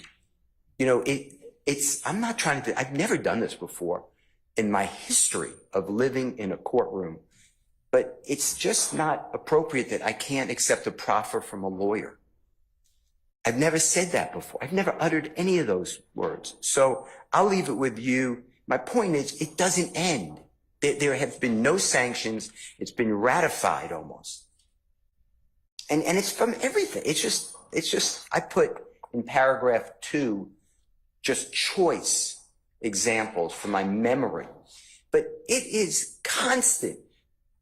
There are great people everywhere in the courts, and they shouldn't be treated like this. So I'm actually disqualified because it's just not, at some point, the message needs to be sent that this is not the state of Georgia and this is not our bar. All right, thank you. As I understood the gravamen of your motion that you filed since I've been the presiding judge to disqualify Ms. Love and Ms. Hilton, it was because you needed them as a witness, and that was the basis of my ruling.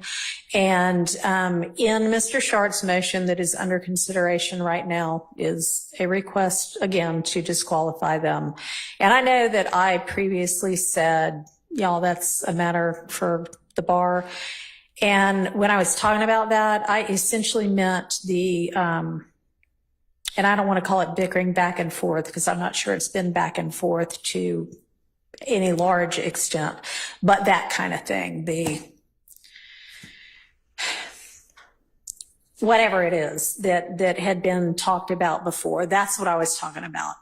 I will tell you that this court takes Brady violations very seriously. And I mean, everybody ought to, prosecutors ought to. And I am considering that right now. So rest assured that I am aware and have been aware that I have the authority if I choose to remove them. Thank you. So, all right. Do y'all want to be heard from the state on this? Or do you want to go ahead and present some testimony to counter the Melnick, that you knowingly contacted Mr. Copeland, knowing he was represented by Mr. Melnick? Absolutely, Your Honor. All right. What we did was ask that our witnesses be summoned, if you will. Okay. If the court would just give us Sure. Why don't we take a convenience break, and can you let a deputy know when you're ready with somebody, and we'll come back out. Yes. Thank you. Thank you. Appreciate it.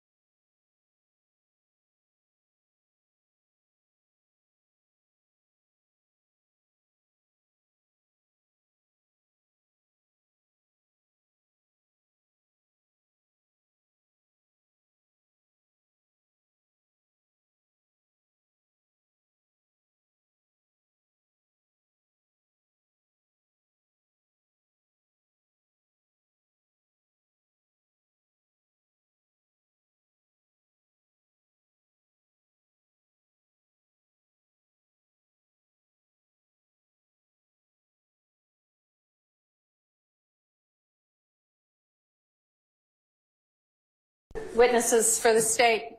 Ready? All right, let's get that person on the stand. Your Honor, State Counsel Adam Abadi. All right. I remember one time when I was called as a witness in a case for some very ancillary matter, and we're so used to being the ones examining, we're not used to being the witness.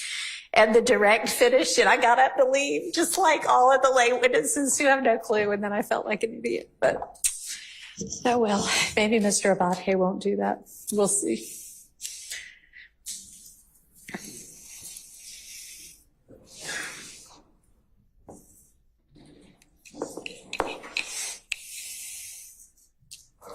You're coming up to the witness stand.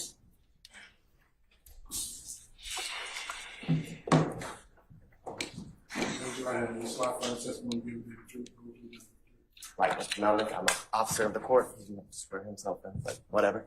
All right, let's. Like Mr. Melnick, I'm an officer of the court. He wasn't sworn in, but yes. Thank you. Good afternoon, Chief Deputy Abadi. How are you? Fine, thanks. Just for the record, would you state where you work and what your position is? DA's office in Fulton County. I'm the Chief Deputy of the Major Crimes Division. All right. And February the... Could you please slow down and spell your last name? It's A-B-B-A-T-E. And I said Chief Deputy of the Major Crimes Division. February of 2023, where were you working within the DA's office, if anywhere? Same position. All right.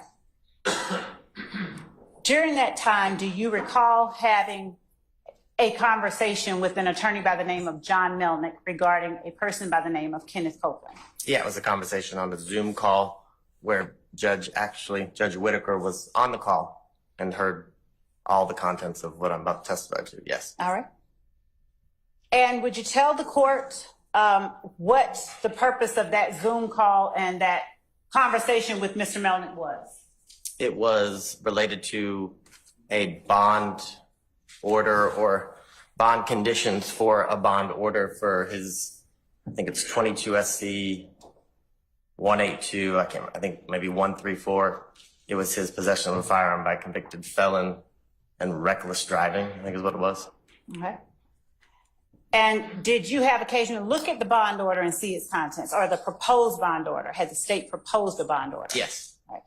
And did the state's proposed bond order have any reference to or any conditions that are related to Mr. Copeland's position as a witness in this case, 22 SC 183572? No, not to my recollection specifically, no. Did the bond order or the proposed bond order reference co-defendants? Let me ask this. Are you familiar with the co-defendants on, or the defendants on indictment 22 SC 183572? Some of them, yes. I've tried. I think Khalif Adams was somebody who I was the prosecutor who, when he was convicted of murder. And the bond order, did it reference some of the defendants on this case? I think it referenced all of the defendants on the case involving Jeffrey Williams. All right. Did the bond order, well, Your Honor, I'd ask the court to take judicial notice of the bond order, which is in this case. I'll take judicial notice of it, but I'm also just going to print it out right now and make it a part of this record, so it'll just be easier.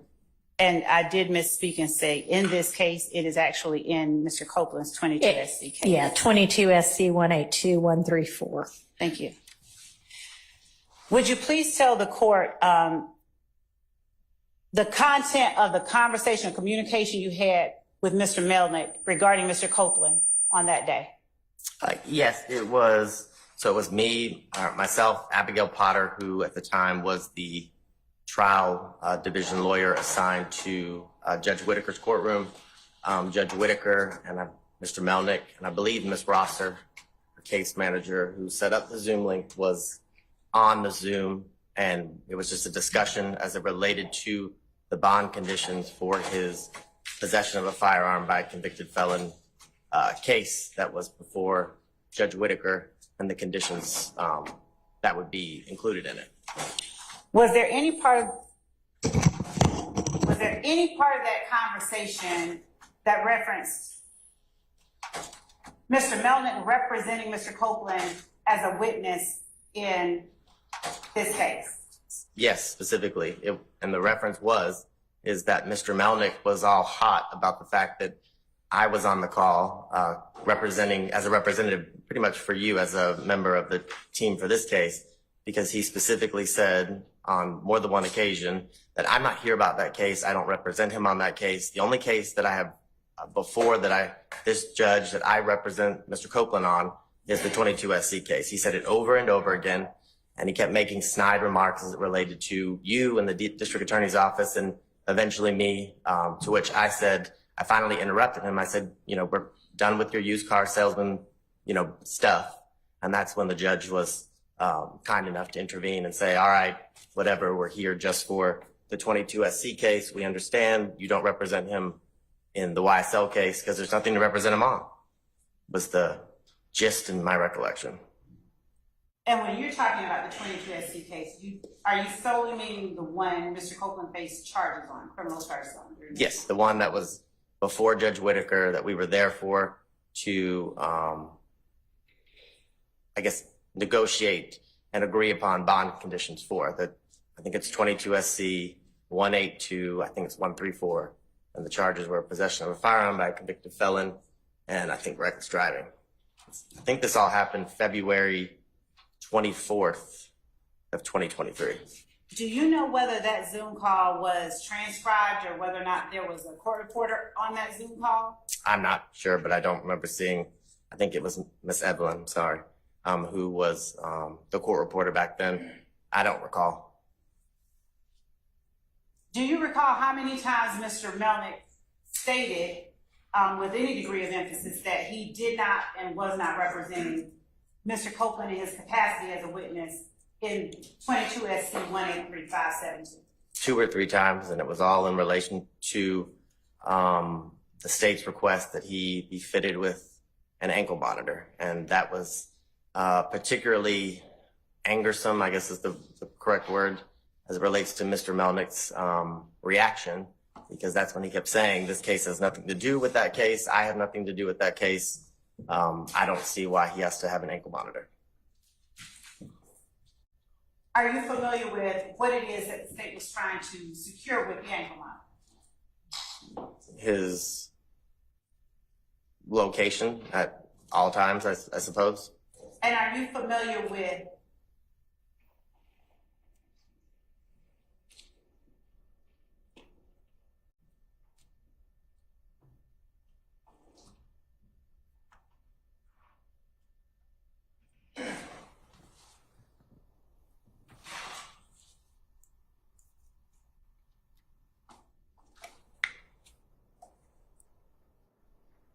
Did you speak with Mr. Melnick at any other time regarding his representation of Mr. Copeland as a witness in this case? No, I try to avoid him as much as possible. Has he ever in life represented to you that he represents Kenneth Copeland as a witness in this case? No, it was the exact opposite in front of the exact same judge that we're sitting before today.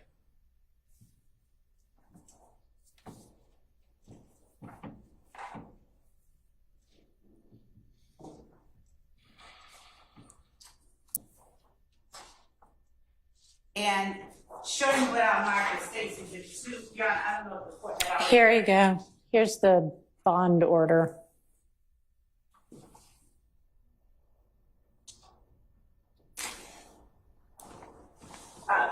Showing you States Exhibit 2, which I'll mark, which is a copy of the filed bond order. Is that the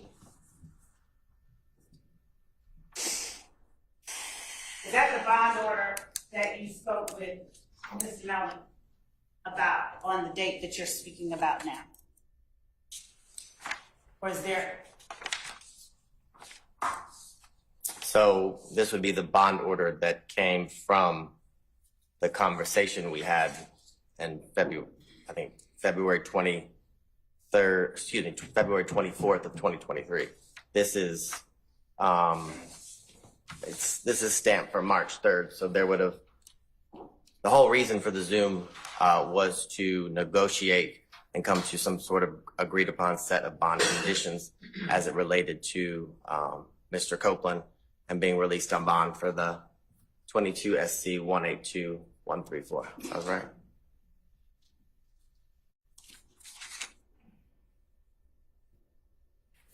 So this would have been the product of that conversation. Okay, thank you.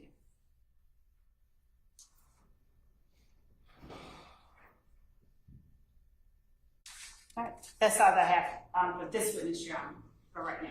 All right. Any questions by any of the defense attorneys for this witness? Nope. Ms. Weinstein, Mr. Matthews? No, Your Honor. Mr. Harvey, who I can't really see over there in the corner. Is he even there? Is Mr. Harvey over there? Anybody for Mr. Harvey's client? Any questions? Okay, great. Thank you for your time. You may step down. All right, call your next witness. State calls Attorney Peter Herzog. Okay.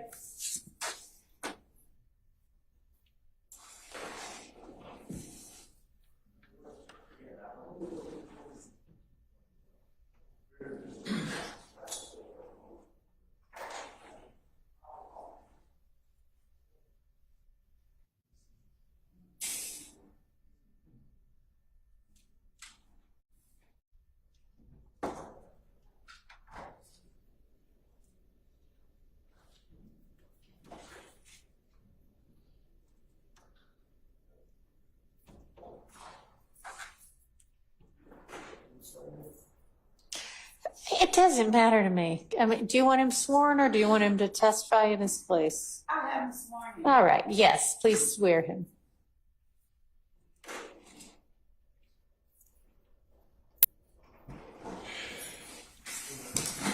Raise your right hand.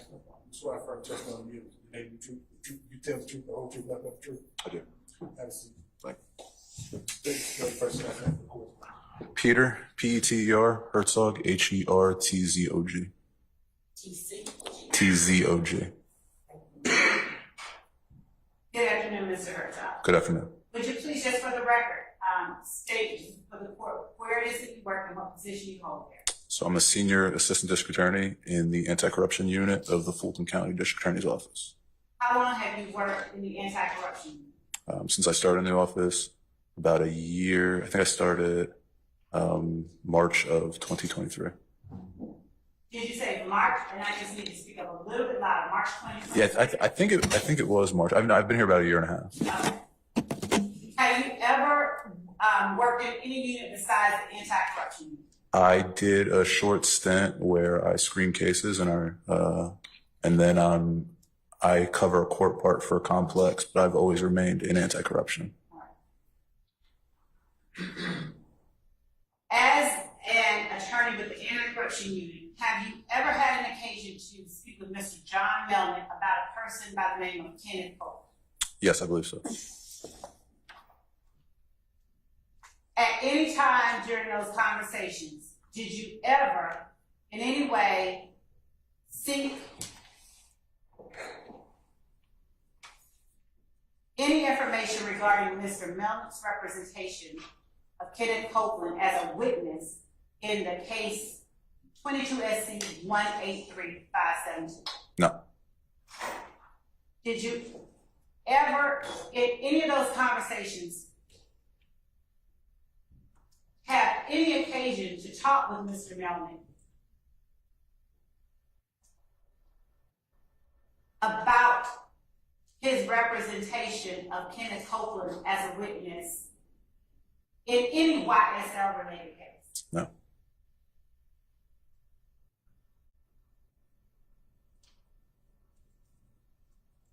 Did you ever, during your conversations with Mr. Melnick, reference either myself or Deputy District Attorney Simone Hilton? No, not to my recollection. No. Have you ever been asked by either of us or anyone prosecuting the YSL case to reach out to Mr. Melnick? No, absolutely not.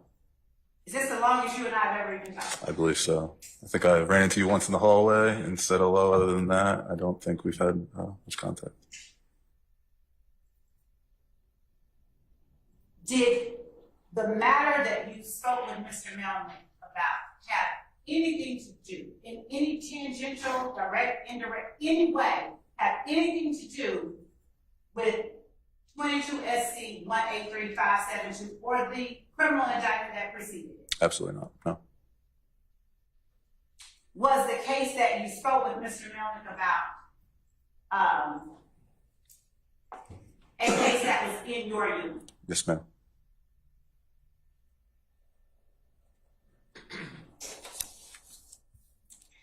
Were you ever asked by anybody within the DA's office to have any communication with Mr. Melnick regarding his representation of Kenneth Copeland as a witness in this case? No, ma'am. Did Mr. Melnick ever just tell you, hey, I'm representing Kenneth Copeland as a witness in the YSL case? No, not to my recollection. Do you recall sending Mr. Melnick an email back in March of 2023? March of 2023. I don't recall. Your Honor, I'm not certain exactly where the evidence. I'm sure it's somewhere with the court reporter.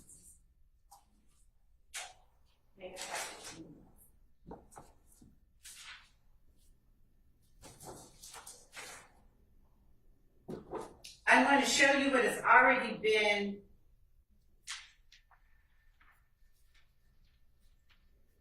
admitted as defendant Williams number 4, Your Honor. And I'm going to show you ask you to take a look at the bottom portion of defendant Williams number 4 and ask you if you recognize or if you recognize that time frame as a time frame that you reached out to Mr. Melnick.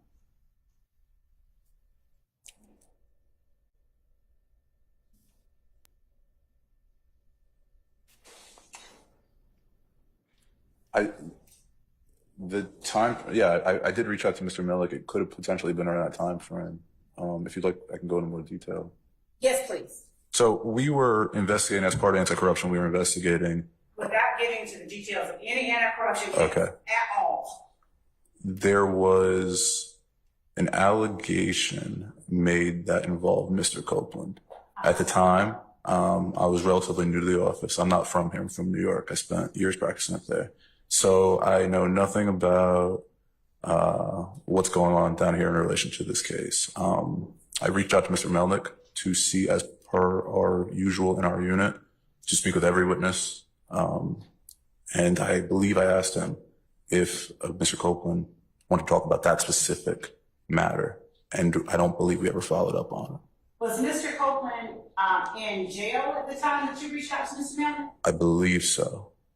So was Mr. When you reached out to Mr. Melnick, where and why did you seek to go through Mr. Melnick to get to Mr. Copeland? Because, if I remember correctly, he represented Mr. Copeland in that other matter. To your knowledge, had that other matter been resolved? At the time, I'm not sure if it was resolved at that time. I don't believe so. I think that's why I went through Mr. Melnick, I believe. Outside of the anti-corruption matter, did you speak with Mr. Melnick regarding anything else related to Mr. Copeland? No, ma'am. That's all I have. All right. Any defense examination of this witness? You know, I did a thing, I wrote a check mark, and I'm gonna have to get that off the report. Okay, probably have some white on it. That would work. Is that okay with everybody if on states 4, Ms. Love White felt the check mark she inadvertently wrote on states 4, which is why I don't like to ever handle the evidence, because I'm constantly taking notes and then I end up writing on the evidence. And it's defendant Williams exhibit. Is that okay? No objection. All right. Thank you. With the court's permission, I'll do that after Mr. Sharp has had an opportunity. Go ahead, Mr. Sharp. Good afternoon. Good afternoon.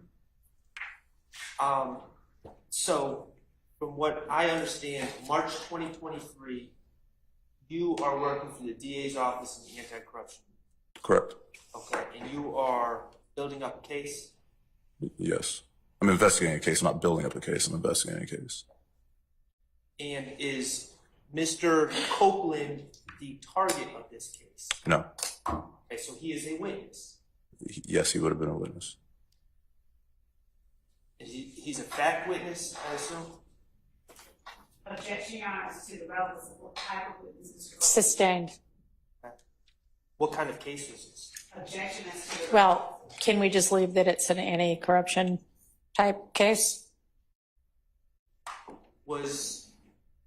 I ask, was Mr. Copeland the alleged victim? No. So he's a witness. Well, it's. Your Honor. Yes. Do we need a bench conference?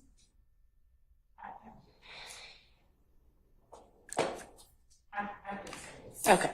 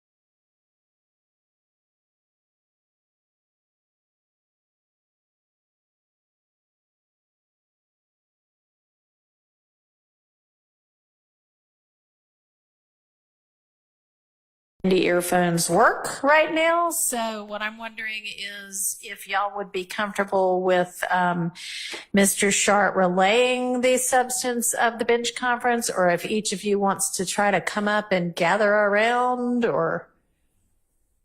And Your Honor, since we cannot have, since we don't have the ability to let it be heard, I'd ask that the court ask whether each defendant waives their presence at the bench conference.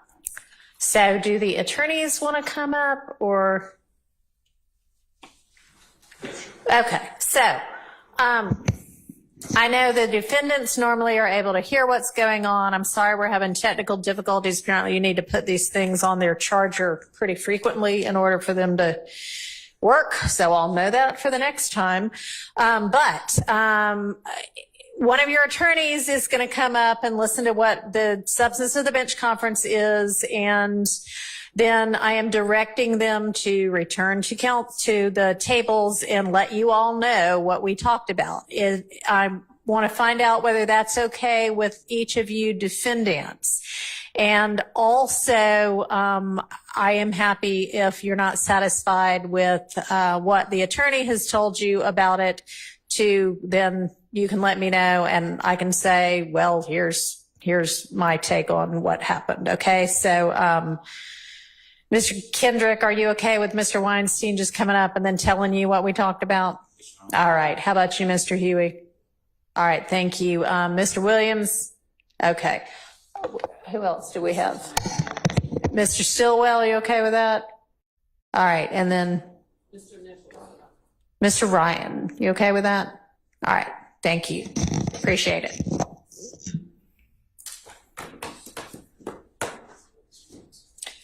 So y'all can't even get it.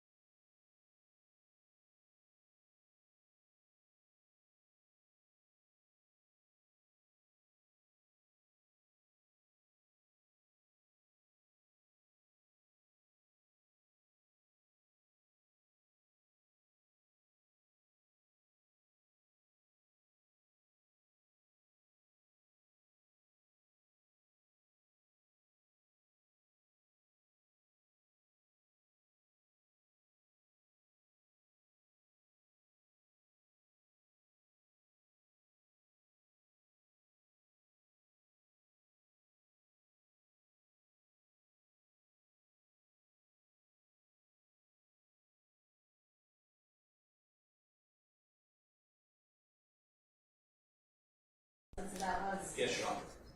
And do any of the defendants have any questions about it that they want to ask me? Okay.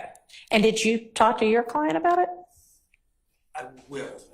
Do you? Okay. All right, go ahead. Attorney Herzog, Spin your mic towards you. the anti-corruption case that you were working on in March 2023, is that still an active investigation? No, it is not an active investigation. It was and the investigation was wholly unrelated to YSL. Okay, and is there a pending case involving that investigation that resulted from that investigation? A pending criminal case? Yes. No. Now, at the time you sent this email, you wanted to speak with Mr. Copeland, correct? About the matters you were working on. Yes. Okay. And you have the ability as a district attorney, you said that your understanding is he was in jail, correct? I believe so. Okay. And you have the ability to go to the jail at 901 Rice Street, correct? Yes, I have the ability to go to the jail. Okay. And as a district attorney, you have the ability to bring an investigator with you and interview a witness there, correct? I wouldn't represent someone I wouldn't speak with someone that was represented by counsel. Okay. On any case or was recently represented by counsel. Okay. So the reason that you called Mr. Melnick is because you would not speak ethically. Your code of ethics, you would not want to speak to someone who's represented, correct? It's all of our code of ethics. Correct. And you also would not want to speak to someone who was represented recently. Is that what you said? I would reach out to the defense attorney prior to that, yes. And that's what you did in this case. You reached out to Mr. Melnick, correct? Regarding our investigation, in the limited scope to our investigation. Yeah, I understand. You were not involved in the YSL investigation, correct? Correct. Okay. But as part of your investigation, you reached out to Mr. Melnick in an effort to speak to his client, Mr. Copeland, correct? Yes, I believe so.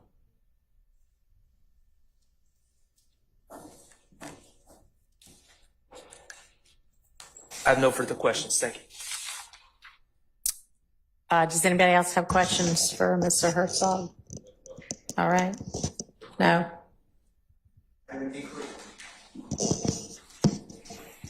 Inquiry for the court. Sure. I don't understand enough about it, and I understand that the ruling is maybe I shouldn't know about it. With the court, Mr. Williams has no objection. And if you do, please correct me. Would the court be able to find out whether this has any Brady implications from Mr. Copeland, either under Giglio getting a deal or he did not get prosecuted because he was involved, but he was being used as a witness, and I don't have that information. Sure, I don't either, but that's valid. Let's find that out. So you can ask that question. You don't have any objection to that question, do you, from the state? Okay. Hello. Mr. Stew. How are you? Good, how are you? I'll let you know. Brady evidence, you feel comfortable talking about Brady evidence, what is required by Brady and its progeny? Is the question whether I feel comfortable? Yeah. Do you understand Brady and its progeny, what it includes? Yes. Okay.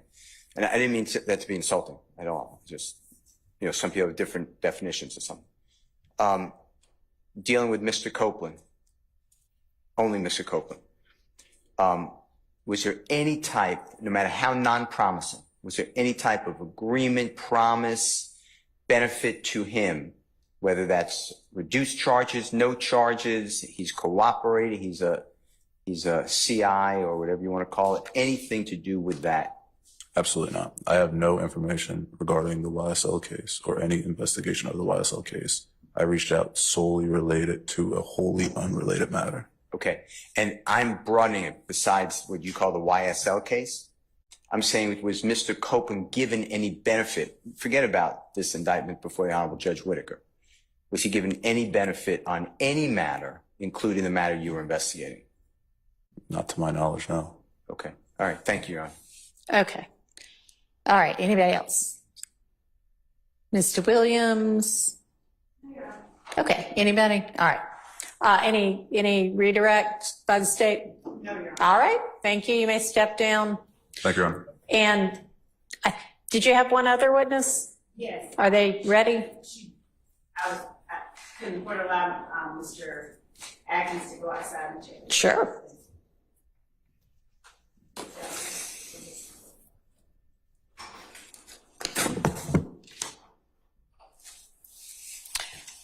While we're waiting on finding that out, y'all were, well, I guess it was Mr. Atkins that was going to do it, so never mind. I'll wait on that one, trying to see what else we can get done while we're waiting.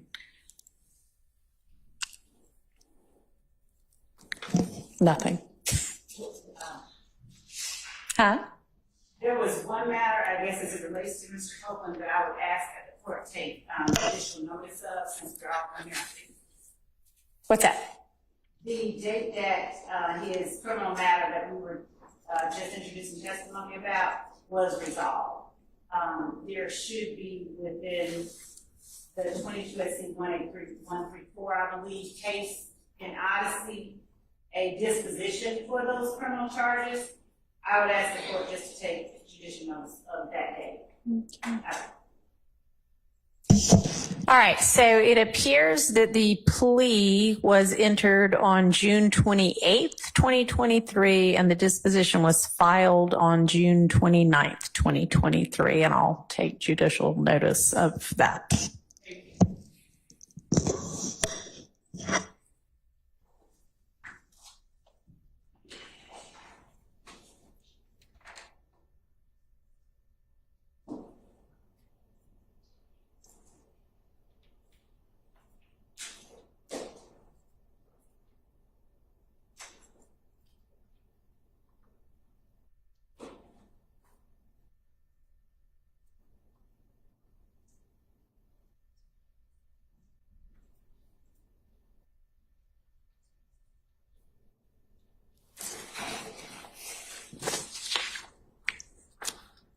All right, what do we know, Mr. Atkins? So Ms. Potter is 30 minutes away. I'm not going to ask the court to wait on. Okay. I'm Okay. sorry, he said 40 minutes, he corrected.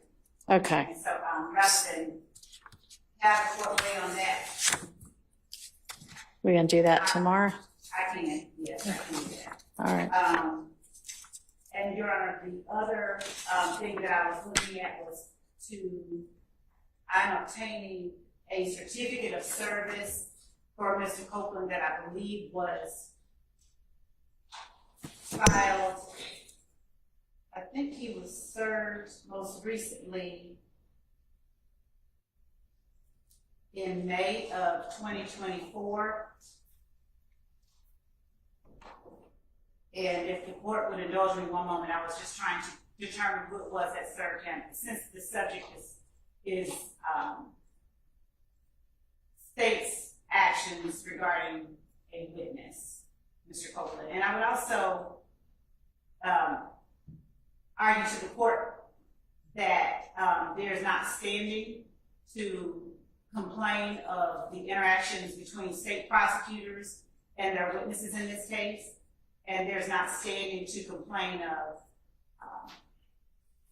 what happened as it relates to Kenneth Copeland in the in-chambers hearing.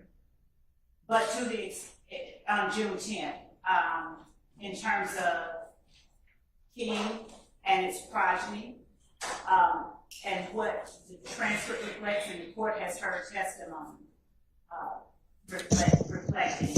All right. Well, their claim is a right to be present, and they have standing to make that claim. Whether I make a determination that they did have a right to be present or didn't is yet to be determined, but they can certainly make the claim.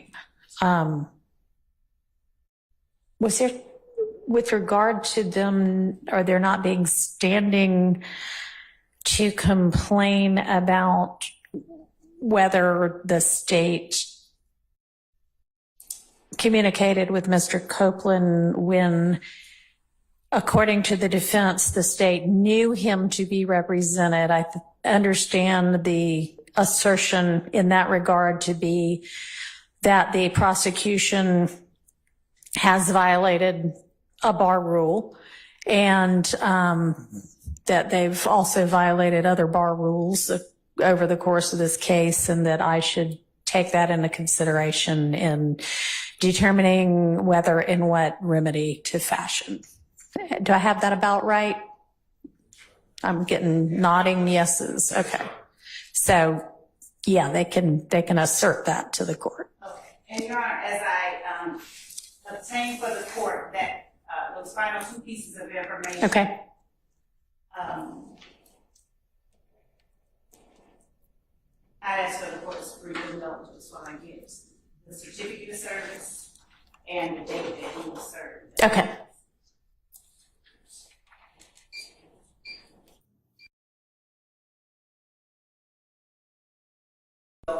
That because it was filed on the All right, I'm not even sure which one you're talking about, but sure, if it's relevant, I will unseal it. Can you let me know which one it is? It was a certificate of service and it was filed on, okay, that's what we're getting today. Okay. It's, and that's in which case? This 22. YSL case? Yes. Okay.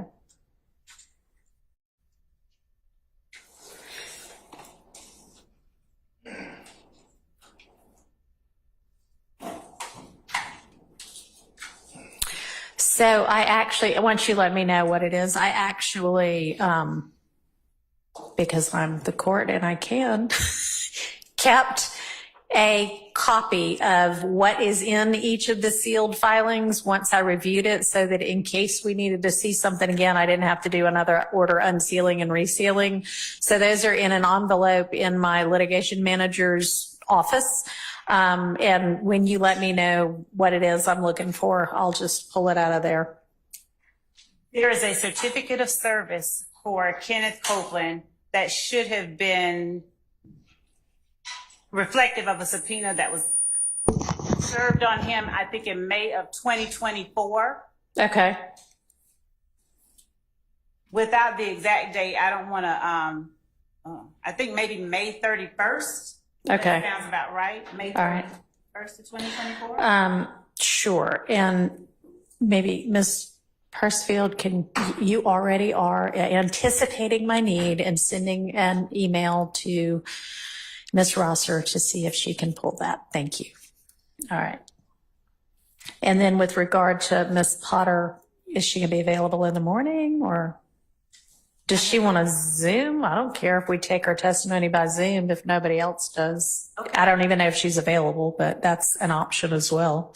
Thank you, Judge. That would actually work. I'm going to. All right. Would that be okay if, I don't know if everybody's familiar with Ms. Potter, but I don't know if is she still with the DA's office? She is. She's Okay. outside.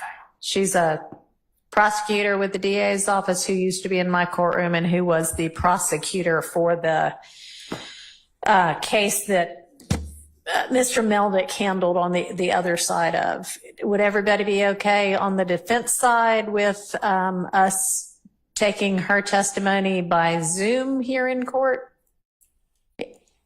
If anybody has an objection, please voice it orally now. Okay. All right, so that'll work. If you can line her up for that, and I think you already have the Zoom link, we can do that. Thank you. All right. And as Ms. Love's doing that, Mr. Adkins and whomever from this side of the courtroom was going to work on the maybe one or two issues with Mr. Copeland's jail calls over the weekend. Did y'all get an opportunity to do that and reach any kind of resolution? Your Honor, I have not spoken with any defense counsel in relation to those jail calls. Okay. Wasn't that your task? Your Honor, I will speak with Mr. Shard. Okay. I can't remember who said they were going to do that, but I don't know. Y'all had told me at the end of Friday, before we had all of our more explosive motions put before the court, that on the jail calls that might or might not come in with Mr. Copeland's testimony, y'all had maybe two items that you thought you could work out everything, and there were two items that were still kind of in dispute. That may have been Ms. Hilton. It might have been. I don't know. Just to get him. I was out a little bit on Friday, but did Mr. Steele not deal with the jail calls at the end of the day on Friday?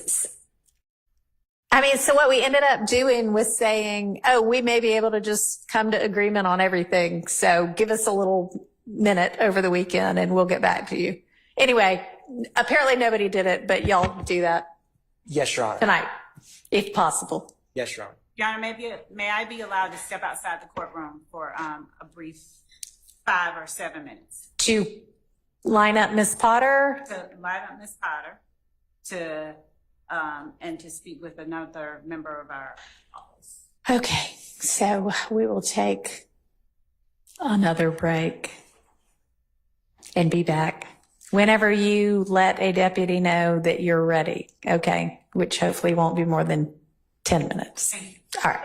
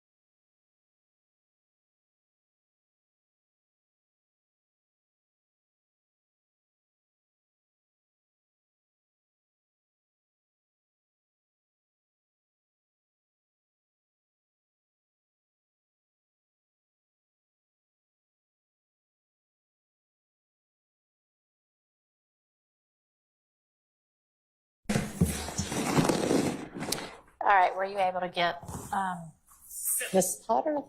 So, Judge, my request is that the court allow us, if I call her, to do it in the morning, and to also allow us to, because we've got the case that. Hang on. We're missing some defendants. Oh.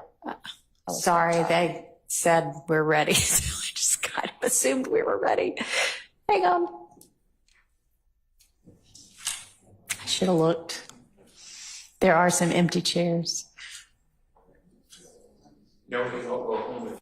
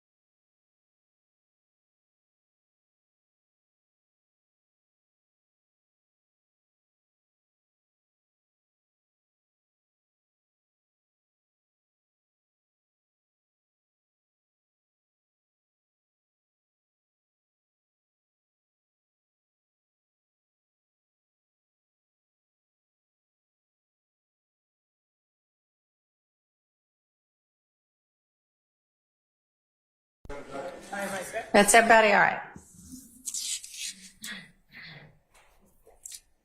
Thank you, Judge.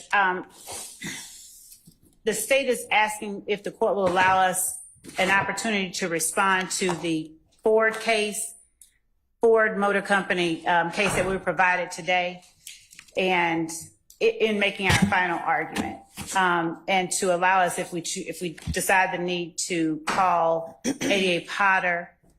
The main thing that I wanted to get out was regarding when Mr. Copeland pled, and I haven't had an opportunity to talk to her about that. I think she was the one that represented the state in that plea.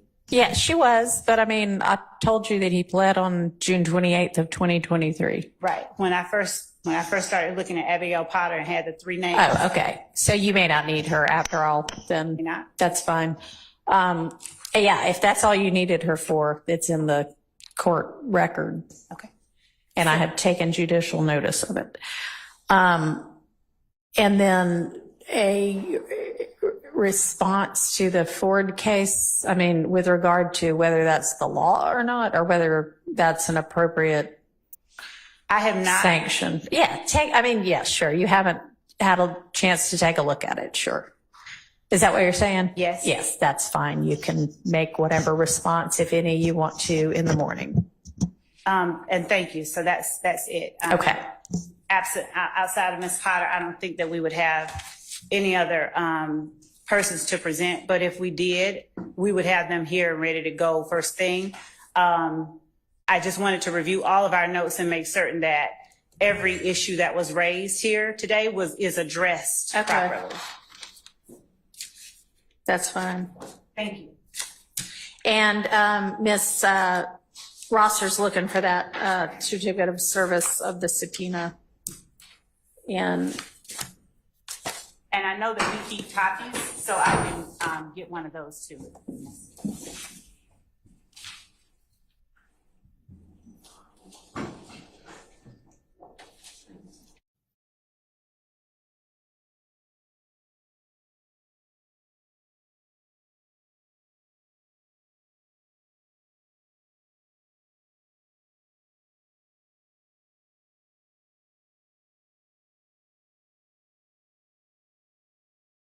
think that I've got the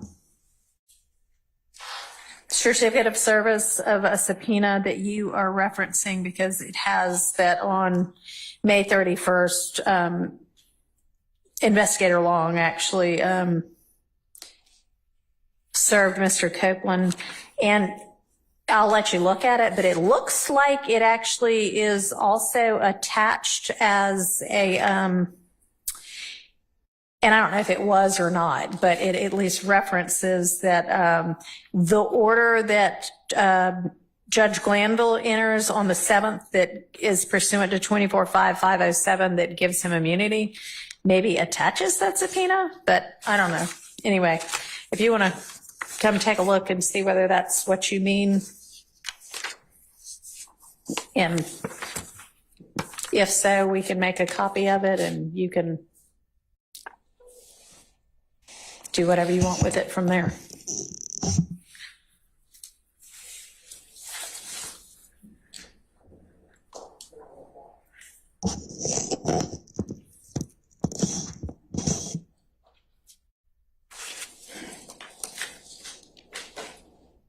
Okay.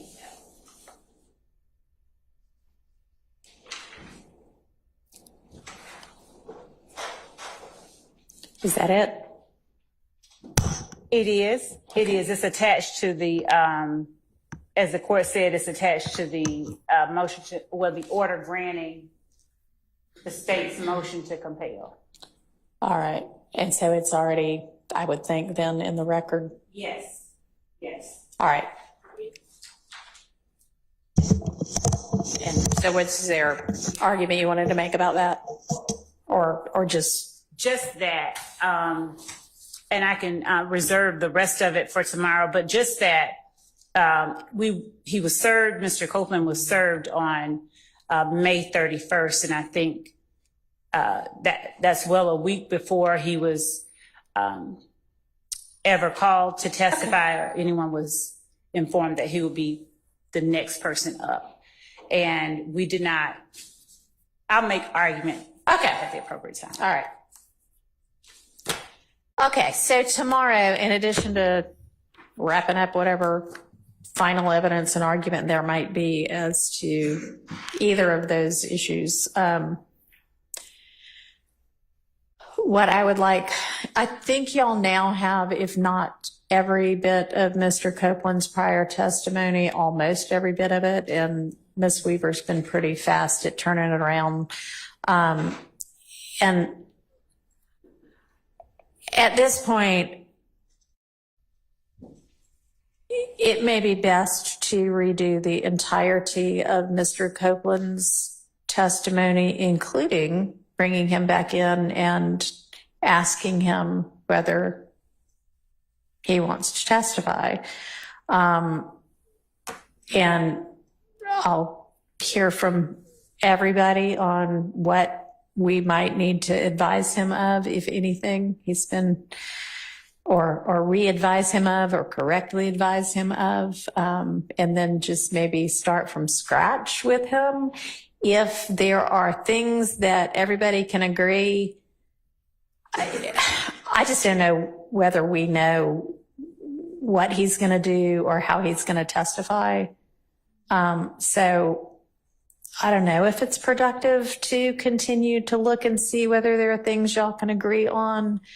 But if there are things that everybody can agree on and we can just say, okay, you know, these 5 things take as, you know, something he said and the rest of it redo, or whether we just want to start 100% from scratch.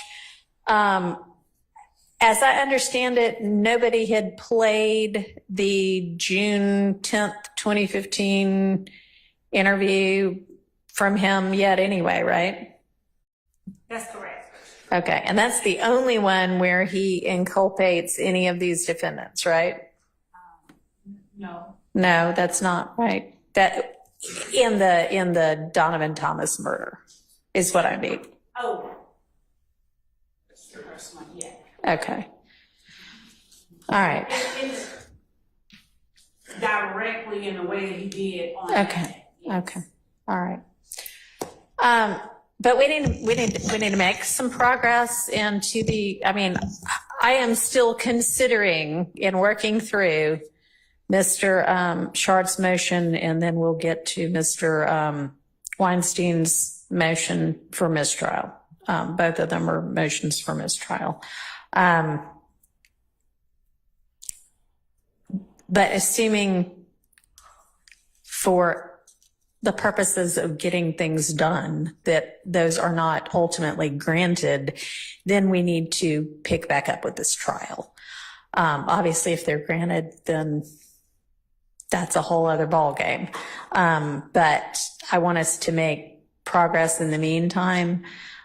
So tomorrow, I would like for our focus to be on how to handle Mr. Copeland and his testimony or potential testimony once we have the jury back, whether there's any agreement as to anything, proposed jury instruction as to if we're disregarding any or all of it, what that should say, whether we need to take notes, all of that kind of like the details we actually need to think through. I want y'all working on that tonight so that we can make progress with that tomorrow. And, there are a lot of things up in the air in this case. And I am going to once again say to everybody that there's a lot of risk for everybody. There's a lot on the line for everybody, both sides of this case. And I know not everybody has necessarily the most fruitful relationship with each other across the aisle right now. But I know, Mr. Steele, you said that you do still have a good relationship with the district attorney herself, who certainly authorized to talk about each and every case because they're all her cases ultimately. But, y'all need to be thinking about all of the potential ways to handle and move forward in this case. And I encourage y'all to be doing that because who knows what it's going to be otherwise, okay? And Your Honor, we did get last night, speaking of things that we can deal with. Yeah. We got last night from Mr. Sharp, and he can correct me if I'm wrong, I believe about 76 proposed redactions from the proper of one of our witnesses that we discussed on Friday, Mr. Zachary. Okay. At some point, I know that the court is going to have us address those. So, and I believe that Mr. Sharp, he can again correct me if I'm wrong, said that he could go through that was for I believe the August 2017 interview, a proper from Mr. Zachary. And there's an earlier one that I think he said he's going to go through and okay. He said he's going to go through another one. Okay. And so if he sends us those, that's another thing that we need to work out. Perfect.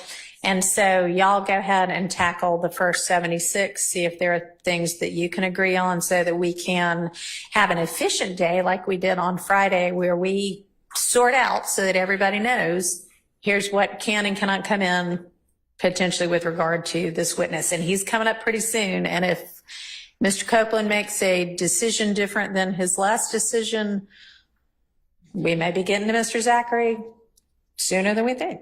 And if that is the case, then the state would have a motion for the court, similar to the one prior, with respect to Mr. Copeland. You're gonna have to give me a hint as to what you mean by that. So, Your Honor, just now, Your Honor referenced if Mr. Copeland chooses to do something different than what he chose to do last time, with respect to testify. I'm assuming the court means plead the fifth again. I don't know. Well, I mean, I'm not undoing the immunity order. The immunity order stands. Unless y'all got some, I mean. That's what I understand. Okay. All right. Well, I mean, I guess we can, I don't at this point see a need to undo and potentially redo an immunity order. I know that there is the argument about how paragraph 11 might contain a misrepresentation as to whether there was an encounter. I mean, the way I read it and what it says is there was an encounter with representatives of the DA's office and people from the defense team. After that, Mr. Copeland told somebody he might plead the fifth. Now, I don't know whether from that it means Mr. Copeland was even a part of that encounter, or if that's just given me some kind of a timeline about one thing happened and then another thing happened. But the import of that to the predecessor judge and to any judge considering does immunity need to be granted and is immunity in the public interest here is not what triggered it. It's this witness who the state thought was going to be testifying voluntarily under subpoena or not now intends to take the fifth. The only way we can get their testimony, which we believe we need, is to compel it. Will you compel their testimony? That's the import of it to me, not what led up to it, because there's no allegation of coercion or dirty dealing or anything like that, if it even means that Mr. Copeland was involved in any of that. So I don't believe that the immunity order needs to be redone. If somebody else thinks differently, y'all let me know that right now. Silence. Mr. Steele. I don't believe anything before Mr. Weinstein filed the first motion to recuse. I'm not challenging anything before that. Okay. But I do want to hold, there was a lot of exculpatory information before the recusal motion was filed, so I don't want to wipe out Mr. Copeland's testimony on the 10th, All right. 11th, or part of the trial. All right, which is why I need y'all to get together on it and let's tackle that tomorrow. The nitty gritty of it, okay? All right, so that means y'all have to do that tonight if you haven't already done it. All right, anything else before we break for the evening? No. One more thing.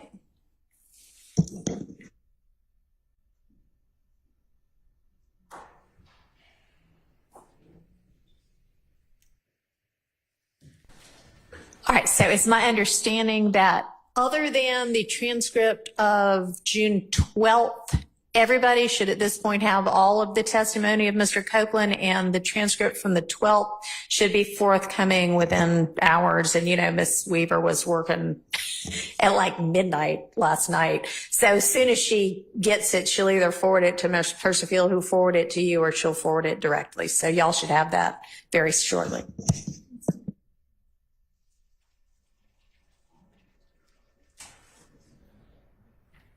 All right, anything else before I bid y'all adieu for the day? May I inquire if it's appropriate? Is the court's plan to bring the jurors back in on Wednesday? Is that still the plan?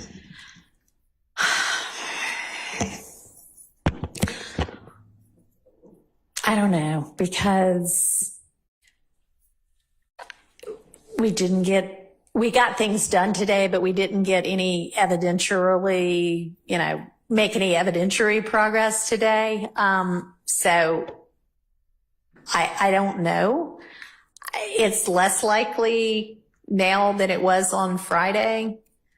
And I'll just let y'all know right now that I have an appointment that was set up well before I had any involvement in this case for Friday morning. So I am not available this Friday morning, regardless, this coming Friday morning.